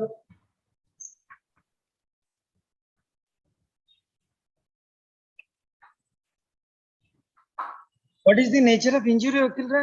Injury, your lordship, that is injury to the head, closed head injury. Then partial subroid hemorrhage with the bleeding from right ear, abrasion over the root of the nose, abrasion over the right frontal eminence, laceration and with the blood clots in the left nostrils.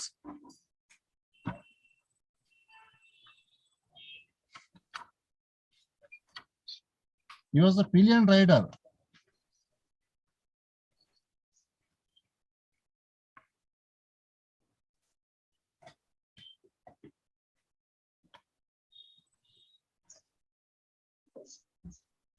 PW2 is admitted that he is not a neurosurgeon.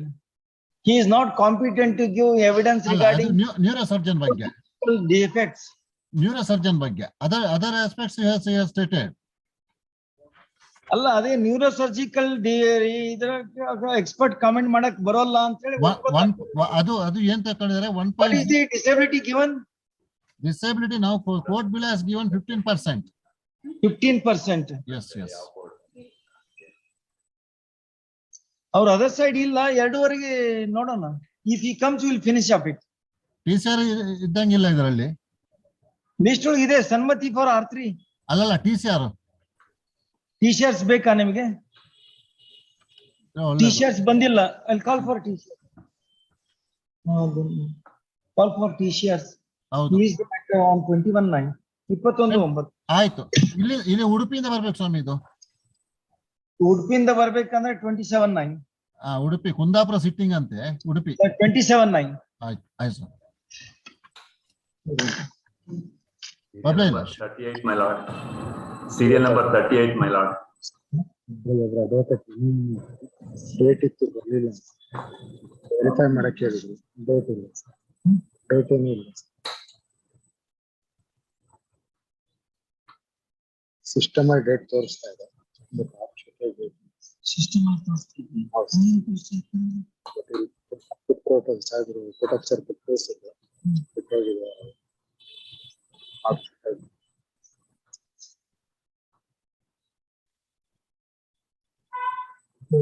Serial number 38, my lord. My lord, serial number 38 may kindly be taken up next week, my lord. Why, sir? Serial number 38, my lord. Why? Because I have got some other personal Have inconvenience. you intimated the other side? I will intimate, my lord. No, I will intimate. ಅವ್ರನ್ನ intimate ಮಾಡಿ ಬರ್ರಿ, ಇಲ್ಲಾಂದ್ರೆ ಕಾಲ್ out ಆದಾಗ ನೀವು ಹೇಳಿ adjust ಮಾಡ್ತೀನಿ, ನನ್ನೇನ್ ತೊಂದ್ರೆ ಇಲ್ಲ. ಆಯ್ತು. ಇಲ್ಲಾಂದ್ರೆ ಅವ್ರು ಅದರ್ ಸೈಡ್ ಬಂದು ತಕರಾರು ಮಾಡೋದು ಬೇಡ.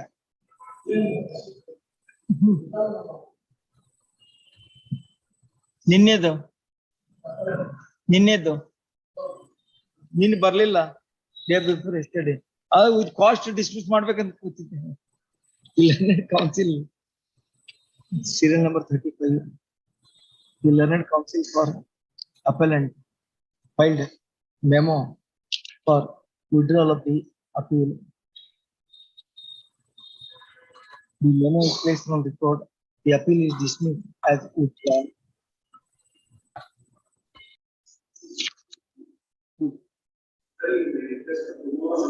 No, ಮಧ್ಯಾಹ್ನ 2:30 ನೋಡ್ತೀನಿ. ಯಾಕಂದ್ರೆ ಅವ್ರು ಬರೀ ಈಗಿಲ್ಲ ಅವರು. ಐ ವಿಲ್ ಇನ್ಫಾರ್ಮ್ ಬೇಡ. 2:30 ಫಸ್ಟ್ ನಿಮ್ದೇ ಆಗುತ್ತೆ. If he is willing there is no issue, I will adjourn it. Sir ಅವ್ರನ್ನ ಹೇಳಿ ಬಂದ್ರೆ ಓಕೆ, ಈಗಿಲ್ಲ, ಈಗಲೇ ಹೇಳ್ತೀನಿ ಬೇಡ. ಯಾಕಂದ್ರೆ ವಿ ಹ್ಯಾವ್ ಎಕ್ಸ್ಪೀರಿಯನ್ಸ್ ದಟ್ ನಮ್ಗೆ ಹೇಳಿಲ್ಲ, ನಮ್ಗೆ ಗೊತ್ತಿಲ್ಲದ ಡೇಟ್ ತಗೊಂಡು ಹೋದ್ರು ಅಂತ ಹೇಳಿ ಅಲಿಗೇಷನ್ ಬರುತ್ತೆ. ಬೇಡ, ಅವ್ರು ಇದ್ದಾಗ ಪ್ರೆಸೆನ್ಸ್ ಒಳಗೆ ಕೇಳಿ. ನನ್ನ ಇಲ್ಲ ರೂಟೀನ್ ಕೋರ್ಸ್ ಒಳಗೆ ಫಾಲೋ ಔಟ್ ಆದಾಗ ಹೇಳ್ರಿ, ಅಕಾಮಡೇಟ್ ಮಾಡ್ತೀನಿ. No issue. You can ask any of your colleague. ಅಲ್ಲ, ನೀವು ಯಾರು ನಿಮ್ ಕಲೀಗ್ ಹೇಳ್ರಿ, ಕಲೀಗ್ ರಿಕ್ವೆಸ್ಟ್ ಮಾಡ್ಕೊಡ್ರಿ, accommodate, no issue.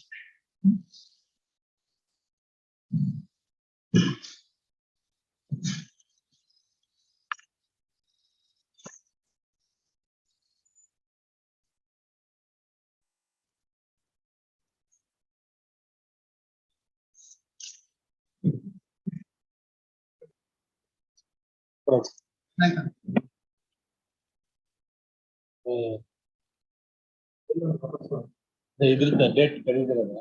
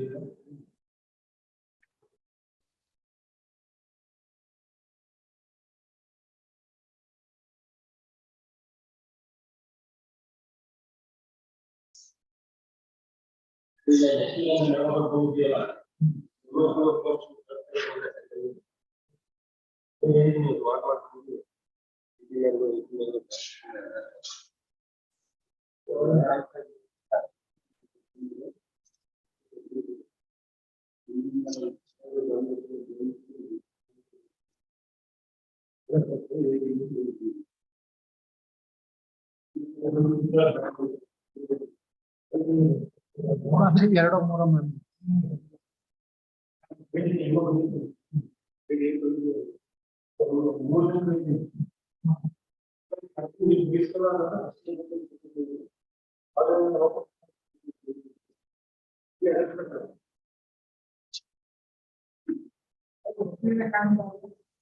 Video conference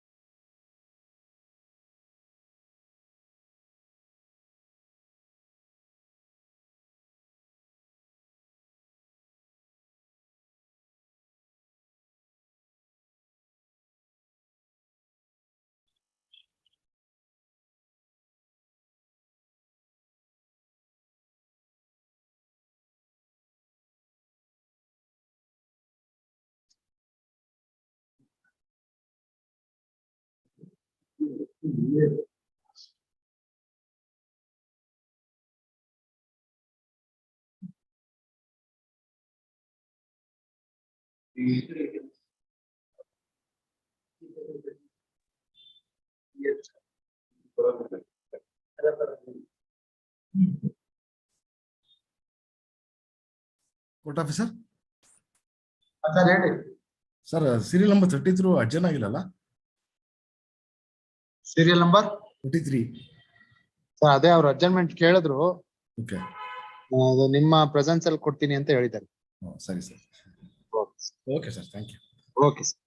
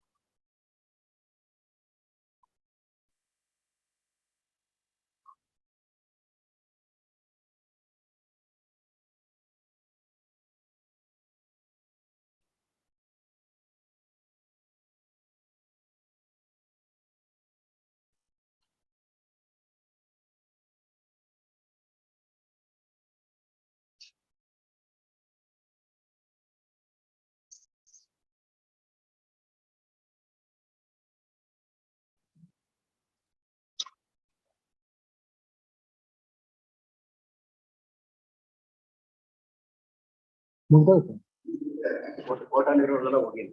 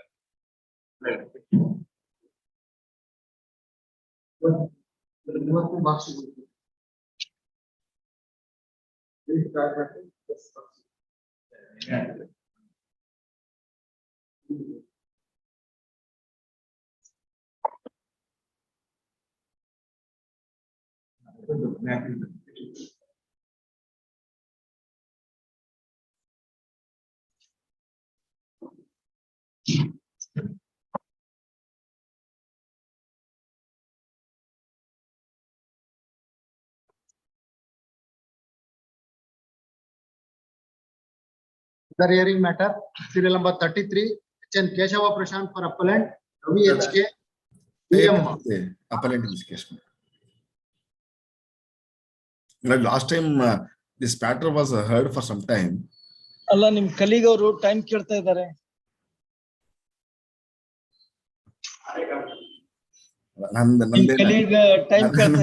No issues. ಬೆಳಗ್ಗೆಯಿಂದ ಕಾಯ್ಕೋ. This is the only matter pending before your lordship today. ಕಾಯ್ತಾ ಕೂತಿದ್ದೆ. ಅವರು 1:15 ಹೇಳಿದ್ರು. 1:15 ನೀವು ಇರ್ಲಿಲ್ಲ, ಅದಕ್ಕೆ ನಾನು I did not adjourn it. ನಾಳೆ ಆಗಲ್ಲ. Monday or Tuesday. ಟ್ಯೂಸ್ಡೇ ಆಗ್ಬೋದು ಸರ್. ಮಂಗಳ. Tuesday as per request. Much of this. As per request of the learned counsel for respondent. Last time I have given citation. ಅಲ್ಲ ನೀವೆಲ್ಲ ಕೊಟ್ಟಿದ್ದೀರಿ. ಅವರು he wants to submit. ನಮ್ಮ argument ಆಗಿತ್ತು actually. ಅವರು ಮಾಡಬೇಕು. He wants to submit. Please. Sir. Final hearing matter, serial number 34, A.M. Krishnakwamy for appellant. Connected matter, Harish Kumar M.S. Serial number 34.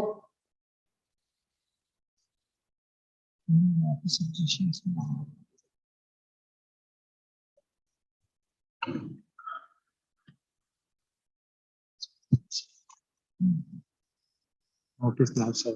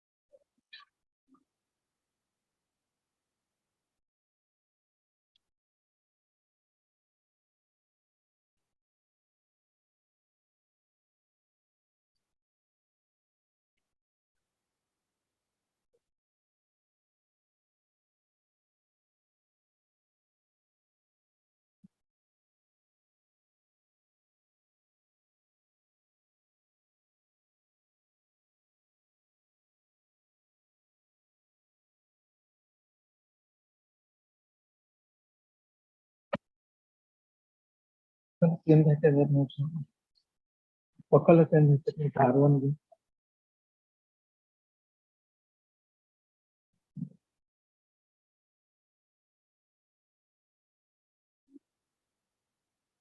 और हम ये 14 अक्टूबर 2019 14 अक्टूबर 2019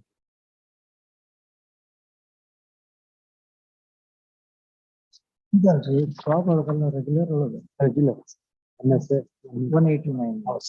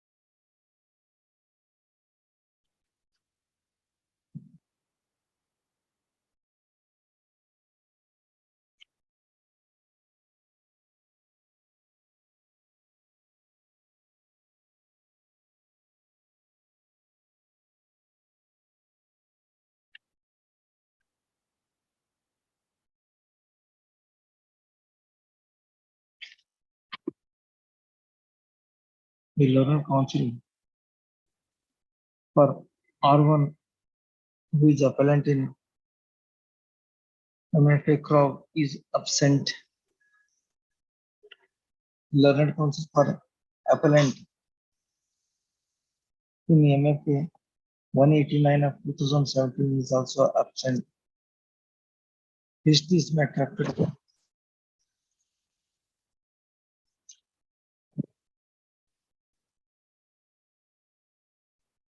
Number 35 disposed of. Serial number 36. O Mahesh for appellant. Serial number 36. O Mahesh.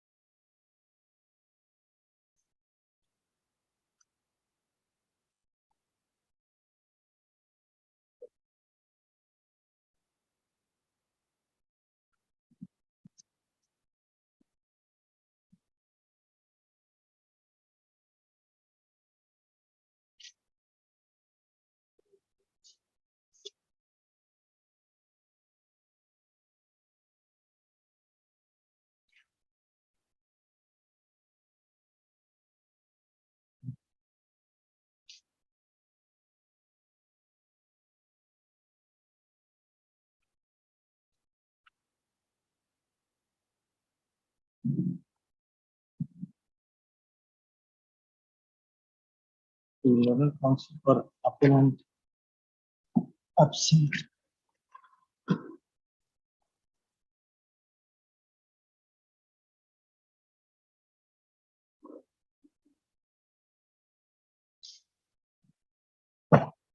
Please stop 2 weeks. Number 37. Rajashekar S for appellant. Satish N.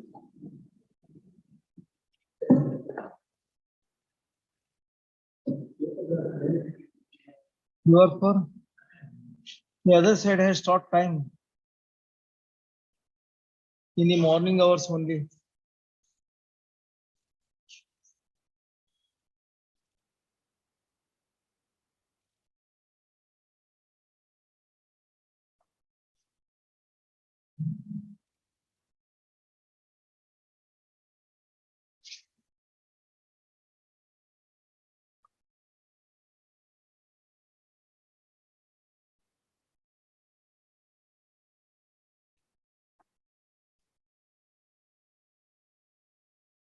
Corporation appeal, huh? What is the ground? TCR ಇನ್ನೂ ಬಂದಿಲ್ಲ. ಬಂದಿಲ್ಲ. Final hearing post ಹತ್ರ TCR ಬಂದಿಲ್ಲ. ಬಂದಿಲ್ಲ. ಏನು referral TCR approve ಮಾಡಿದ್ದಾರೆ. ಮಾಡಿಲ್ಲ.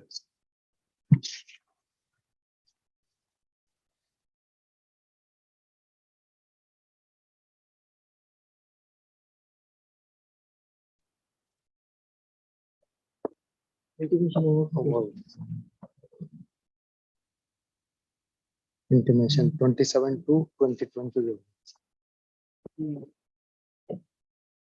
TCRs are not yet received by this court, though the information for calling TCRs was sent on 27/2/2020. 27/2/2020 itself. Hence, issue reminder and call the remarks from CMO of the concerned court for not submitting the TCRs well in time. ಎಲ್ಲಿಂದ ಬರಬೇಕು?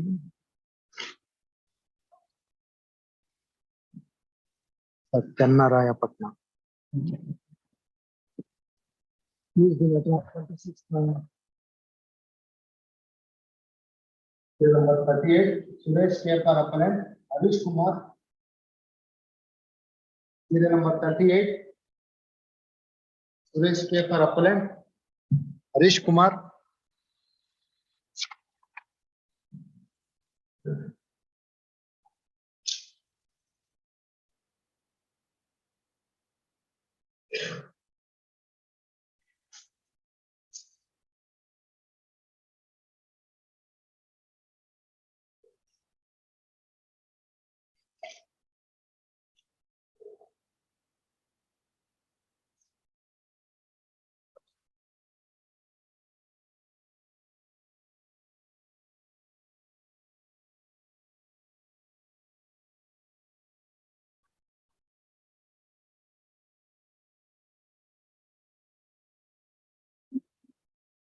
ಸುರೇಶ್ವರ assignment ಇಲ್ಲ.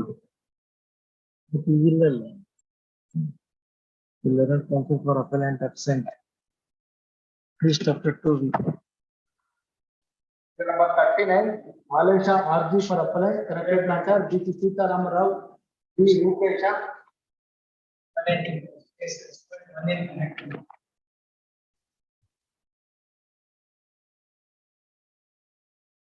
One is for announcement, and the other is for insurance appeal. ಅವ್ರು ಏನ್ challenge ಮಾಡಿದ್ದಾರೆ?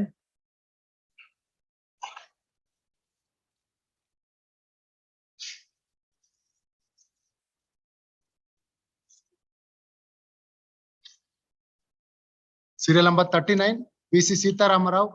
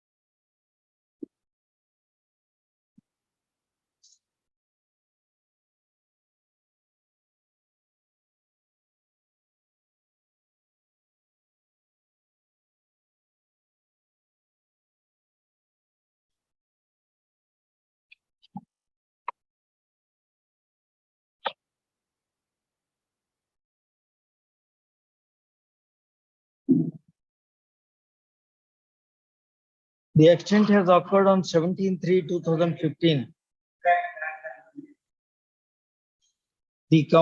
The first admission to the hospital is on 19/3. Exhibit P6. Data permission is the same.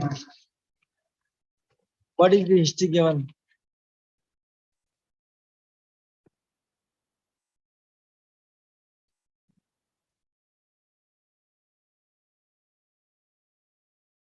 Three, 5, 6. This is caution. Yeah, the injury certificate number. 6 is the charge sheet. ಅಯ್ಯೋ ಇದೆ ನೀವೇನೇನು ಹೇಳ್ತಾ ಇದ್ದೀರಿ?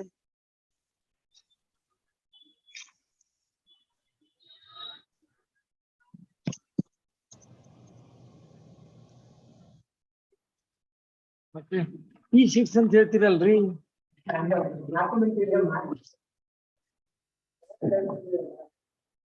Xerox change ಆಗುತ್ತಾ?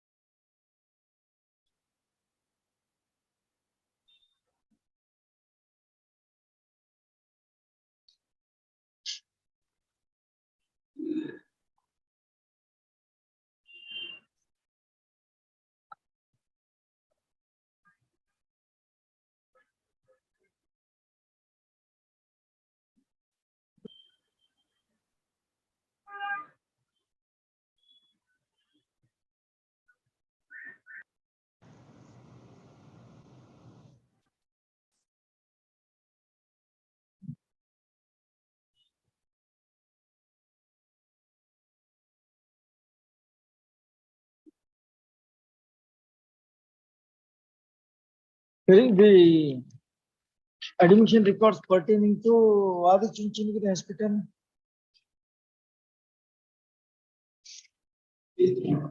Exhibit history. 16.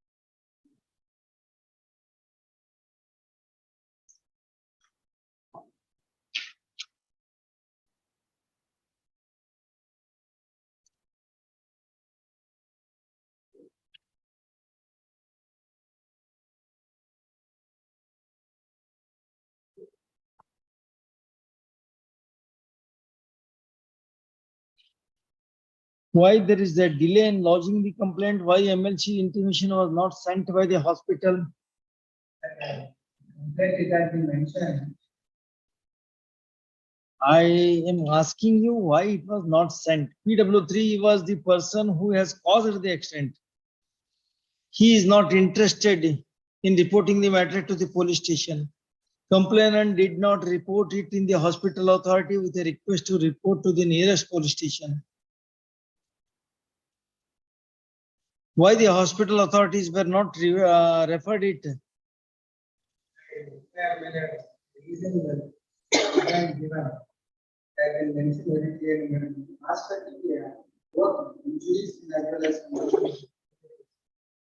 Ambulance were admitted.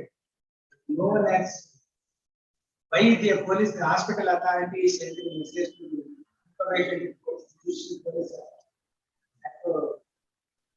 Why you have not requested the hospital authorities? Why you have not given the? Why you have not given the details of the road traffic accidents to the hospital authorities? Only RTA. RTA is not a details. Admit hospital go RTA ತಂದ್ಬಿಟ್ರೆ ಮುಗಿದೋಯ್ತು ಆಮೇಲೆ ನಾವು ಎಲ್ಲ ಮಾಡ್ಕೋತೀವಿ ಬರ್ಕೋತೀವಿ ಅನ್ನೋದು. How the accident has occurred?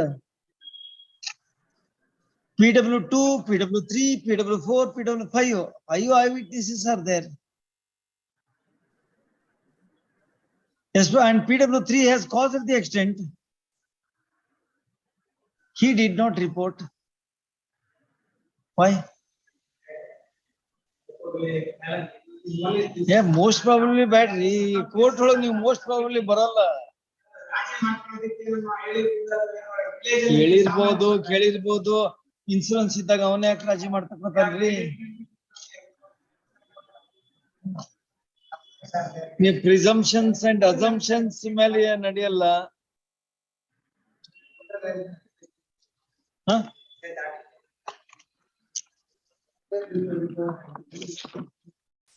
He is also examined ಅಲ್ಲ.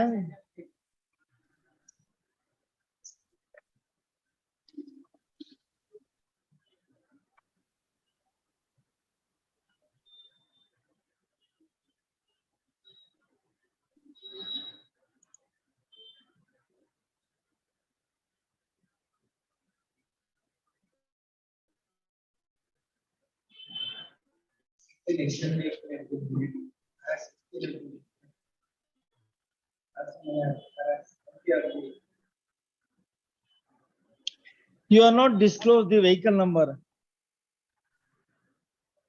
What was the nature of injuries?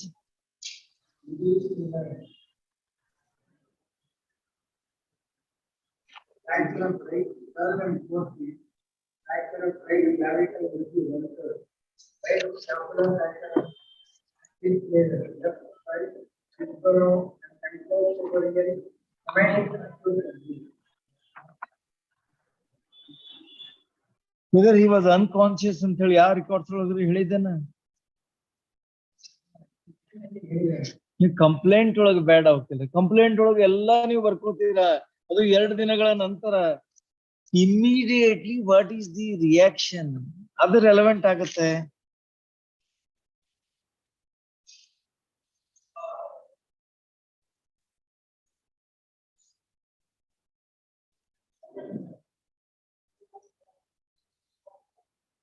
Yes, Vikram, what is your grounds? Manoj, this is a appeal filed by the insurance company challenging the liability. You have challenged the liability while the claimants have challenged the quantum. Howdu. What is your ground? How you substantiate that this is a cooked story? What is base for you to assert that it is a fall from bike by on his own as asserted in your grounds of the appeal? Malaj, the grounds of appeal are these, Malaj. 17(3) is when the accident occurs. Yeah, I know everything. Now you are asserting in a ground of appeal that it was a self fall from the bike. How you substantiate the said contention? Because all the medical records and all along your contention is that he was admitted in the Adi Chinchinagiri hospital on 19/3. But the records disclose that he was admitted in Adi Chinchinagiri on 17/3 itself. On what basis you make it as one of the ground? Admission in the hospital after 2 days. But records, the medical records disclose that he was admitted on the same day. Malaj, my request for tomorrow, Malaj, ನಾನು ಪೂರ್ತಿ ಇದು document ನಾಳೆನೇ assist ಮಾಡ್ತೀನಿ ಸ್ವಾಮಿ. ನಾಳೆ ನೀವು assist ಮಾಡಬಹುದು. ನನಗೆ ಬೇರೆ ಕೇಸ್ ಇರುತ್ತಲ್ಲ, ಡೇಟ್ ಗಿವನ್ ಬೇರೆ ಮ್ಯಾಟರ್ಸ್ ಇರ್ತಾವಲ್ಲ. If it is convenient to the court, Malaj, any day convenient to the court, I will assist. ಏನ್ರಿ ಮಂಡೇ ನಿಮ್ ಸಿನಾಪ್ಸಿಸ್ ಮಾಡ್ಕೊಂಡು ಬನ್ರಿ. Apart from that, what is your ground? ಅದೊಂದೇ ಸ್ವಾಮಿ. ಕ್ವಾಂಟಮ್ ಮೇಲೆ ನಾವೇನು ಹೇಳಿಲ್ಲ ಗ್ರೌಂಡ್ಸ್ ಅಲ್ಲಿ, ಅದೊಂದೇ. ಅವರು ಕ್ವಾಂಟಮ್ ಚಾಲೆಂಜ್ ಮಾಡ್ತಾ ಇದ್ದಾರೆ. They have come up in appeal for on quantum also. For enhancement. This is the liability is the only ground that we have raised in our appeal. But ground delay of 2 days in approaching hospital is not substantiated. Documents disclose that on the same day he was admitted in the Adi Chinchini hospital. No doubt they have not issued MLC, but it is recorded as RTA. I will assist Mulaz on Monday.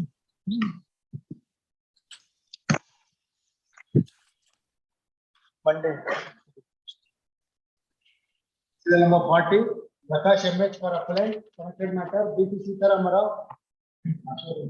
Connected matter. 3 ಗಂಟೆ ಆದ್ರೂ ಇನ್ನ ಪಾಸ್ವರ ಮುಗಿಯಲ್ಲಲ್ರಿ ನಿಮ್ದು.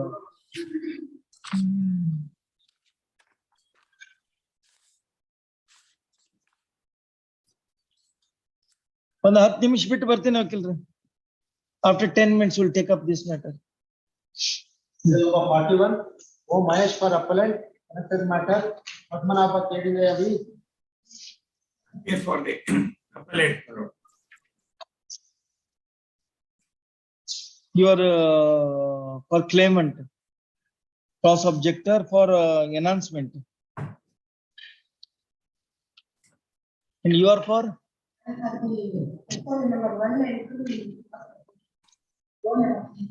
Owner.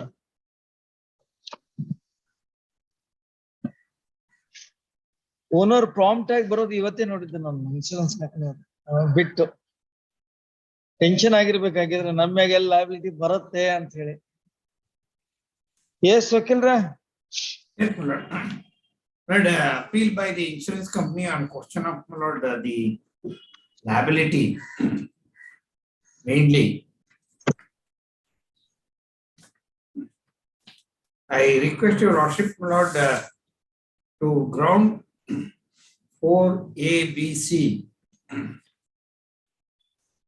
ink page 5, my lord.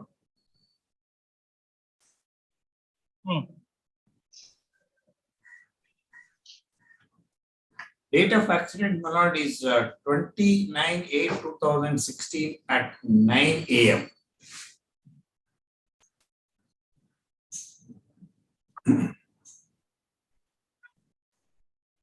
Yes. Lord, injured, my lord, G. Subramani, claiming to be age 38 years, loader,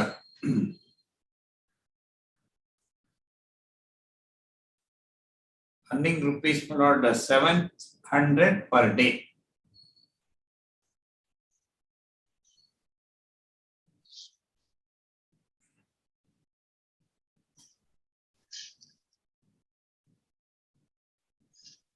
There was a 45 days delay, my lord, in lodging the complaint. Yes. He was admitted to hospital, my lord, on 29/8/2016 and discharged on 30/9/2016.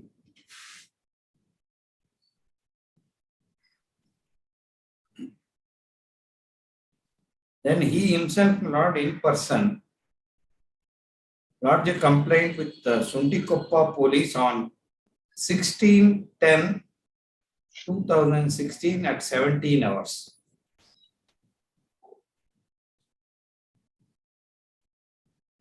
Yes. Then, my lord, the wound certificate exhibit P5 shows, my lord, that it was injury, my lord, due to fall of wooden block.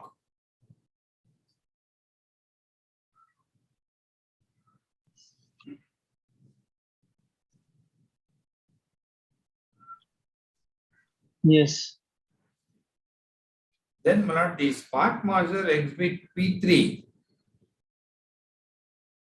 is stated to have been drawn, my lord, on 17/10/2017. While date of accident, my lord, is 29/8/2016.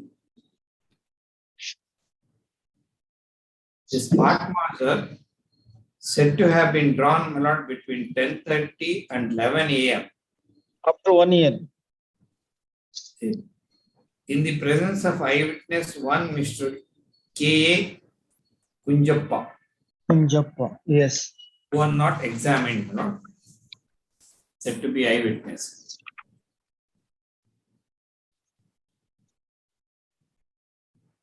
Then, my lord, the plead guilty was, my lord, the stage managed to see that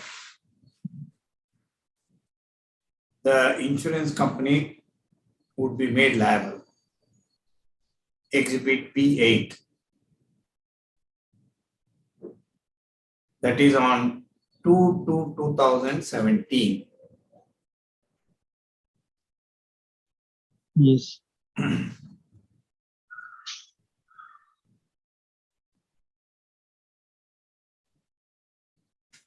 Then, my lord, ground number 8 may kindly be looked into, my lord.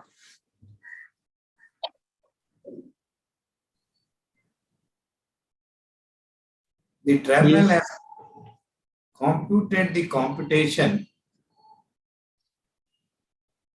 as if it's a third party claim.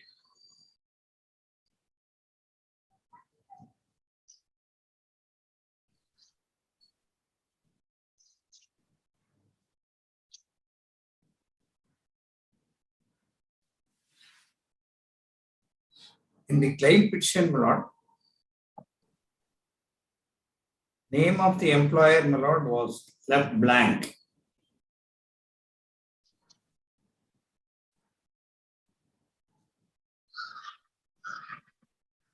Yes. And IMT, my lord, produced did not cover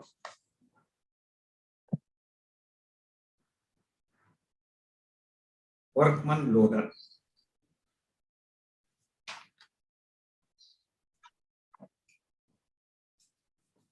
On these grounds, my lord, appeal has been filed. Yes. Now, my lord, I'll take your topic through.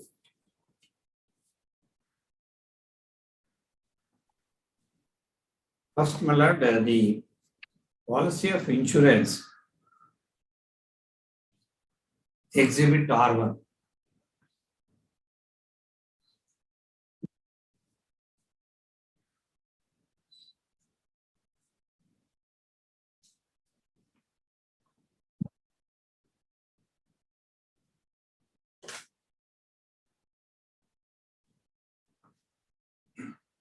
Vehicle is a lorry, my lord. And in the exhibit R2, my lord, you will at page 3. Yes. Page 3, my lord. Hmm. Apart from basic, my lord, other thing, my lord, had legal liability to paid driver IMT 28. No other person, my lord, were covered under the policy.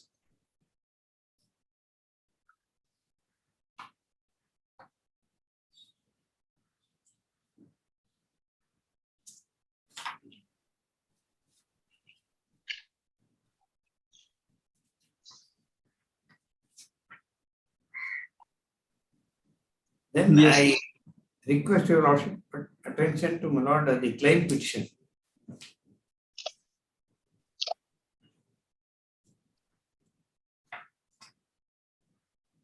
A gratuitous passenger, my lord, claims to be the employee of the insured.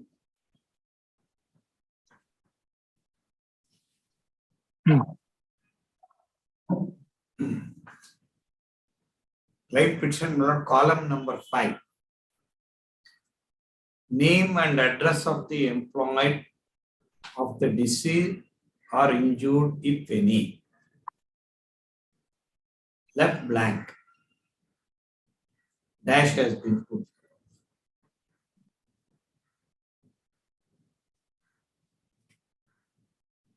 Yes. But the First respondent before the Malad tribunal was the driver Muhammad Ali. He denied the Malad claim petition amendments, and so also Malad, the second respondent before the tribunal.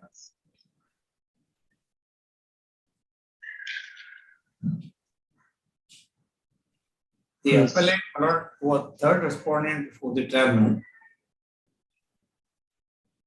Apart from the defenses Malad which I submitted, said that it is an act policy does not cover the risk of the Malad, the person, in whichever capacity Malad he was traveling.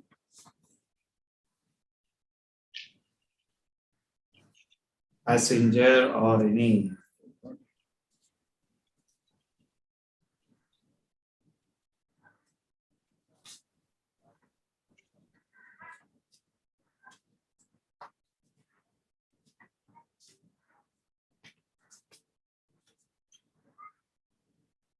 But now I take your lordship through the Malad evidence of Malad, the injured Subramani.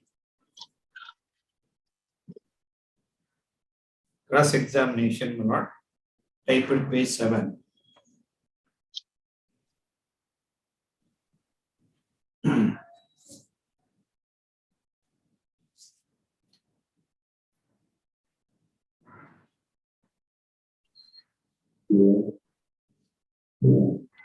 Yes. There are two Malad unnumbered. It is false to suggest that I was not admitted as inpatient to the hospital from 10/10/2016 to 15/10/2016.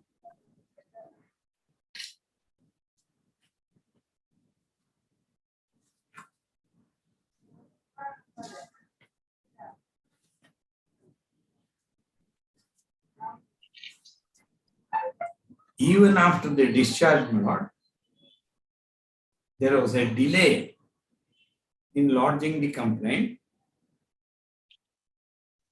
and accident register extract, my lord, had not been produced.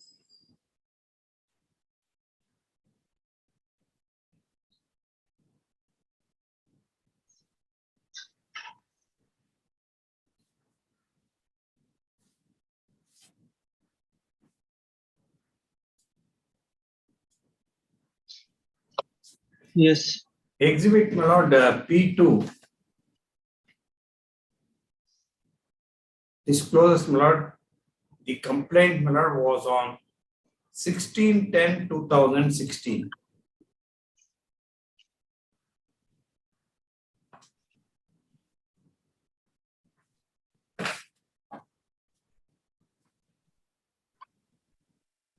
Yes. Delay, my lord, is not forthcoming, is not explained.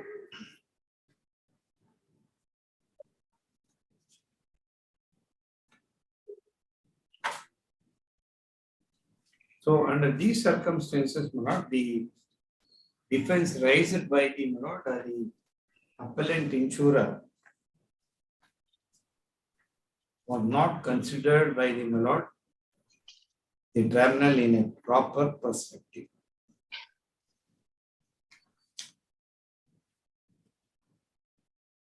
I'll take your lordship, my lord, through the issues.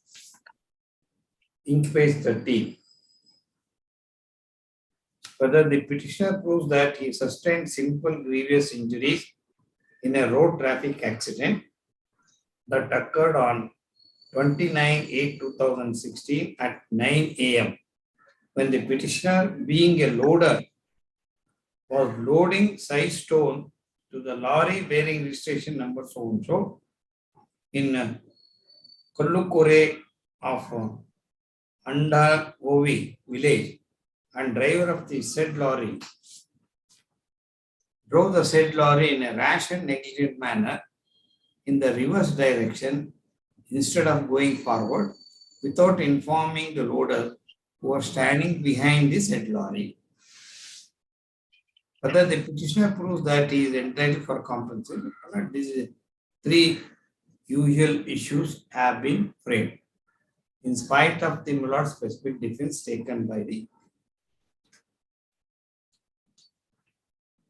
Now, my lord, the reasoning, para 12, my lord, para 12 of the judgment, in page 15. In the petition as well as in the affidavit filed by the way of examination in chief, the petitioner has stated that the accident has occurred due to the rash and negligent driving of the tipper lorry bearing number 4 registered by the first respondent. He has deposed that on 29/8/2016 at about 9 a.m. the petitioner and other loaders had gone to loading work in lorry bearing registration number so and so. When the loaders were loading the side store to the said lorry, the driver of the lorry, instead of going forward, so and so. But here one point may kindly be looked into, my lord. It is stated, my lord, there are several loaders, and it is not, my lord, how he alone came to be, my lord, injured.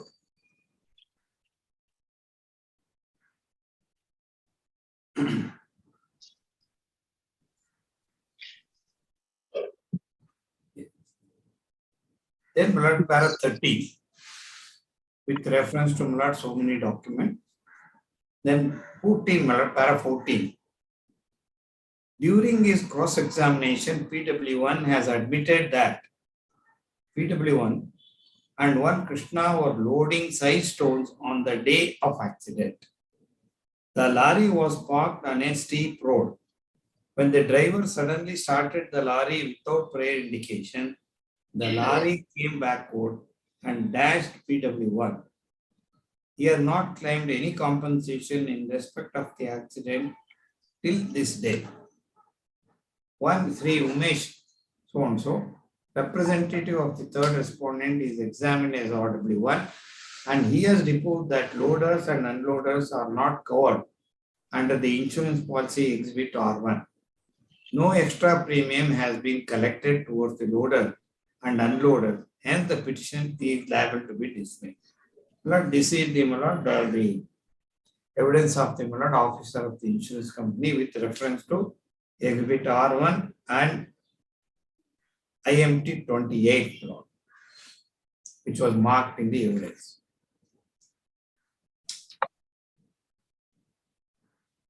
Then, you have to kindly see. There is no this thing except para 18, from para 18, exhibit P3, spot measure, that is not proved, which was drawn subsequently, and eyewitness is not examined, in whose presence the said to be was drawn. Measure was drawn.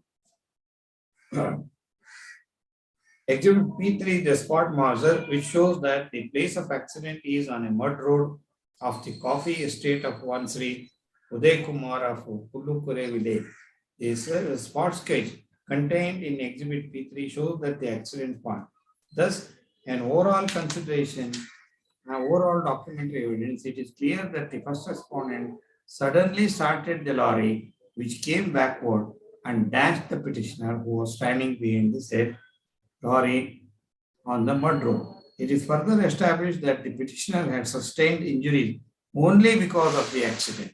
Thus, the evidence establishes and proves that the accident in question has occurred due to the rash and negligent driving of the tipper lorry bearing registration number. So, issue number 1 is held affirmative. Now, I would like to, my lord, invite your lordship attention to, my lord, the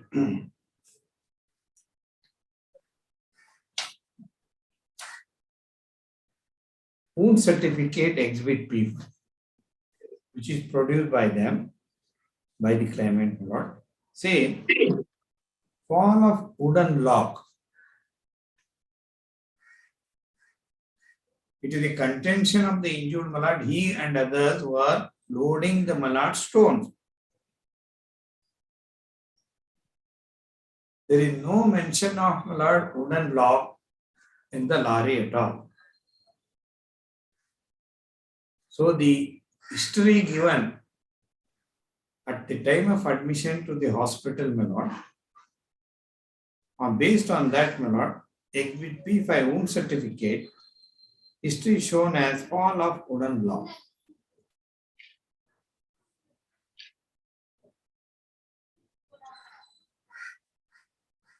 Now you are kindly see, my lord, corresponding, my lord, wounds would be caused by the lorry going in reverse direction and causing such injury unless he had, my lord, injury elsewhere due to fall of wooden block. Lacerated wound over the, my lord, lower leg, abrasion on the left leg, lacerated wound on the left thigh, contusion of left iliac. That is this, my lord, that he was admitted in the hospital for from 10/10/2016 to 15/10/2016.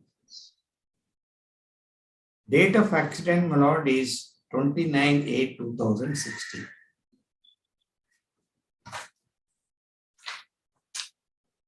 As an afterthought, my lord, a theory was being developed to make a claim against the, my lord, the insurance company.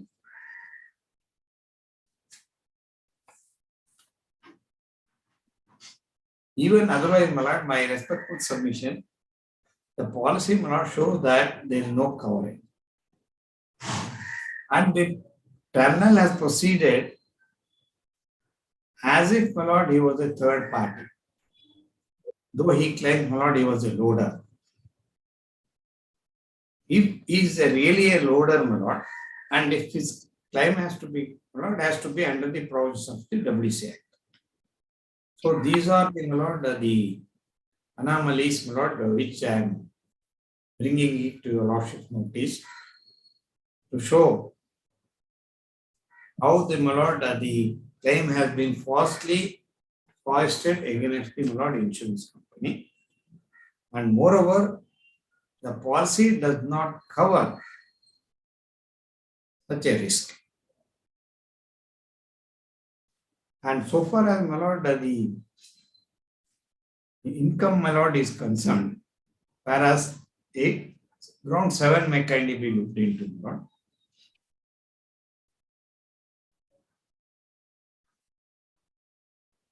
Tribunal has considered, my lord, as 6,000 per month, ignoring the fact, my lord, that under section 18 of the Minimum Wages Act and Rule 29 of the Minimum Wages Rules, my lord, the owner-employer has to maintain the, my lord, register to show that he was under his employment and what was the wages paid to him. So in the absence of evidence, my lord, this is what has been done, against which, my lord, the present appeal is before your lordship.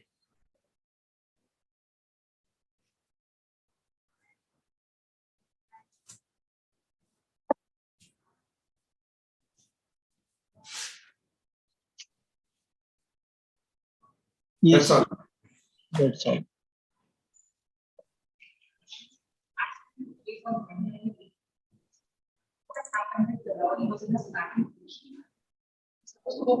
We're not concerned. He is harping on the fact that the complaint, the alleged incident is said to have taken place on 29/8.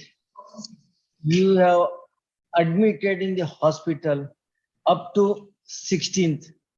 Was admitted up to what happened is my lordship one contention. ಇಲ್ಲ ಅವ್ರದ್ದು ಏನಿದೆ ಹೇಳ್ತೀನಿ ಮುಂದೆ ನಿಮಗೆ ಏನ್ ಹೇಳ್ತೀರ ಹೇಳಿ 16/10/39 you are discharged from the hospital. I was re-admitted on 10/10/2016. See, you were admitted on 10/10/2016. You were first time discharged on 13/9. And according to you, you were admitted on 10/10. Oh, I was discharged again because of the previous injury, because there was a wound on a groin incision site. Again, I was re-admitted on 10/10. Madam ನಾನು ಹೇಳ್ತಾ ಇರೋದು ನೀವು ಅರ್ಥನ ಮಾಡ್ಕೊಳ್ತಾ ಇಲ್ಲ. Have patience. So you first admitted on 29/8, discharged on 13/9, correct? Then according to you, again you are admitted on 10/10. So from 13/9 to 10/10, almost 27 days. I explained in my complaint why I have not lodged the complaint. What has happened is, as soon as the accident took place, the driver was normal. He has taken, along with Krishna who was present at the time of loading, both of them have taken them to the hospital. In the complaint, I very clearly mentioned that this Norman told, please do not give a complaint. I will look after the expenses. I have also mentioned it in my complaint. The complaint will be looked. And later, he does not pay, and then I go and give a complaint. That is why there is a delay, is what I mentioned. So first time when you were admitted in the hospital and discharged on 13/9/2016, did he pay the hospital bills?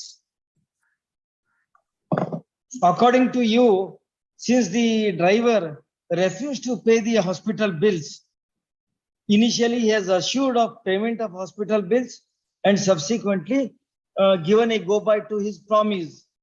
Correct, that was your ground. So you were first time admitted on 29/8 and discharged on 13/9. 13/9 at the time of discharge, who paid the bill? My question, I do not want your contention. I am seeking certain clarifications. Because your argument is that since the driver did not keep up his promise of payment of hospital charges, you were compelled to file a complaint subsequently. Let us even accepting that as a trio, your first time discharged on 13/9, question will arise who paid the bills, whether it was paid by the driver or whether it is paid by you. That is what I will just read the complaint. See, complaint is entire. I don't want the complaint reading. I want certain questions to be answered. I don't know who has paid the, I have no knowledge who has paid the. Then how did you? I have given the complaint that since the bills were not paid, later on I go and give a complaint. Then if the bill was not paid initially, why you again waited for a period of 27 days? I mentioned in my complaint that I got very serious injury. It is in my thigh abdomen. I cannot move. I was in my relatives. Hence, I could not give a complaint. That is what I have mentioned. Even at the time of discharge, why you have not reported the hospital authorities when you were compelled to pay the bill that it was not a fall of wooden log, but it was a RT? I have taken a contention. All the log, it was a fall of wooden log. The log along with the stones were present in the lorry. And even in my contention was all of wooden log itself. Wooden log, do you understand the wooden log? Along with what happens is along with the stones, there are wooden logs. So that is, I have given the rules. Whether is it your contention that lorry was loaded with wooden log as well as stones? Yes, it was loaded with wooden log as well as stones. Normally in lorry, wooden logs with stones will not be loaded simultaneously. But it is all of wooden log itself. I have given in my complaint. If he was loading the stones or unloading the stones, from where the wooden log came? That was also present in the lorry. Otherwise, I would have not taken a contention. I would have taken a contention that it is all of wooden log. Even in the CC, in Exhibit P8 to the CC, the driver has been admitted in. That is also there. Madam, criminal records are not much relevant. Criminal records are not much relevant. But I have taken a contention that it is You have taken a contention, there is no dispute about it. all of wooden log itself. See how wooden log fall. When lorry, you are being loading the stones. Even wooden log was present. There is no dispute about it. Because it is mentioned everywhere that the wooden log, it is not mentioned that stone is there. Everywhere in my complaint, in my the charge sheet. What was the size of the wooden log? It's just written fall of wooden log. It must have been heavy because he had suffered. If it is very heavy, do you know the consequences of a fall of a wooden log on a person? His eye has been very severely injured. His eye is severely injured. Then it should have been a crush injury. It's not a crush injury, but he has been the surgery, etc. was performed. The stomach of the petitioner has bulged from outside. He is also suffering from urinary problem, and the petitioner's abdomen and left thigh, and he is suffering from pain on both parts. That is what he has said. And yes, the doctors of this hospital have also conducted surgery and removed the suture and discharged him on 18 with 10 terms. Thereafter, he was taken treatment and the OPD advised the doctor. Due to the injury caused to the petitioner's abdomen and left thigh, now he is suffering from pain on both parts. The movement of left leg is restricted and the stomach is protruded from outside.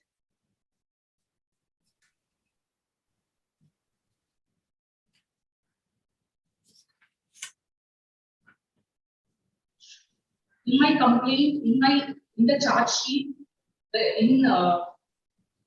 all the records, it is mentioned that it is fall of wooden log. Even in the wound certificate, it is fall. Why it is not reported as RT fall of wooden log from the vehicle? Fall of wooden log. While unloading, see there is. The discharge summary may be seen. It is written that fall of. The doctor has told, I do swear that the patient should know when he was admitted to hospital on 29/8 at about 4:35 p.m. and blunt trauma to left thigh and left side of the lower abdomen by a log of wood on 29/8/2016. At one case from Ron. That is what is mentioned by the doctor also. See, whether it is referred, doctor mentioning is different. Whether it is mentioned in the records. Even in the indemnity bond, given by the even in the indemnity bond, given by respondent 1, he has also very clearly stated that the accident has taken place, the log of wood has fallen on the thigh of the cross object.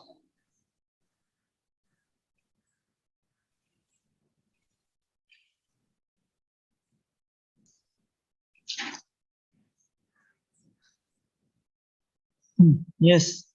Even in the complaint, it is very clearly mentioned that log of wood has fallen on the thigh of the petitioner. It is not mentioned that stone. I have always taken a contention that log of wood and the body of the log both has been treated. That is what I have taken a contention.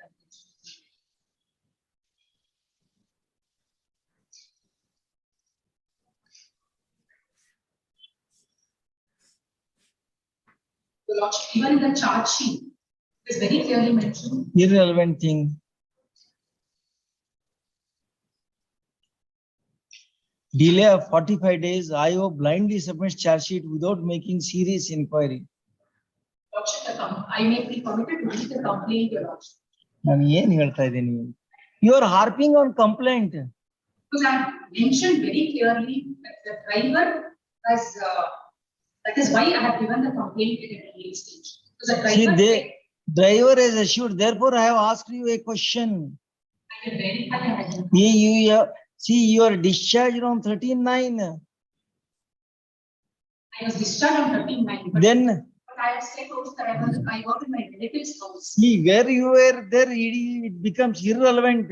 You could have lodged a complaint through your relative who has prevented you. I will verify the record. I will verify. Verification bad arguments, no.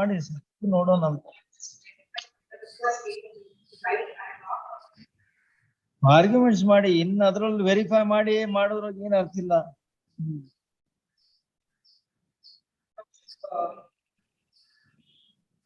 says the complaint itself that in the below paragraph, Chalaka Mohammed, Yaude police Prakara Urudu Beda. The question is why the driver should pay? Why not the owner? Very clearly, the driver and Anmol Krishna, the spot sketch, the spot measure is not disputed. very clearly, as soon as the accident took place, they have taken him to the hospital, and this mourner has promised to pay the bills. And that is why we. So, have you examined any one of the eyewitness? I have not examined any. Why? Forget about the driver, who is an eyewitness. The other eyewitness who is referred in the spot measure. What prevented you from examining an eyewitness? I have not examined an eyewitness, but very clearly, the insurance policy they have taken up, it's not a policy, it's not a LOP policy, it's a comprehensive policy. So, madam, first thing, we'll go to the whether it is covering risk, LOP policy and other things we'll consider subsequently. First, involvement of the vehicle in the accident is required to be proved. Then the liability under the policy will have to be covered. Even if it is the gratuitous passenger, what will be the consequences of section 147? Since it is a goods vehicle, provided you are the working as a coolie in the vehicle, statutory things will follow. But in that event, what will be the compensation to be payable? It will be under Workman Compensation Act. I have an option, either workman's compensation. You had an option, there is no issue. But when whatever you are entitled under Workman Compensation, that only you are entitled. Since you cannot choose a different forum to have more benefits. Because you are claiming you are not a third person. You are setting up the relationship of employer and employee. Isn't it? Then you fall under Employees Compensation Act. The rules governing Employees Compensation Act will mandate here, though the petition cannot be dismissed, but compensation should be under the same provisions of law only. Statutory income is fixed there. Deduction is fixed. Medical evidence is fixed. In case of disability, what should be the percentage? Everything is fixed. Attention, paragraph 16. One Dr. Suresh Pai, Dr. Commissioner plus PW1 is because the pension was executed here also from 1998 with none from the law who had one business discharge of 39. On examination, the pensioner is 16 uses of lower activity, swelling over left side diploma, absent pulsation in left or restricted lower limb movements. The petitioner had abdominal wall injury and iliac artery injury. Hematoma over the high distal limb exchange. Laparotomy and excision of confused iliac artery grafting was done on 29/8/2007. That is 2017 itself.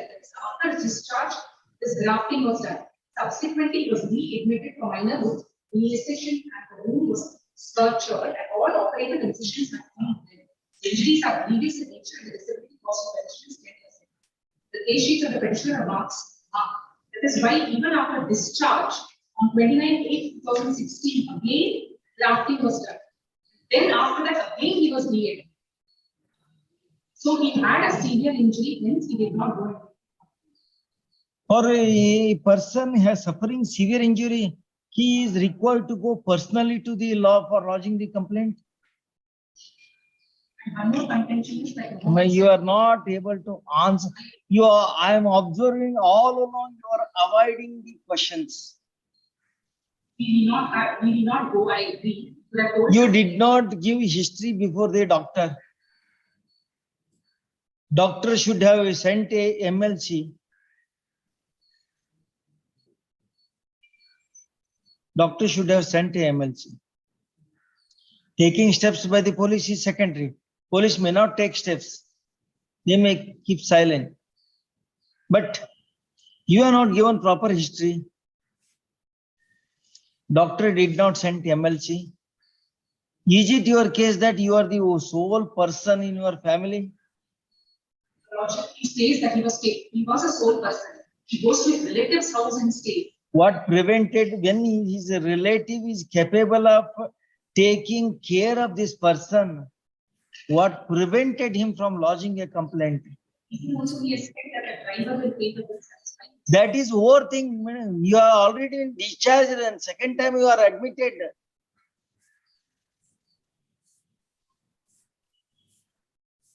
That's his contention. Muhammad said, please do not give the complaint. I will look after the bills. Later, he does not pay, at least he goes and that is his contention.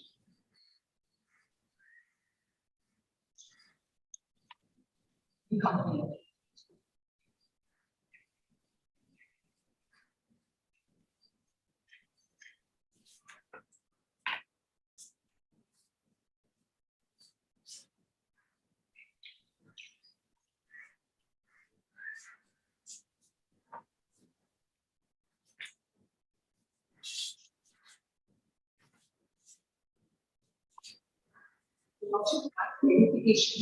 Ganesh, you have highlighted the indemnity bond.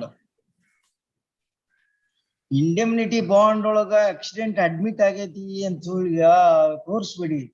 What is recorded in para number 1 is the recitals of the complaint. Complaint ಒಳಗ ಏನೇನ್ ಬರ್ದಿದ್ರಿ ಅದನ್ನು ಬರ್ಕೊಂಡಿದ್ದಾರೆ. Irrelevant thing. Indemnity bond has nothing to do. A simple indemnity bond should be the vehicle was seized in so and so crime number. For the offense is so and so. Is the owner. He will indemnify to the tune of so and so. That's all. The complaint, what were the complaint averments? They were reiterated in the indemnity bond. Unwarranted thing ado. And it is only as per the recital of the complaint, ನೀವು ಬರ್ದಿದ್ದೀರಾ ಸರಿನೇ ಸರಿ ಅಷ್ಟೇ ಮತ್ತೆ ಅದೇ ನಿಮಗೆ ಪ್ರಶ್ನೆ ಮಾಡೋದು. So it cannot be treated as an admission by the owner. It cannot be treated as an admission. Second ಪ್ಯಾರಾದೊಳಗೆ ಒಂದು ಸ್ಟಾರ್ಟ್ ಆಗುತ್ತೆ ಪ್ರಕರಣದ ವೆಹಿಕಲ್ ನಂಬರ್ ನಾನು ಓನರ್ ಇರ್ತೀನಿ ಕೋರ್ಟ್ ನಿಂದ ತಗೊಂಡಿದ್ದೀನಿ ಆರ್ಡರ್ ಆಗಿದೆ so and so so and so. That's all. The accident is not disputed. It is not made up. ಯಾರು ಎಲ್ಲಿ ಡಿಸ್ಪ್ಯೂಟ್ ಆಗಿಲ್ಲ ಅಂತ ಎಲ್ಲಿ ಯಾವ ಬೇಸ್ ಮೇಲೆ ಹೇಳ್ತಾ ಇದ್ದೀರಿ? The accident has taken place. Who said that it is undisputed? Where is the evidence that it is undisputed accident?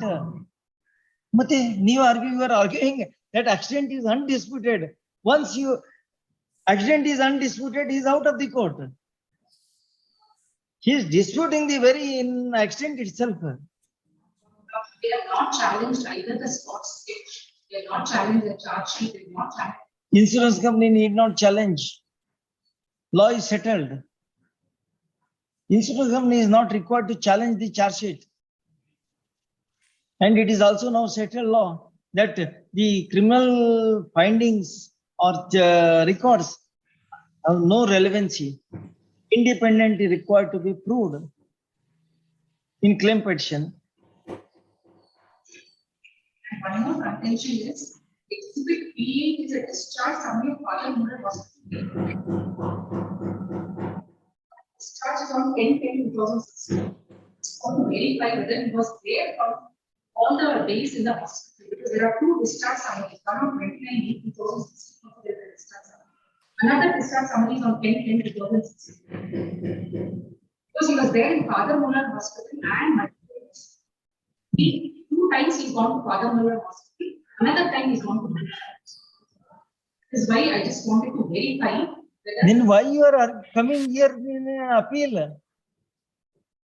Now you are arguing and now you want to say that you want to verify.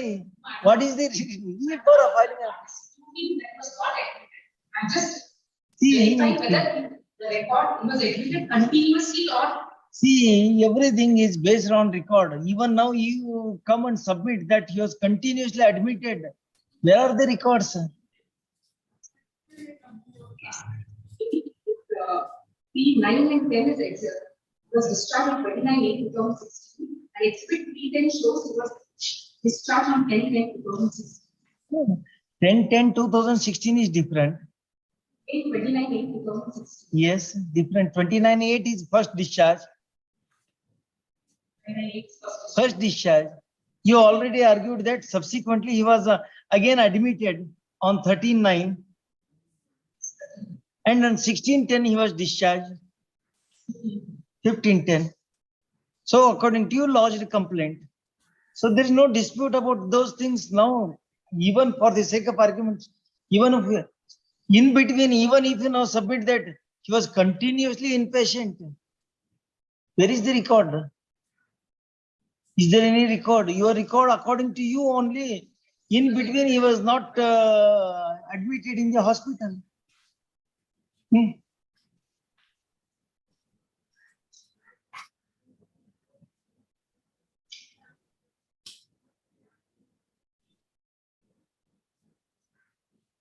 The motor vehicle accident report talks about the lorry which is present in the spot of accident. When it is issued? When it is issued? Issued on 2010/2016. Complaint admele. What is the importance to be attached to it?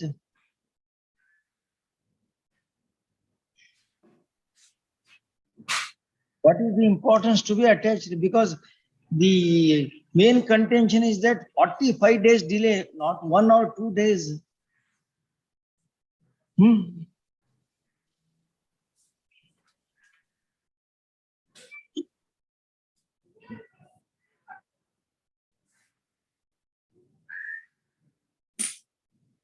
Certificate, as soon as the accident took place, the home certificate shows an alleged history of fall of. Madam, there is a lot of difference. Fall of wooden log and fall of wooden log from lorry.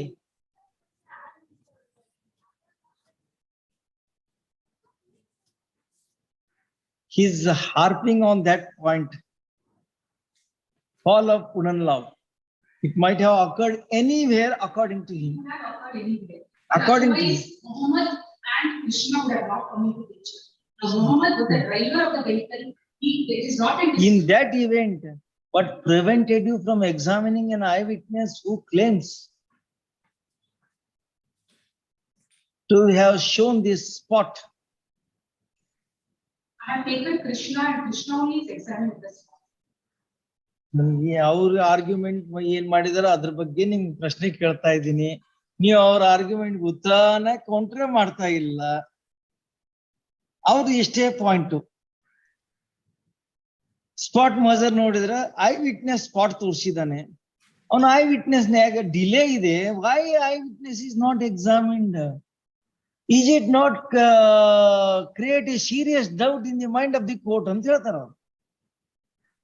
Quite natural. Looking to his defense, possibility cannot be ruled out. And whether the owner has admitted your relationship? No. Owner has taken the vehicle.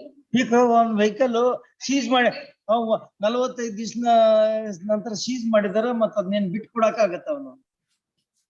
Vehicle owner vehicle seize vehicle ತಗೊಂಡಿದ ತಕ್ಷಣ he has admitted ಅಂತ ಹೇಳಿ presumption ಬರಲ್ಲ. Indemnity bond also. ಏನ್ ಹೇಳಿ indemnity bond ನಿಮ್ದು ಓದಿದೆ. Indemnity bond ನೀವು ಕಂಪ್ಲೇಂಟ್ ಒಳಗೆ ಏನ್ ಬರ್ದಿದ್ದೀರ ಅದನ್ನೆಲ್ಲ ರೀಪ್ರೊಡ್ಯೂಸ್ ಮಾಡಿ ಕೆಳಗೆ ಒಂದು ಮಾಡಿರೋದು ಸರಿ ಅಷ್ಟೇ. ಅಂದ್ರೆ ನೀವು ಇದನ್ನೆಲ್ಲ ಅಲಿಗೇಷನ್ ಮಾಡಿದ್ರಿ ಹೌದಾ ಅಲ್ಲ ಅಂತ ಹೇಳಿ ಕೇಳಿ ಆಮೇಲೆ ಬರ್ದಿದ್ದ which is unwarranted thing.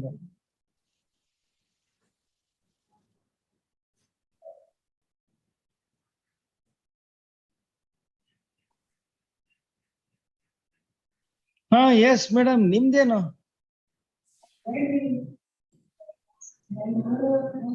Stated that there is no negligence on the part of the driver. And moreover, the insurance is the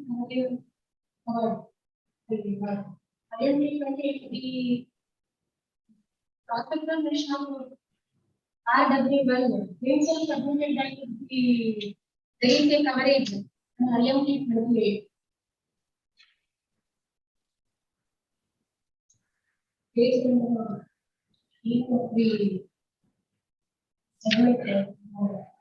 judgemental cross examination ಓದೋದ್ನಾಗ ಕ್ರಾಸ್ ಎಕ್ಸಾಮಿನೇಷನ್ ಓದ್ಬೇಕು.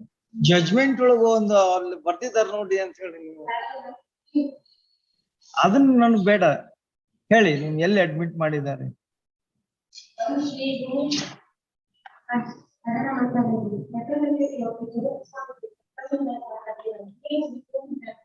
ಒಂದು ನಿಮಿಷ ನಿಮ್ಗೆ ಕೇಳ್ತೀನಿ ಈಗ ಒಂದು. Have you cross examined the R1, RW1? Have you cross-examined RW1? I have denied the accident first of all. ನೀವು cross examination ಮಾಡಿದಿರಿ ಏನ್ರಿ ಅಂತ ಕೇಳ್ತಾ ಇದ್ದೀನಿ, ಅದನ್ನ ಬಿಟ್ಟು ಎಲ್ಲ ಕತೆ ಹೇಳ್ತಾ ಇದ್ದೀರಿ.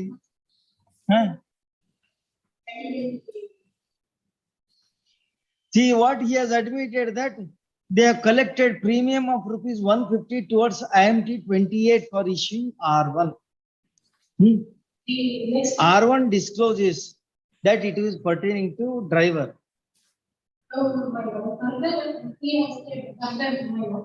He said only provides cover to the driver. All of them will be covered only if additional premium is paid, and no such additional premium is paid for obtaining policy as exhibit R1. Under IMT 28, all the driver, conductor, cleaner and employees are covered.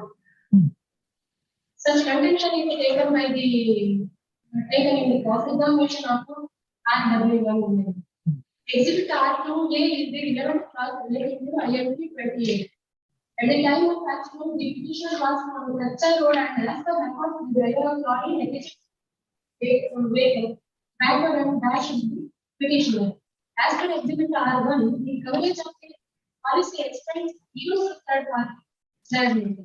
It is the finding of Third party liability is undisputed, because even if it is act policy, third party liability will be always there. First of all, I have denied the accident, and the insurance company has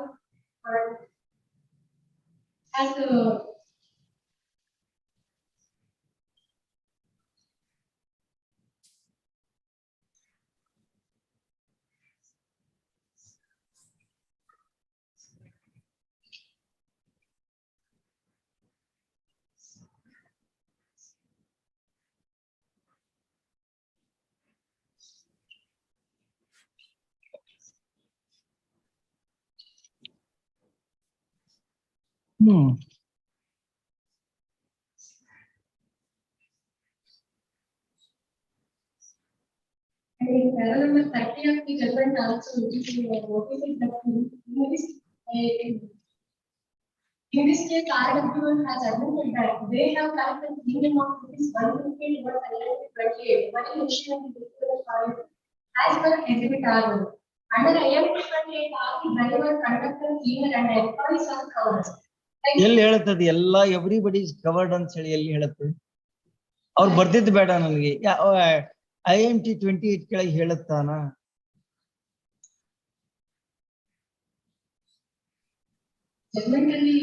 ಅವ್ರ judgement ಒಳಗ ಅವ್ರು ಹೇಳಿದ್ರೆ ಮತ್ತೆ ನಮ್ court ಇದೆ ಇರ್ಬೇಕು, ಅದಕ್ಕೆ high court. ಅವ್ರ ಜಜ್ಮೆಂಟ್ ಒಳಗೆ ಹೇಳಿದ್ದ ಎಕ್ಸೆಪ್ಟ್ ಮಾಡೋದಿದ್ರೆ ಈ ಕೋರ್ಟ್ ಅದಕ್ಕೆ ಇರ್ಬೇಕು. You should support with the concerned law. IMT 28 ಏನ್ ಹೇಳುತ್ತೆ? Whether observation made by the tribunal is justified. Because what IMT 28 says, and or and bar or.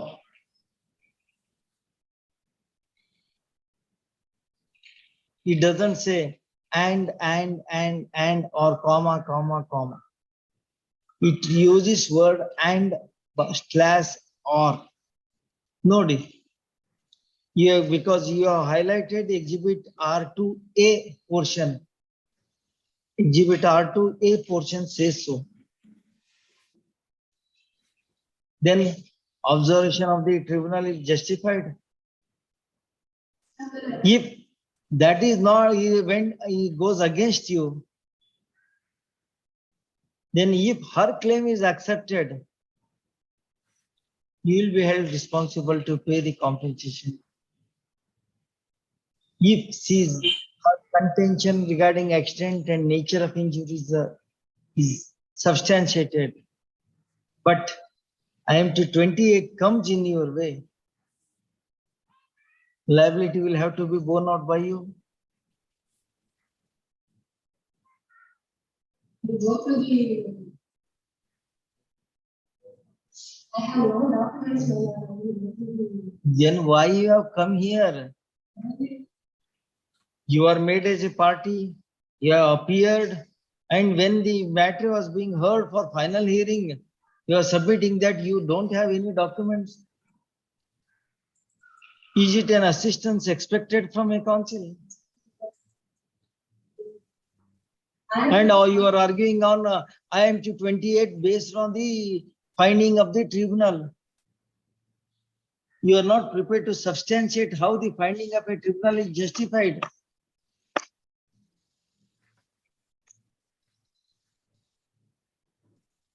But in my appeal, they Hello, remain. I'll come to you. I'll come to you. No, I just for your lordship, my lord, they remained absent in my case, only in cross objection, my lord. Therefore, they can't argue anything in my appeal. No, since they are clubbed, they are at liberty to argue there.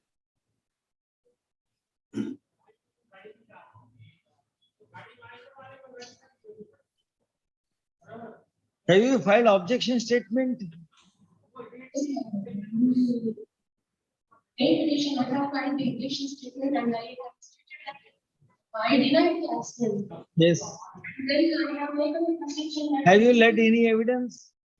No. You did not enter into witness box. Have you cross-examined any of the witnesses? No. ಅವ್ರು ಮಾಡಿದ್ರ ನಿಮ್ ಮಾಡಿದಂಗ ಅವ್ರು ಮಾಡಿದ್ರ ಅವ್ರು ಕೂಡ ಜೋತ್ ಬಿಡ್ತೀವಿ ಅಂತ ಹೇಳ್ತೀರಾ? ಹ ಅವ್ರು ಮಾಡ್ಲಿ, ಯಾಕಂದ್ರೆ ನೀವ್ ಎಷ್ಟು ಅವ್ರು ಕೂಡ ಕೊಳ್ಳಾಗ್ತೀರ ಅಂತ ಹೆದರಿಕೆ ಇರ್ತೈತಿ, ಕೇಳ್ತಾರ, ಅವ್ರು ಕೇಳಿ. ನಿಮ್ದು ಕೇಳಿದೆ. You are not contested except filing the written statement. No evidence, no cross-examination of any of the witnesses.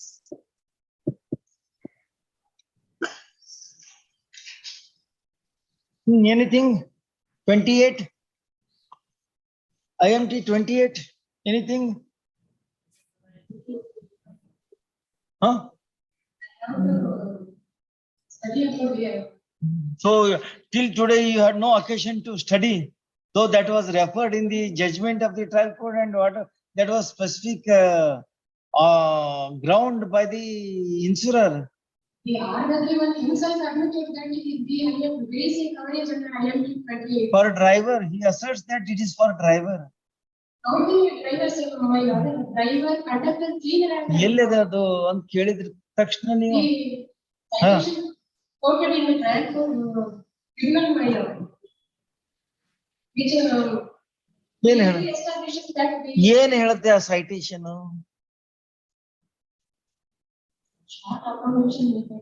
ಮತ್ ಯಾಕ್ರಿ ನಾನು ಪ್ರಿಪೇರ್ ಆಗಿಲ್ಲ, ಒಂದ್ ಡೇಟ್ ಕೊಡ್ರಿ ಅನ್ನೋ ಬದ್ಲಿ ಕೋರ್ಟ್ನವ್ರು ಕೇಳಿದ್ರೆ ಏನನ್ನೋ ಹಂಗ ಉರುಳಿಸ್ಕೊತ ಹೊಡ್ತಾ ಇದ್ರಿ.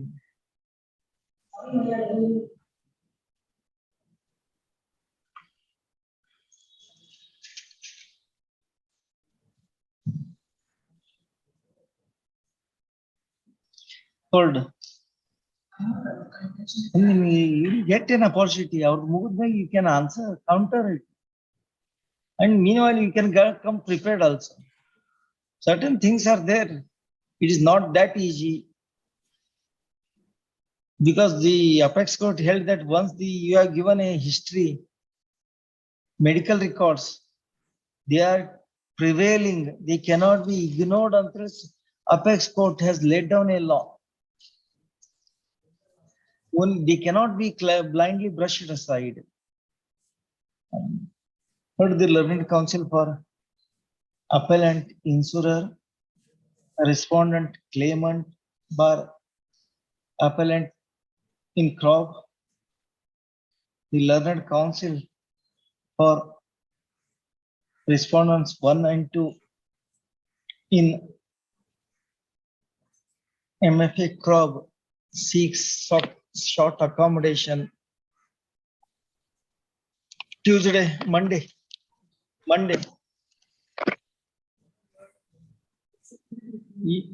ಏನ್ ಮಂಡೇ ದಿನ ಚೆನ್ನಾಗಿದೆ ಅಲ್ರಿ? ಬೇರೆ 4 ದಿನ ಸಾಕಾಗಲ್ಲ ನಿಮಗೆ? ನೀವು ಅಪ್ಲೈ ಮಾಡಿ ತಗೊಳಕ್ ನಿಮ್ಗೆ ಟೈಮ್ ಕೊಡಕ್ ಆಗಲ್ಲ madam. We are in final hearing. ಇನ್ನು ನೀವು ABC ಅಂತ ಹೇಳಿ ಸ್ಟಾರ್ಟ್ ಮಾಡ್ಕೋತ ಕೂತ್ರೆ ಕೆಲಸ ಆಗಲ್ಲ. ನಾವು ಅಳೋದ್ರೆ ಹೇಳ್ಬೋದು, ಹೇಳದಿದ್ರೆ ಔಟ್ ಅಂತೀನಿ ನಾನು. ಇಷ್ಟೇ ಶಾರ್ಟ್ ಕೊಟ್ಟಿದ್ದೀನಿ ನಾನು. Short accommodation yes tomorrow? Short accommodation 17th ಏನಿಲ್ಲ, ಮಂಡೇ ಟ್ಯೂಸ್ಡೇ 11th. Tuesday ಹೋಗ್ತಿಲ್ರಿ to hear the owner. 39, yes. Please. Serial number 42, Chandrasekhar for appellant, Guru Raja Sangur, Maltesh. Yakri, as per the request of the learned counsel you are for appellant, appellant list next week. Next date, new birthday date. Avare ready illa, ನೀವು ಯಾಕೆ tension ಮಾಡ್ಕೊತೀರಾ? You are for claimant. You are for claimant, sorry. 16/9. Serial number 43, O Mahesh for appellant, connected matter, Girish Baladare. I appear for the appellant. Girish Baldhare.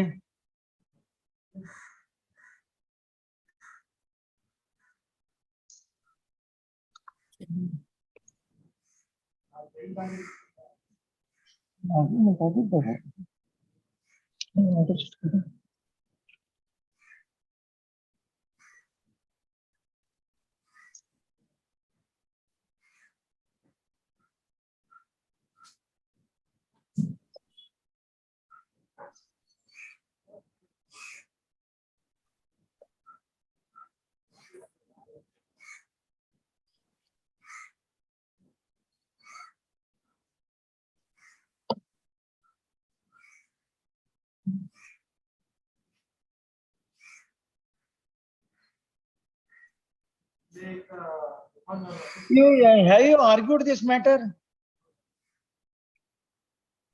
No, my lord, it is coming for.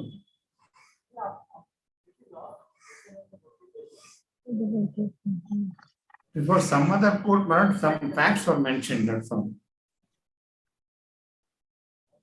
No, sir. Certain notes are here. Yes, ma'am. And they are in my handwriting. So it is not before other bench.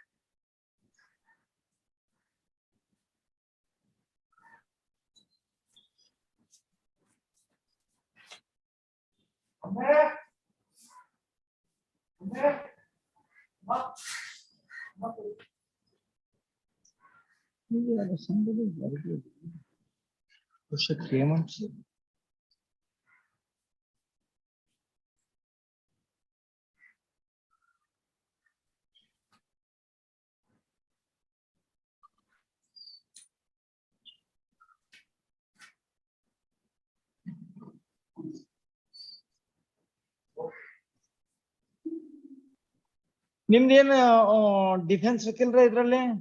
One case is injury, another case is death. Yes, my lord. What is your defense? My defense, my lord, it's a collusive claim.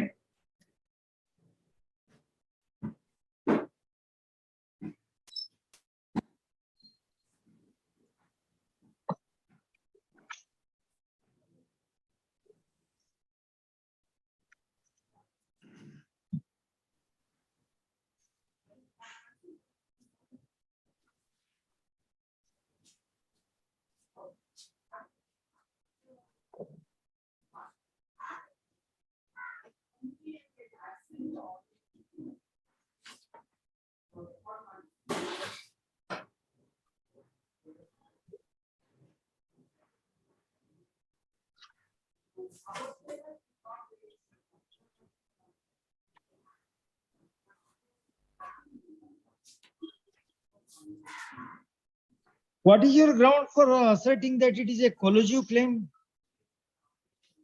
The charge sheet, my lord, said to be, my lord, against the driver of the auto have not been filed. Charge sheet is not yet filed. Not filed. By which non-filing of the charge sheet, can it be treated as a false ground? Therefore, my lord, they are, my lord, not come before the court with a clean hand and with not produce the, my There lord, is a FIR is there, complaint is there, there. and AMA report is there. Yes, my lord, that is all there. Charge sheet. The police notice is also there. Yes. Charge And sheet. PM report is also there. Yes, my lord, I am not saying that. I'll come to that, my lord. Charge sheet, my lord, is not filed. Primarily. But submission of charge sheet is not within the hands of either the injured or claimant. The offences for which, my lord, they allege. 304A and 279, 338. Defense, my lord, taken. Though the, my lord, the tribunal refers to so many sections, but it is, my lord, in the absence of, my lord, the charge sheet. Is it necessary for submission of the charge sheet Then, to prove the actionable negligence? yes, my lord, because it cannot be a primary evidence. Then what is the relevance of FIR? But FIR also, my lord, and the charge sheet cannot conclusively prove, my lord, unless it is a thing established. Correct. My respectful submission, the charge sheet purposely withheld, and the tribunal, my lord, proceeds as if, my lord, the thing, you are prosecuted for so many sections and offences. It is in the air, not supported by any document. No, prima facie, even the B final report is also not submitted. The FIR still holds the place. Let FIR also, will kindly see, FIR is also not proved. If it comes to that, when we take up a contention, that, my lord, it's a collusive claim. Then, That was your contention. Have you led any yes, evidence yes, to prove that it is a collusive claim? yes. Well, collectively, my lord, the court has to look into the documents. Any lapse on the part of the, my lord, any party to the proceeding, that has to be, my lord, explained. The tribunal, in the absence of, my lord, charge sheet, proceeds, my lord, that the driver was negligent here, committed so many offences, which is without any basis.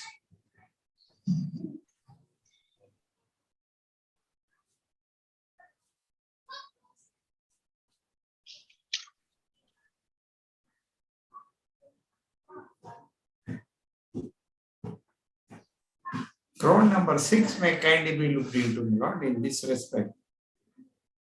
No, that is your ground. Let it be. But question is, a non-submission of the charge sheet, does it amount of throwing the entire claim petition out of the court?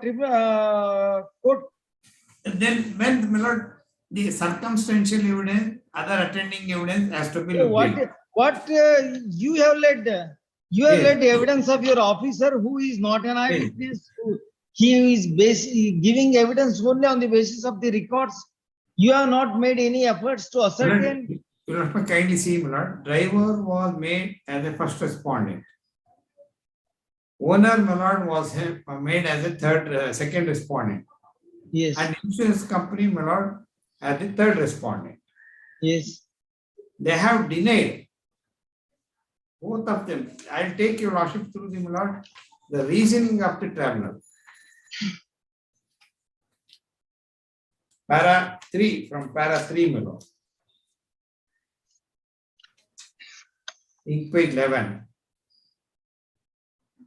On 11/2/2015 at about 8 p.m., the deceased was proceeding in the auto bearing number so and so as passenger along with others from Kalasapura to Belawadi, driven by the first respondent, while the deceased was so proceeding on Belawadi tank bund, Chikmagalur Taluk, the respondent movement drove the said vehicle in a rash and negligent manner with excessive speed, due to which he lost control over the vehicle and the said vehicle was capsized into Belawadi tank, due to which the deceased sustained grievous injuries all over the body and died at spot itself.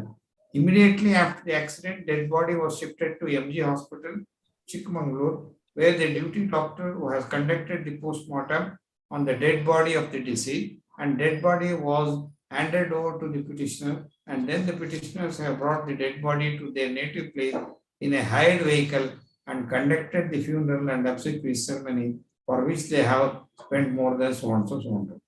Prior to the accident, so and so, so and so,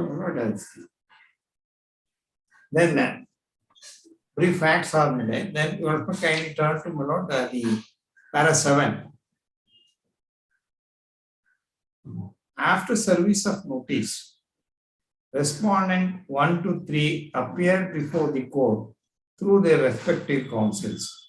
Respondent 1 and 2 filed objection and denied the contention of the petitioner and submitted that the respondent 1 is the driver and respondent 2 is the owner of auto rickshaw bearing number so and so, so and so. Respondent had valid and effective driving license as on the date of the accident, which is insured with the third respondent number 3, and the policy was valid so and so. Then third respondent filed objection, denied contention of the petitioner and praised for dismissal of the petition. But this is the only thing with the tribunal has one in one sentence, the defense of the Lord.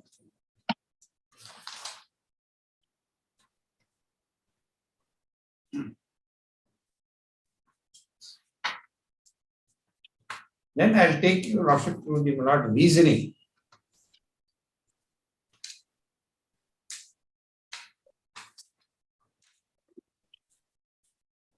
Issue number 1, my lord, para 14, ink page 17. It is the case of the petitioner that on 11/2/2015 at about 8 p.m., the deceased was proceeding in the auto bearing registration number as a passenger along with the other from Kalsapura to Belawadi, driven by the first respondent number 1, while the deceased was so proceeding in Belawadi tank bund, Chikmagalur Taluk, the respondent 1 drove the said vehicle in a rash and negligent manner with excessive speed, due to which lost control over the vehicle and the said vehicle was capsized in Belawadi tank, due to which the deceased so and so. Then, my lord, coming to other line petition also regarding the my lord, same thing. Para 18 and 19 also, my lord, the statement of objections is there. Then para 20, my lord. Besides, the petitioners have produced FIR, which is marked as Exhibit P2. It shows that the occurrence of the accident and auto driver was mentioned as accused. The FIR is alleged that there was a road traffic accident, and the said road traffic accident had taken place because of the exclusive negligent act of the driver of the offending vehicle. Therefore, even this fact is also sufficient to conclude that there was a road traffic accident. To substantiate the contention of the petitioner, they have adduced evidence. The petitioner in MEC number so and so, name so and so. They have filed the envelope, para 22. PW1 state that she is the wife of so and so. She is not the eyewitness. Then the Lord, you must kindly. Para 24 also, my lord, regarding that. Then 25. The way you have filed objections, the apex court has coming very heavily, seriously. Even then, the contention that you does not admit registration of the crime, let it be put to strict proof. Yes. Is it not a very serious thing? No, my lord. Your contention that the vehicle is not involved is one thing. But your contention is that registration of the crime itself you are disputing. But for that, my lord, I invite your lordship attention to section 134C of the ME Act. A mandatory, my lord, this thing, duty on the, my lord, user of the vehicle, including the driver. That has nothing to do with the claimant. No, I'm not saying, Lord, your lordship was mentioning about the defense taken by me. The reason is, my lord, I've been kept ignorant of the facts, my lord. Okay, you are ignorant of the fact, I do consider it.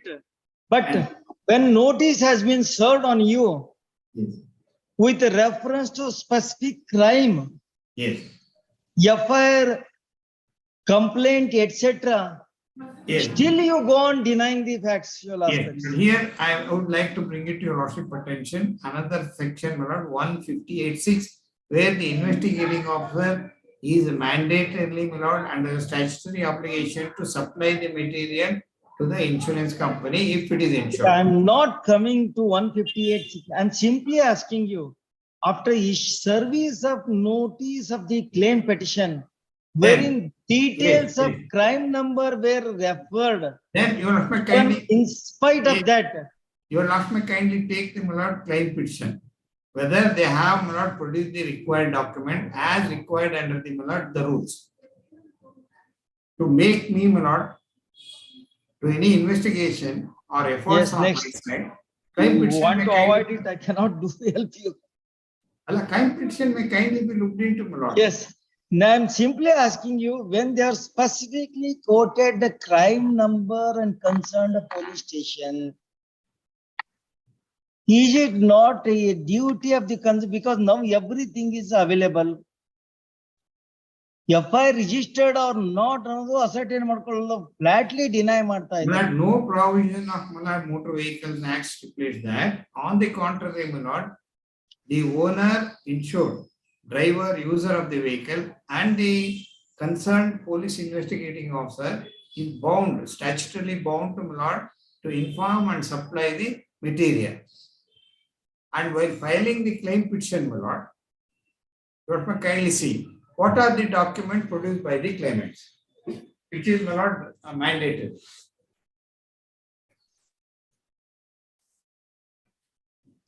Now nothing has been made mandatory on claimants. Yes, my lord. In view of the decision of the division bench as well as apex court, it is now duty of the court and the investigating officer to provide everything.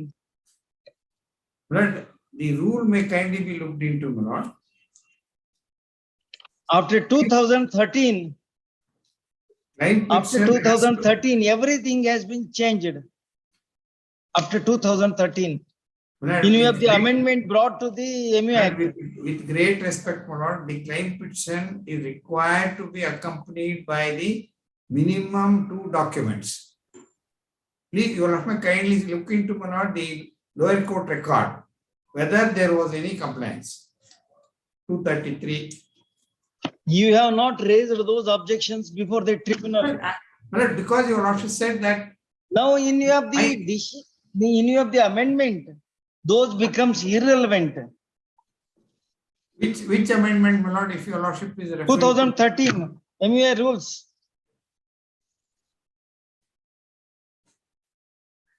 When it is amended, my lord, 2000, even there is a decision of this court. I'll High court though decision is not there. Yes, I'll enlighten on this point, my lord, to your lordship. Heard the learned counsel for appellant in part, learned counsel for respondent number 1 absent, respondents absent. Wish the matter for further hearing by 15/9. Serial number 44, Murthy Hegde for appellant, L. Srikanta Rao. IFA for second respondent.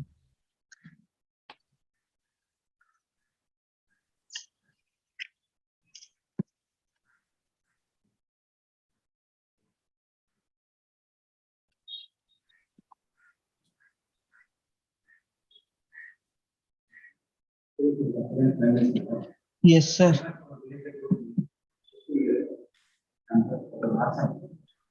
Injury, death case, huh? Injury, liability undisputed.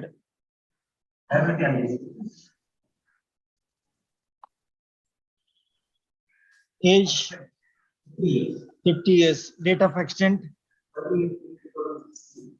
28/3/2016. Nature of injury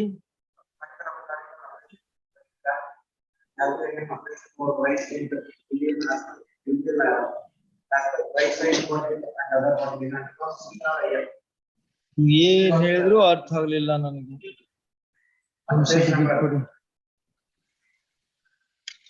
Para 16 and 17. Para 16.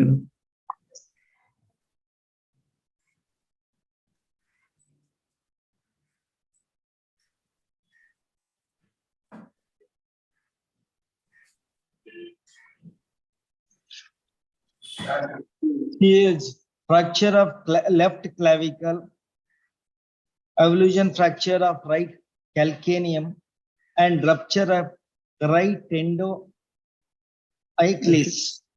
That's all. These are three. How many days inpatient? Intermediately 45 days.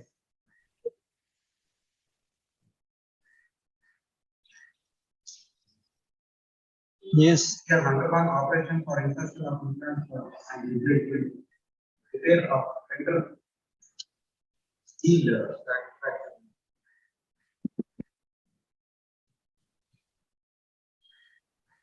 After was examined, doctor has stated 41% stability for the body. How much? 41% for heel. For the limb, for the particular limb. For the particular limb. 30%. And 13% to whole body tribunal has taken. 8% is taken. 8%. Also. 8%. Okay. Yes. And other parents are saying only 15,000 rupees have been awarded. And the medical bills of fees are 20,152. And the food and everything, 50,000 rupees have been awarded. Loss of living has been awarded.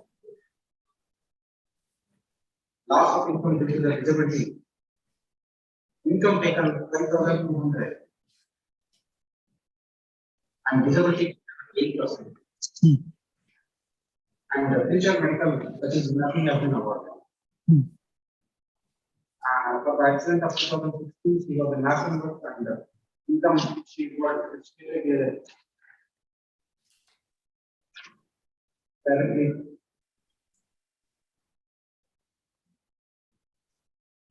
is local reference 9,500.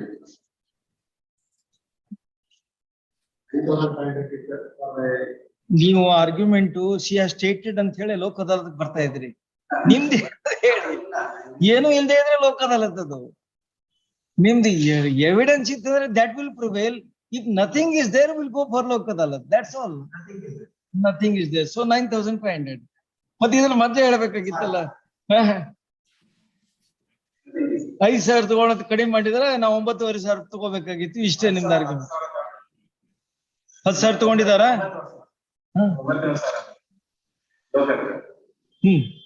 And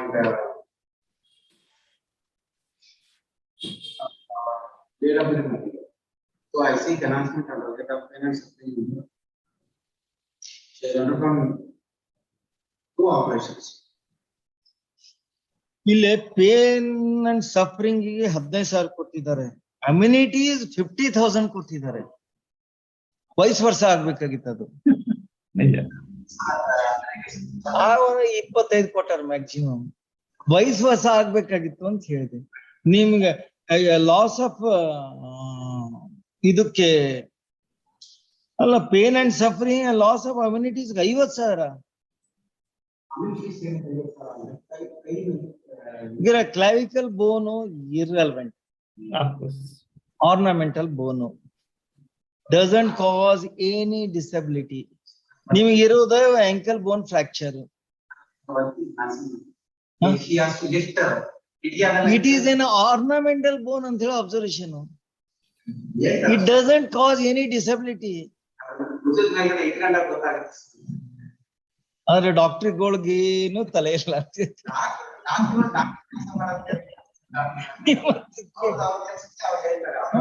ಅವ್ರಿಗೆ ಹೇಳ್ದಲ್ಲ, that they are the experts. It is all along asserted that clavicle bone is an ornamental bone. Nothing. It doesn't cause any disability. ಮತ್ತೆ ಆಯ್ತು, lower limb ಕೊಟ್ಟಿದ್ದಾರೆ. ಆದ್ರೆ amenities 50,000, ಅದಕ್ಕೆ ನಮ್ಗೆ ಆಶ್ಚರ್ಯ ಆಗ್ತಾ ಇದೆ. ಇನ್ನ ಅದನ್ನ ಪೇನ್ ಅಂಡ್ ಸಫರಿಂಗ್ ಕೊಟ್ಟಿದ್ದಂದ್ರೆ ಏನ್ ವಿಚಾರ ಮಾಡ್ಬೋದು. ನೆಕ್ಸ್ಟ್ ಇದಕ್ಕೆ 45 ದಿವಸ ಇದ್ರು 50,000 ರೂಪಾಯಿ ಕೊಟ್ಟಿದ್ದಾರೆ. That is also lesser compared to the women of age of 50 years. And later period ಏನು ಕೊಟ್ಟಿದ್ದಾರೆ 45 ದಿವಸ. Yes. What was the intermediate admission?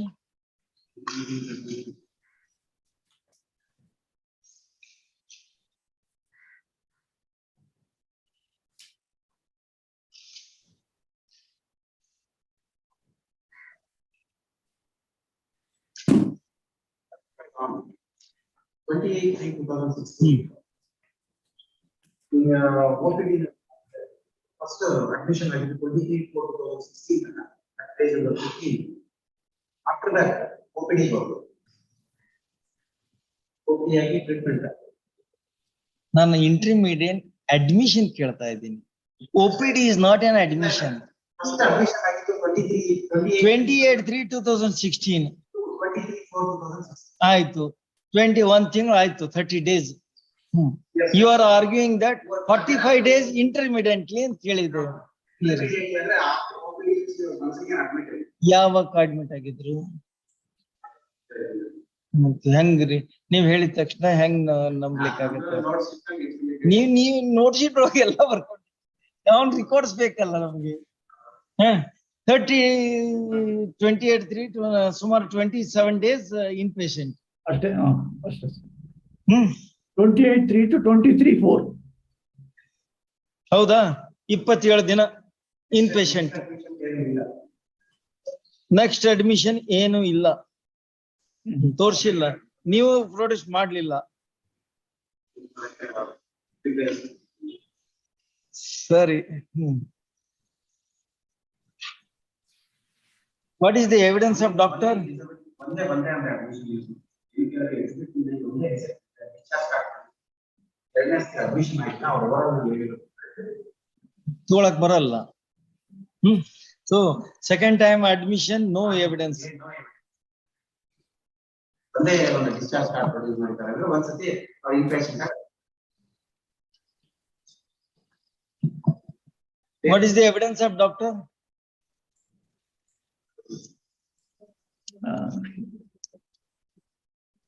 ಬೇಕಾದ್ರೆ ಡಿಸಬಿಲಿಟಿ ಬ್ಯಾಗ್ ಆರ್ಗ್ಯುಮೆಂಟ್ ಮಾಡ್ತಾ ಇದ್ರಿ, ಅದಕ್ಕೆ ಕೇಳ್ತಾ ಇದ್ರಿ. ಡಿಸಬಿಲಿಟಿ 8% 41 ಇದೆ.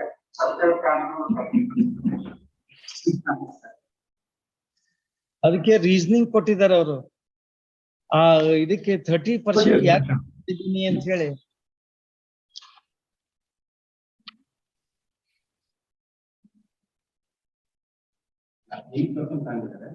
ನಾನು 13%.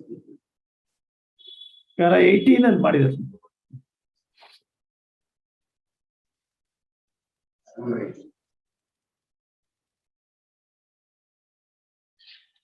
ನಿಮ್ಮ ಡಾಕ್ಟರ್ ಕ್ಲಾವಿಕಲ್ ಫ್ರಾಕ್ಚರ್ ಸಾದಾ ಸ್ವರೂಪದ್ದು ಇರುತ್ತದೆ ಅಂತ ಹೇಳಿ ಒಪ್ಕೊಳ್ತಾರೆ. ಯು ಆರ್ ಆರ್ಗ್ಯೂಯಿಂಗ್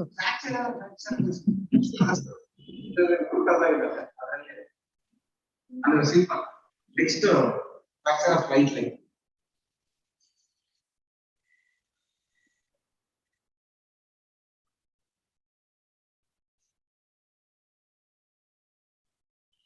ಕ್ಲಾವಿಕಲ್ ಬೋನ್ ಮುರಿದರೆ ಅಂಗನ್ಯೂನ್ಯತೆ ಬರುತ್ತದೆ ಅಂತ ಹೇಳಲು ಯಾವುದೇ ಮಾರ್ಗಸೂಚಿ ಇಲ್ಲ ಎಂದರೆ ಸರಿ. These are the admissions given by the Right? Like other.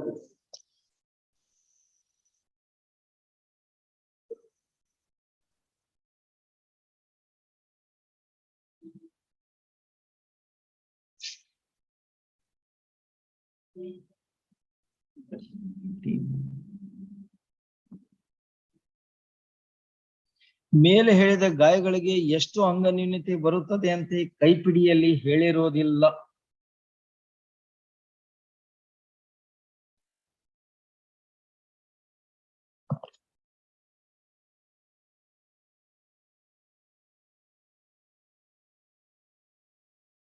ಅಂಗನ್ಯೂನ್ಯತೆಯನ್ನು ಪತ್ತೆ ಮಾಡುವ ಮುನ್ನ ನಾನು ಅರ್ಜಿದಾರನಿಗೆ ಚಿಕಿತ್ಸೆ ಕೊಟ್ಟ ಬಗ್ಗೆ ಯಾವುದೇ ದಾಖಲೆಗಳು ಇರುವುದಿಲ್ಲ. He is not a treated doctor. He also admitted that there are no implants as argued by you. Operation ಆದ್ರೆ ಇಂಪ್ಲಾಂಟ್ ಅಂತ ಹೇಳಿ ಬರಲ್ಲ. ಸರ್ ನಿಮ್ ಡಾಕ್ಟ್ರೆ ನಿಮ್ ಡಿಸ್ಚಾರ್ಜ್ ಕಾರ್ಡ್ ಬಿಟ್ಬಿಡಿ. ಗಾಯಾಳುಗೆ ರಾಯಡ್ ಸ್ಕ್ರೂ ಇತ್ಯಾದಿ ಅಳವಡಿಸಿಲ್ಲ ಎಂದರೆ ನಿಜ. No implants. ನೀವು ಡಿಸ್ಚಾರ್ಜ್ ಕಾರ್ಡ್ ರಿಲೈ ಮಾಡ್ತಿರೋ ನಿಮ್ doctor evidence discharge card accept ಮಾಡಿದ್ರೆ his evidence is against your discharge to be thrown out. ಅಲ್ಲ, operation is different. Operation common, ಅದೇನ್ ಸರ್ಜರಿ ಇಸ್ ಕ್ವೈಟ್ ನ್ಯಾಚುರಲ್. ಏನ್ರಿ ಸ್ವಲ್ಪ ಓವರ್ ಟಿಯರ್ ಪೇರ್ ಆಗಿತ್ತಂದು surgery ಮಾಡ್ತಾರ. That doesn't mean that implant ಹಾಕ್ಬೇಕಂತ ಏನಿಲ್ಲ. ಅಲ್ಲ, your argument implant is different. Implant becomes a foreign body. ನಿಮ್ದೆ ನಿಮ್ ಯಾಕಂದ್ರೆ ಅಡ್ಮಿಷನ್ಸ್ ಕೊಟ್ಟ ಮೇಲೆ further cross examination was not made with the permission or re examination was not made to remove the ambiguities in the cross examination. So one thing is certain, if his evidence is assessed, no implants were inserted.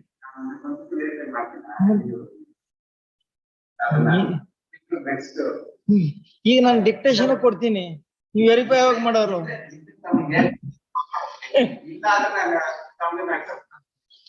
ಅಲ್ಲ, ನಂದಲ್ಲ, ನಾನ್ ನಿಮ್ದೇ document ಹಾಕ್ತೀನಿ. ನಂದೇನು ಹೇಳಿಲ್ಲ, ನಿಮ್ದೇ document ಬಗ್ಗೆ ಕೇಳ್ತಾ ಇದ್ದೀನಿ ನಾನು.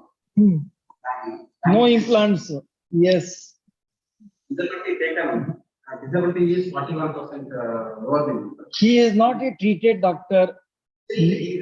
No, he is a medical practitioner.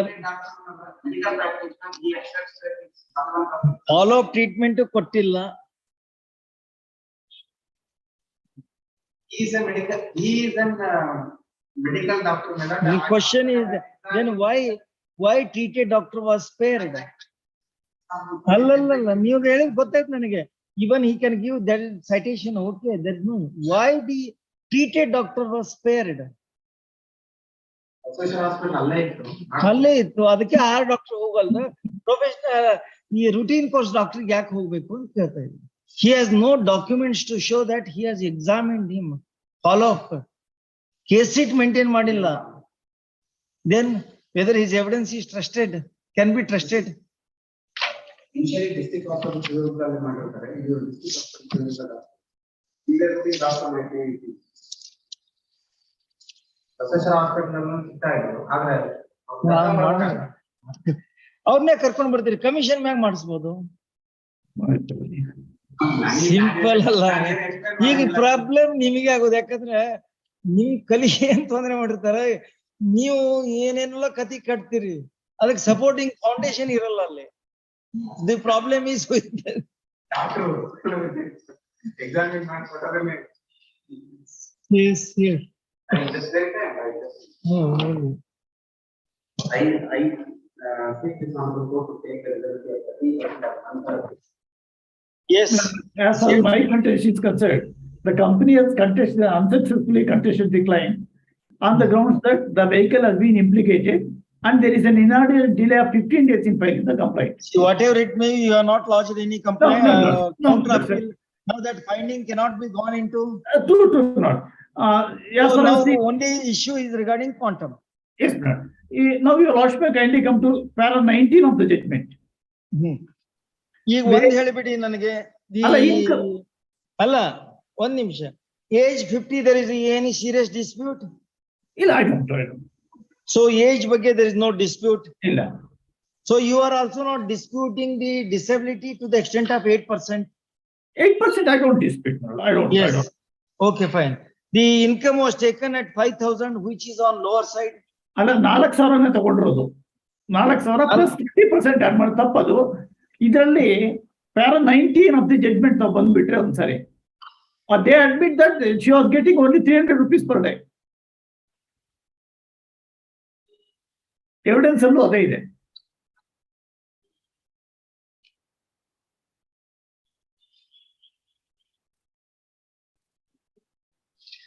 If this her version ತಗೊಳ್ಳೋದು 9,000 ತಗೋಬೇಕಾಗೈತಿ as per her own contention.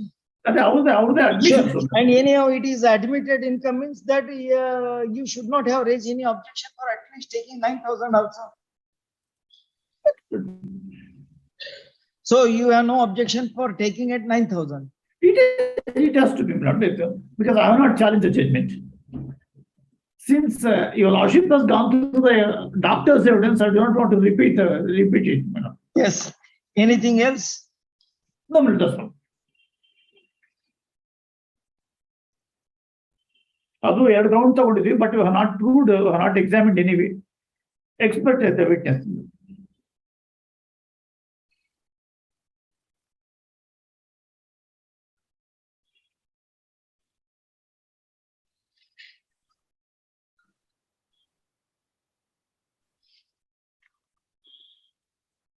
MLC ಕೊಟ್ಟಿದ್ದೀವಿ, ಪಾಲಿಸಿ ಕಾಪಿ ಕೊಟ್ಟಿದ್ದೀನಿ ಸರ್.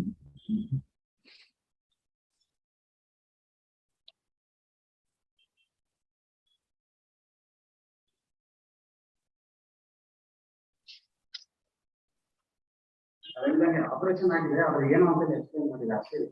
ಆಪರೇಷನ್ ಆಗಿದೆ, ಆಪರೇಷನ್ ಆಗುತ್ತೆ ರೀ, ಆಪರೇಷನ್ ಆಗ್ಲೇಬೇಕು. ಆಪರೇಷನ್ ಮಾಡಿ ಸ್ಟಿಚಸ್ ಹಾಕ್ಬೋದು, ಮೂಳೆ ಮುರಿದು ಜೋಡಿಸ್ತಾರೆ. Implant is different. Implant will be inserted only to support a particular bone. Correct. Implant ಇಲ್ಲ, otherwise ನಿಮ್ಮ ಡಾಕ್ಟರ್ ಅಡ್ಮಿಟ್ ಮಾಡ್ತಿರ್ಲಿಲ್ಲ. When there is no implant, she was treated conservatively. Operation ಅಂದ್ರೆ ಏನು? What type of operation? You explain. ಅದಕ್ಕೆ ಹೇಳ್ತಾರೆ. And ಇನ್ನೊಂದು 30% future prospects ತಗೊಂಡಿದ್ದಾರೆ. Permission where is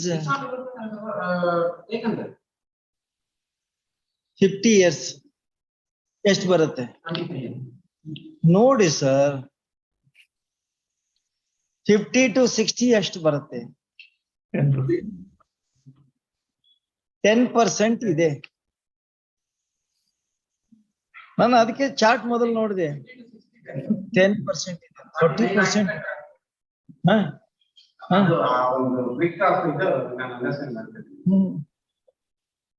so ಅಲ್ಲಿ ಹೋಗುತ್ತೆ ನಿಮ್ದು.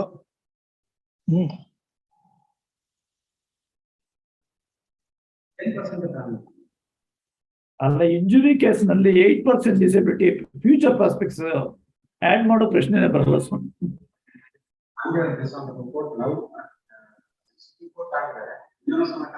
ಎಲ್ಲಿ ಸುಪ್ರೀಂ ಕೋರ್ಟ್ ಯಾವ ಕೇಸ್ ತಗೊಂಡಿದ್ದಾರೆ ಹೇಳ್ಬಿಡ್ರಿ. Paraplegia is different. Paraplegia is lifelong, is dead. He is a lifelong is dead. I do consider it nature of the injury. Lifelong is dead because lifelong is bound to depend on somebody.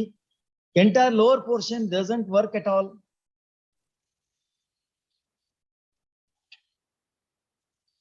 ನಿಮ್ದೇ claim 300 per day ಇದೆ. If 300 per day ಹೋಗ್ತಾನ 9,000 ಆಗುತ್ತೆ. 10% add ಮಾಡಕ್ ಏನ್ records ಇದೆ? ಎಲ್ಲಿದೆ ರೀ? ಎಲ್ಲಿದೆ? ಡೆತ್ ಕೇಸ್ ಒಳಗದು ಇಂಜುರಿ ಕೇಸ್ ಒಳಗೆ ಕೇಳ್ತಾ ಇದ್ದೀನಿ ನಾನು. ಇದು ನೀವು ಆಲ್ರೆಡಿ ಫಿನಿಶ್ ಮಾಡ್ತಾ ಇದ್ದೀರಾ ನಿಮ್ ಪಕ್ಷನ? ಇಲ್ಲ. ಎಲ್ಲಿ ಯಾವ ಕೇಸ್ ಒಳಗ? ಪ್ರೆಸಿಡೆಂಟ್ ಲೇಔಟ್ ಮಾಡಿ. ಪ್ರೆಸಿಡೆಂಟ್ ಎಲ್ಲಿ? ನೀವ್ ಹೇಳ್ಬೇಕು, ನನಗ್ ಗೊತ್ತಿಲ್ಲ. Division bench high court, Karnataka high court ಒಂದು ಡಿವಿಷನ್ ಬೆಂಚ್ ಇದೆ. In case of serious injuries I can. In case of serious injuries, here disability is 8%. 8% ಗೆ ನಿಮಗೆ 10% future prospects. ನಾನೇ ಹೇಳ್ಬಿಡ್ತೇನೆ ಸುಮ್ಮನೆ.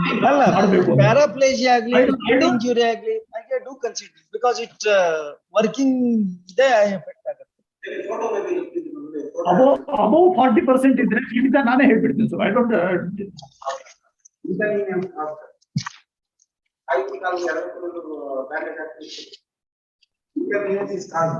ಅದು ಇನಿಷಿಯಲಿ ಇದೇ ಆಪರೇಷನ್ POP ಅಪ್ಲೈ ಮಾಡಿದ್ದೀಸ್ ಆಪರೇಷನ್. ಮತ್ತೆ ಇದಕ್ಕೇನ್ ಹೇಳ್ತಾರೆ? ಆಪರೇಷನ್ ಅಂದ್ರೆ ಏನೀಗ? ಇಲ್ಲೇ ದಿಸ್ ಈಸ್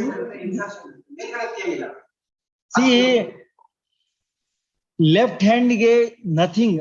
ಯಾಕಂದ್ರೆ it is only support safe ಅಂತ ಹೇಳಿ ಒಂದು ಬ್ಯಾಂಡ್ ಹಾಕಿದ್ದಾರೆ. ಓನ್ಲಿ ಕ್ಲೆವಿಕಲ್ ಪ್ರೆಷರ್ ಬೀಳಬಾರ್ದು ಇನಿಷಿಯಲಿ, ಮೂಳೆ ಮರದ ಜೋಡಣೆ ಆಗುವವರೆಗೆ ಅಂತ ಹೇಳಿ POP ಅಪ್ಲೈ ಮಾಡಿದ್ದು ಇಲ್ಲಿ.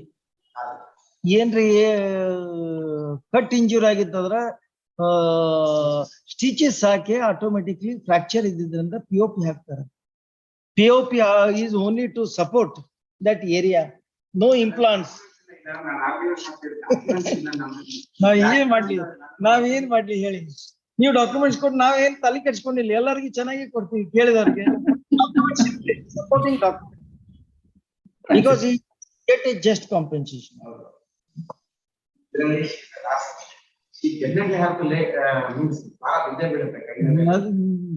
ನಿಮ್ ಡಾಕ್ಟ್ರೇ ಒಪ್ಕೊಂಡ್ ಬಿಟ್ಟಿದ್ದಾರೆ.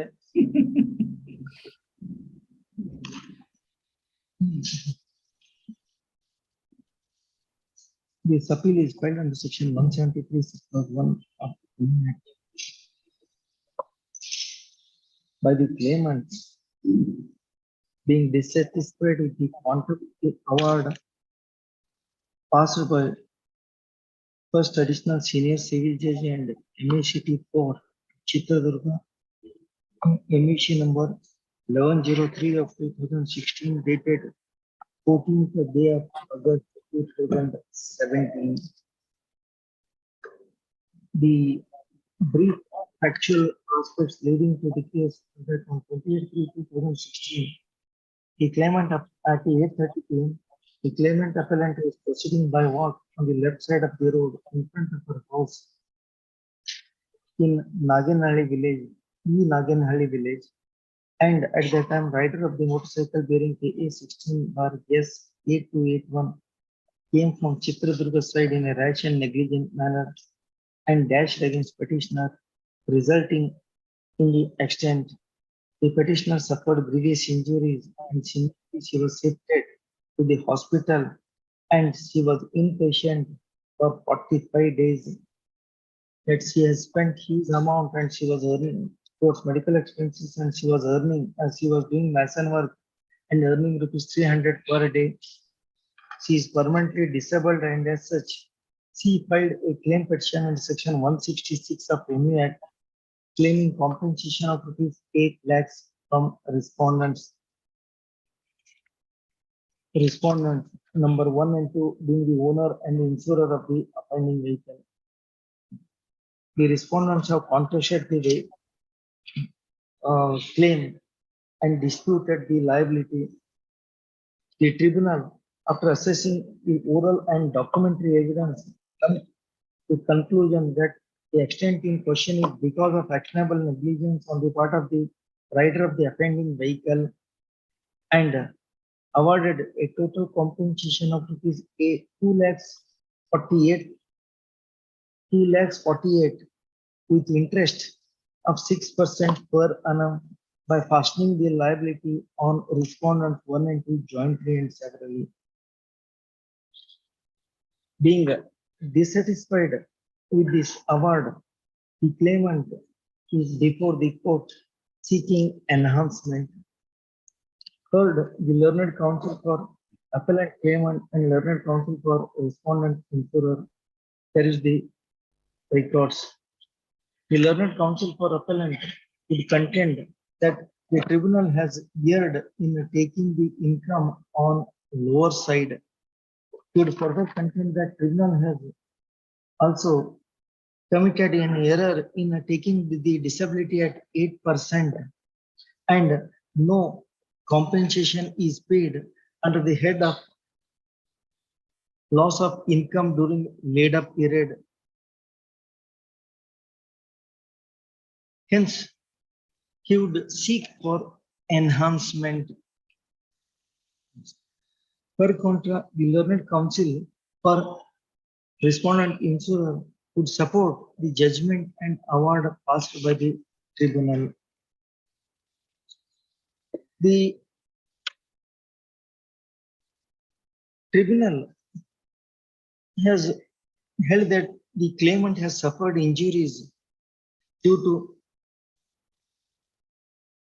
hit by the two-wheeler, and the tribunal has has held that the liability is on respondents 1 and 2. The finding of the tribunal in this regard is not challenged by the respondents.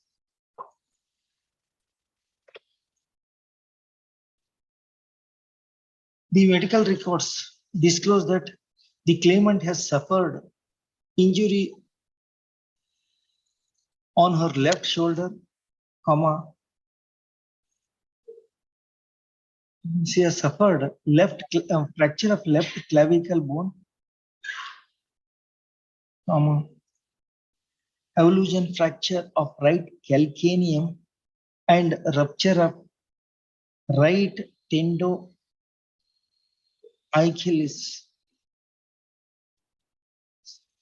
According to claimant, she was inpatient from 28/3/2016 to 23/4/2016 for nearly 27 days. Though all along it is asserted that claimant was inpatient for 45 days, no supporting documents have been produced to substantiate the said contention.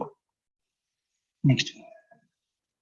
The claimant has examined PW2 to assess the disability, who has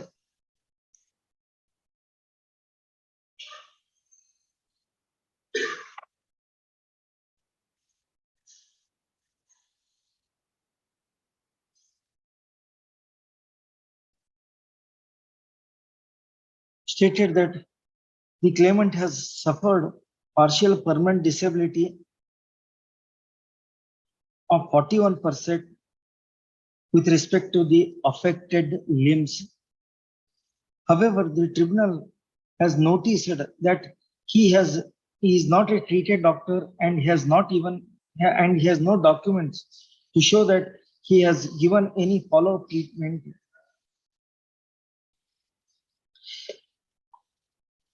He has not even produced clinical examination notes or radiologist report. Considering these aspects, the tribunal has not accepted the evidence of PW2 and came to a conclusion that considering the fracture to the heel, the disability was taken to the extent of 8% only. Though PW2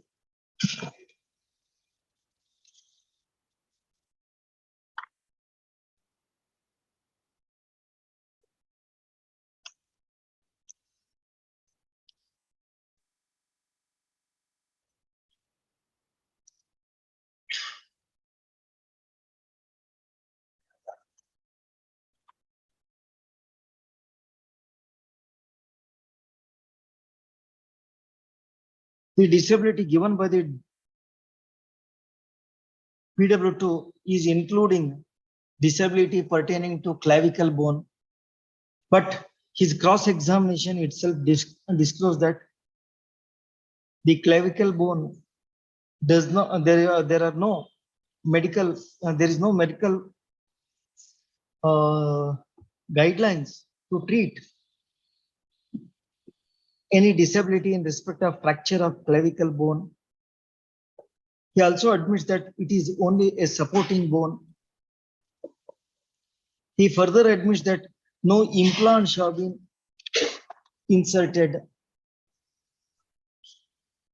Under these circumstances, when the clavicle bone does not cause any disability, the tribunal, considering the other fracture, has assessed the total disability to the extent of 8% to the whole body, which does not call for any interference. Next. The tribunal has taken the income of the claimant at 4,000 per month. The claimant has asserted that she was earning rupees 300 per day by doing mason work. In the absence of any evidence, this court is consistently taking the notional income of rupees 9,500 in respect of accidents occurred in the year 2016. However, in the instant case, the petitioner herself specifically asserted that she was earning rupees 300 per day, and in that event, her monthly income would work out at 9,000 per month. Hence, in view of her assertion, question of taking notional income as per Lok Adalat chart does not arise at all, and income is required to be taken at 9,000. Next. The tribunal has added 30% towards future prospects without any supporting material evidence. The claimant has suffered only 8% of disability, that to heal, and she was inpatient for 27 days. Looking to these facts and circumstances, question of adding loss of future, any percentage towards loss of future prospects does not arise at all.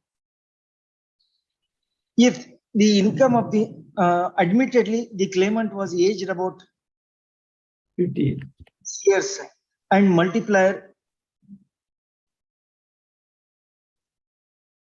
13 is applicable.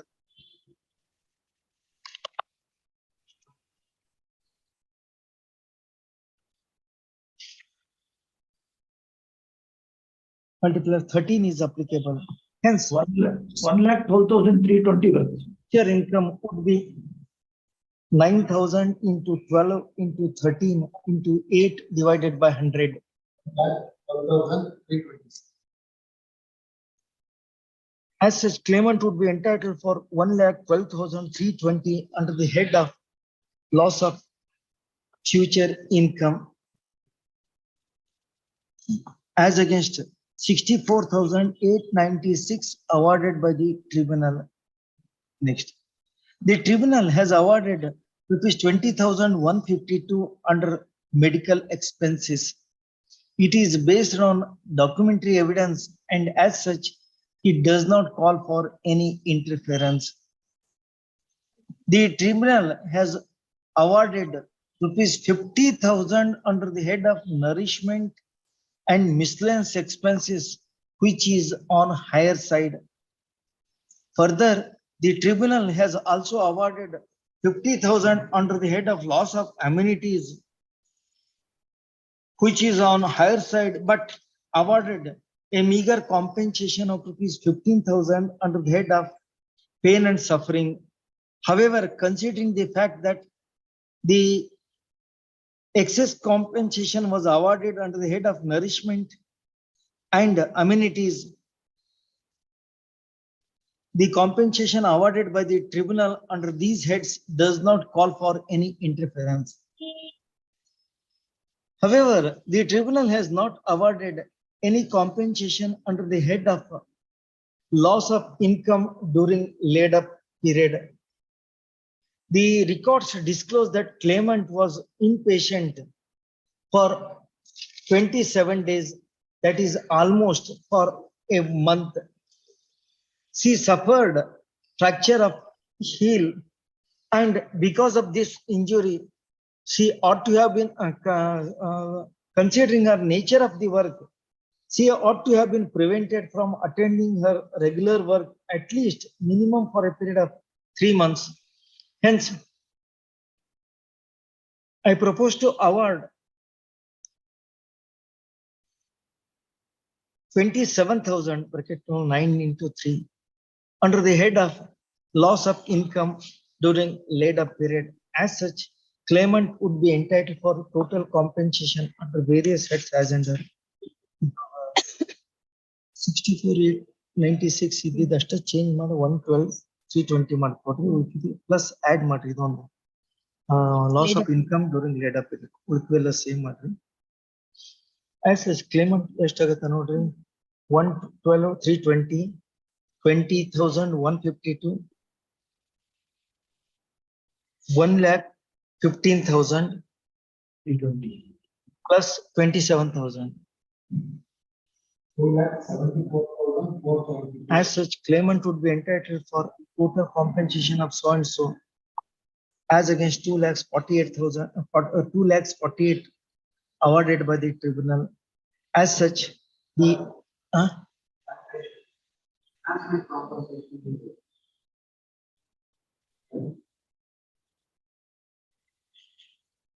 ಏನಾಯ್ತು ಹೇಳಬೇಕಿಲ್ರಿ?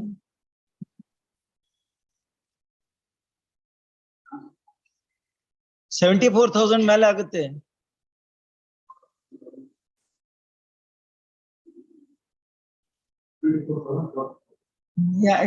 ಮುಂದ ಅವ್ರ ಇಲ್ಲಿ ಹೇಳಿದ ತಕ್ಷಣ ಮತ್ ಇನ್ನೊಂದ್ round calculation ಆಗತ್ತಿಲ್ಲ typing time.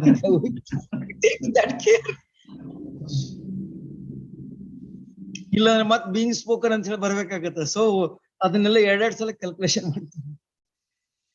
Hence, claimant would be entitled for so and so as against so and so. Considering these facts and circumstances, the appeal needs to be allowed in part, and accordingly, I proceed to pass the following order. The appeal is allowed in part. The judgment and award passed by the tribunal in so and so stands modified. The claimant is held entitled for total compensation of ₹2,74,000 and odd as against 2 lakhs so and so awarded by the tribunal. The enhanced compensation shall carry interest at the rate of 6% per annum from the date of petition till the date of realization. The insurance company is directed to deposit the entire enhanced compensation with accrued interest thereon within a period of 6 weeks from today. The entire enhanced compensation with accrued interest shall be released in favor of the claimant appellant. 55 days delay. In view of the order on I number 1 of 2018 dated 7/2/2022, the claimant is not entitled for interest on enhanced compensation for a period of 255 days.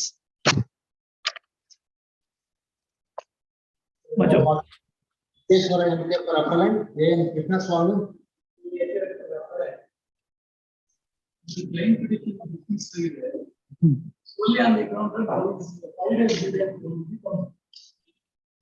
ಅಲ್ಲ Solih on the ground ಅನ್ನಕ್ ಬರಲ್ಲ, ಏನೇನೋ ಇರ್ತದ observation ಮಾಡಿರ್ತಾರೆ.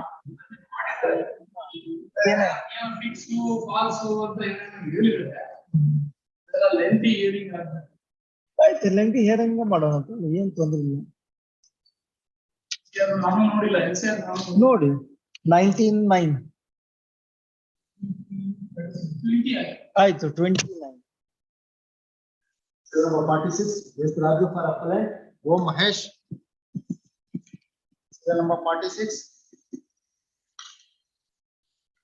S. Raju. There is no representation on behalf of either of the parties. Least after 2 weeks.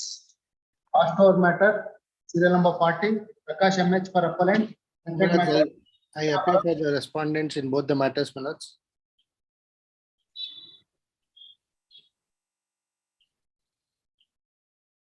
ಇದು liability is not in dispute, enhancement only. Correct sir, announcement 40 ಅವರೇ ಇಲ್ಲ, ಪಾಸೂರ್ ಅಂದವ್ರ ಪತ್ತೇನೇ ಇಲ್ಲ. ನೀವನ್ ಕಾಯಕ್ ಹಚ್ಚಿದೀನಿ ನಾನು, ಅವ್ರು ಬರ್ತಾರಂತ ಹೇಳಿ. ಅವ್ರ ಪಾಸೂರ್ ಅಂತ ಹೇಳಿ ಹೋದವ್ರ ಆಯ್ದೇ ಇಲ್ಲ. I can only assist Mulaz with regard to enhancement if required. ನೀವ್ ಹೇಳಿ ನೋಡು, ನಾಳೆ ನಾಡ್ದೆ ಇಟ್ಟಿರ್ತೀನಿ, will dispose of, no problem. ಎರಡು ಡೆತ್ ಕೇಸ್ ಅಲ್ಲ? ಹೌದು, ಎರಡು death case. One is of a 42-year-old person, other is of a 38-year-old person. 42 and 32, 38. 38, ಹೌದು. MFA 9082 is arising out of MVC 3571 of 2016. Mulaz, the deceased Venkatesh was aged 38 years and he was doing agriculture and sericulture. Trial court has considered 8,000 rupees as ಅಲ್ಲ loss ಇದ್ರು income. 163 ಯಾವ್ದಿದೆ? ಯಾವ್ದು 163? ಅಲ್ಲ, ಒಂದ್ petition 163 ಇದೆನಾ? Judgment ಅಲ್ಲಿ ಆತರ ಬರ್ತಿಲ್ಲ. ಇಲ್ಲಿ ನಿಮ್ದು ಇದ್ರ ಕೊಟ್ಟಿದ್ದಾರೆ, ಅದಕ್ಕೆ ಕೇಳಿದೆ ನಾನು, ನನಗೆ ಕನ್ಫ್ಯೂಷನ್ ಆಯ್ತು. Both petitions are under 166. 166, yes. ಹೌದು. ನೋಷನಲ್ ಇನ್ಕಮ್ ಎರಡು ಕೇಸಲ್ಲಿ 8,000 ತಗೊಂಡಿದ್ದಾರೆ, 9,000 ತಗೊಳ್ಬೇಕಿತ್ತು. ಎರಡು ಕೇಸಲ್ಲಿ ಫ್ಯೂಚರ್ ಪ್ರಾಸ್ಪೆಕ್ಟ್ಸ್ ತಗೊಂಡಿಲ್ಲ. ಇನ್ MFA 9082 40% ಫ್ಯೂಚರ್ ಪ್ರಾಸ್ಪೆಕ್ಟ್ಸ್ ಆಡ್ ಆಗಿದೆ. ಒಂದ್ರೊಳಗೆ 40% ಬರುತ್ತೆ, ಒಂದ್ರೊಳಗೆ 35% ಬರುತ್ತೆ. ಹೌದು, 25%. ಹೌದು. ಕನ್ಸಾರ್ಷಿಯಮ್ 50,000 ಕೊಟ್ಟಿದ್ದಾರೆ, ಅದು it's already excessive. Love and affection 1 lakh has been awarded, 25,000 each ಅಂತ. ಅದು ಎಲ್ಲ ಅದು ರೀವರ್ಕ್ಔಟ್ ಆಗ್ಬೇಕಾಗತ್ತೆ. ಅಷ್ಟೇ. ಆಮೇಲೆ ಟ್ರಾನ್ಸ್ಪೋರ್ಟೇಷನ್ ಆಫ್ ಡೆಡ್ ಬಾಡಿ ಅಂತ 25,000 ಕೊಟ್ಟಿದ್ದಾರೆ, ಅವೆಲ್ಲ ಎಕ್ಸೆಸ್ ಕೊಟ್ಟಿದ್ದಾರೆ. ಹೌದು. ಲಾಸ್ ಆಫ್ ಎಸ್ಟೇಟ್ ಕೊಟ್ಟಿಲ್ಲ, 15,000 ಅಷ್ಟೇ. ಇವನ್ ದೆನ್ ಕನ್ಸೋರ್ಟಿಯಂ ಹೆಚ್ಚಿಗೆ ಬರುತ್ತಲ್ವಾ, 2,20,000 ಬರುತ್ತೆ ಇದು ಒಂದ್ರೊಳಗೆ. ಹೌದು. ಹೌದು. ಇನ್ನೊಂದು ಎರಡದ್ರಾಗೂ 220 ಬರುತ್ತೆ. 220 ಬರುತ್ತೆ. And plus 16,500 plus 15. ಹೌದು. ಅಷ್ಟು ಪ್ಲಸ್ ಇದ್ರ. ಹೌದು ಸರ್. ಇದನ್ನ ಅವರು ಪಾಸ್ವರ್ಡ್ ಮಾಡಿಸಿದ ಅರ್ಥ ಇರಲಿಲ್ಲ. ಅಲ್ಲ, ರಿಕ್ವೆಸ್ಟ್ ಮಂಡೇ ಇಟ್ಟಿರ್ತೀನಿ. ಆಯ್ತು ಸ್ವಾಮಿ, ನಿಮ್ದು ಹಾರ್ಡ್ ಅಂತ ಹೊಡಿರ್ತೀನಿ, ಮಂಡೇ ಇಟ್ಟಿರ್ತೀನಿ. ಸರಿ ಸರ್. ನೀವು ಇಲ್ದೇ ಇದ್ರು we can dispose of. Okay sir, much ಒಬ್ಲೈಜ್ಡ್.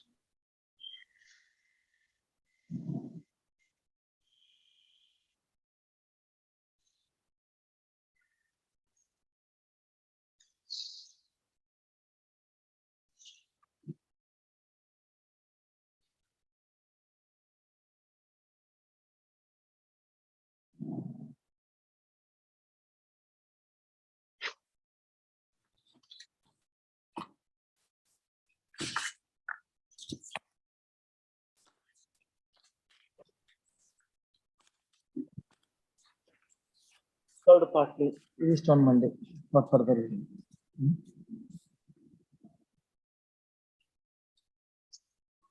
Dictation ಬಾಕ್ಸಿಗೆ ಹಾಕ್ಸಿದೆ ನಾಳೆಗೆ.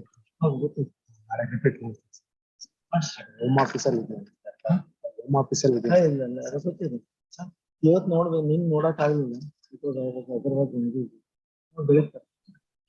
ಅದನ್ನ ಲಿಸ್ಟ್ ಮಾಡಿಸಿ.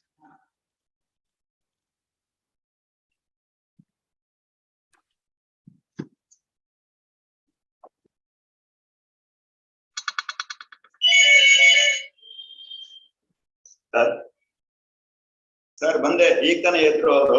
ಬಂದೆ ಸರ್, 10 ನಿಮಿಷ. ಕೋಟಾಫ್ ಸರ್. ಹಾ ಹೇಳಿ. ಇದು ಸೀರಿಯಲ್ ನಂಬರ್ 38 ಏನ ಸರ್?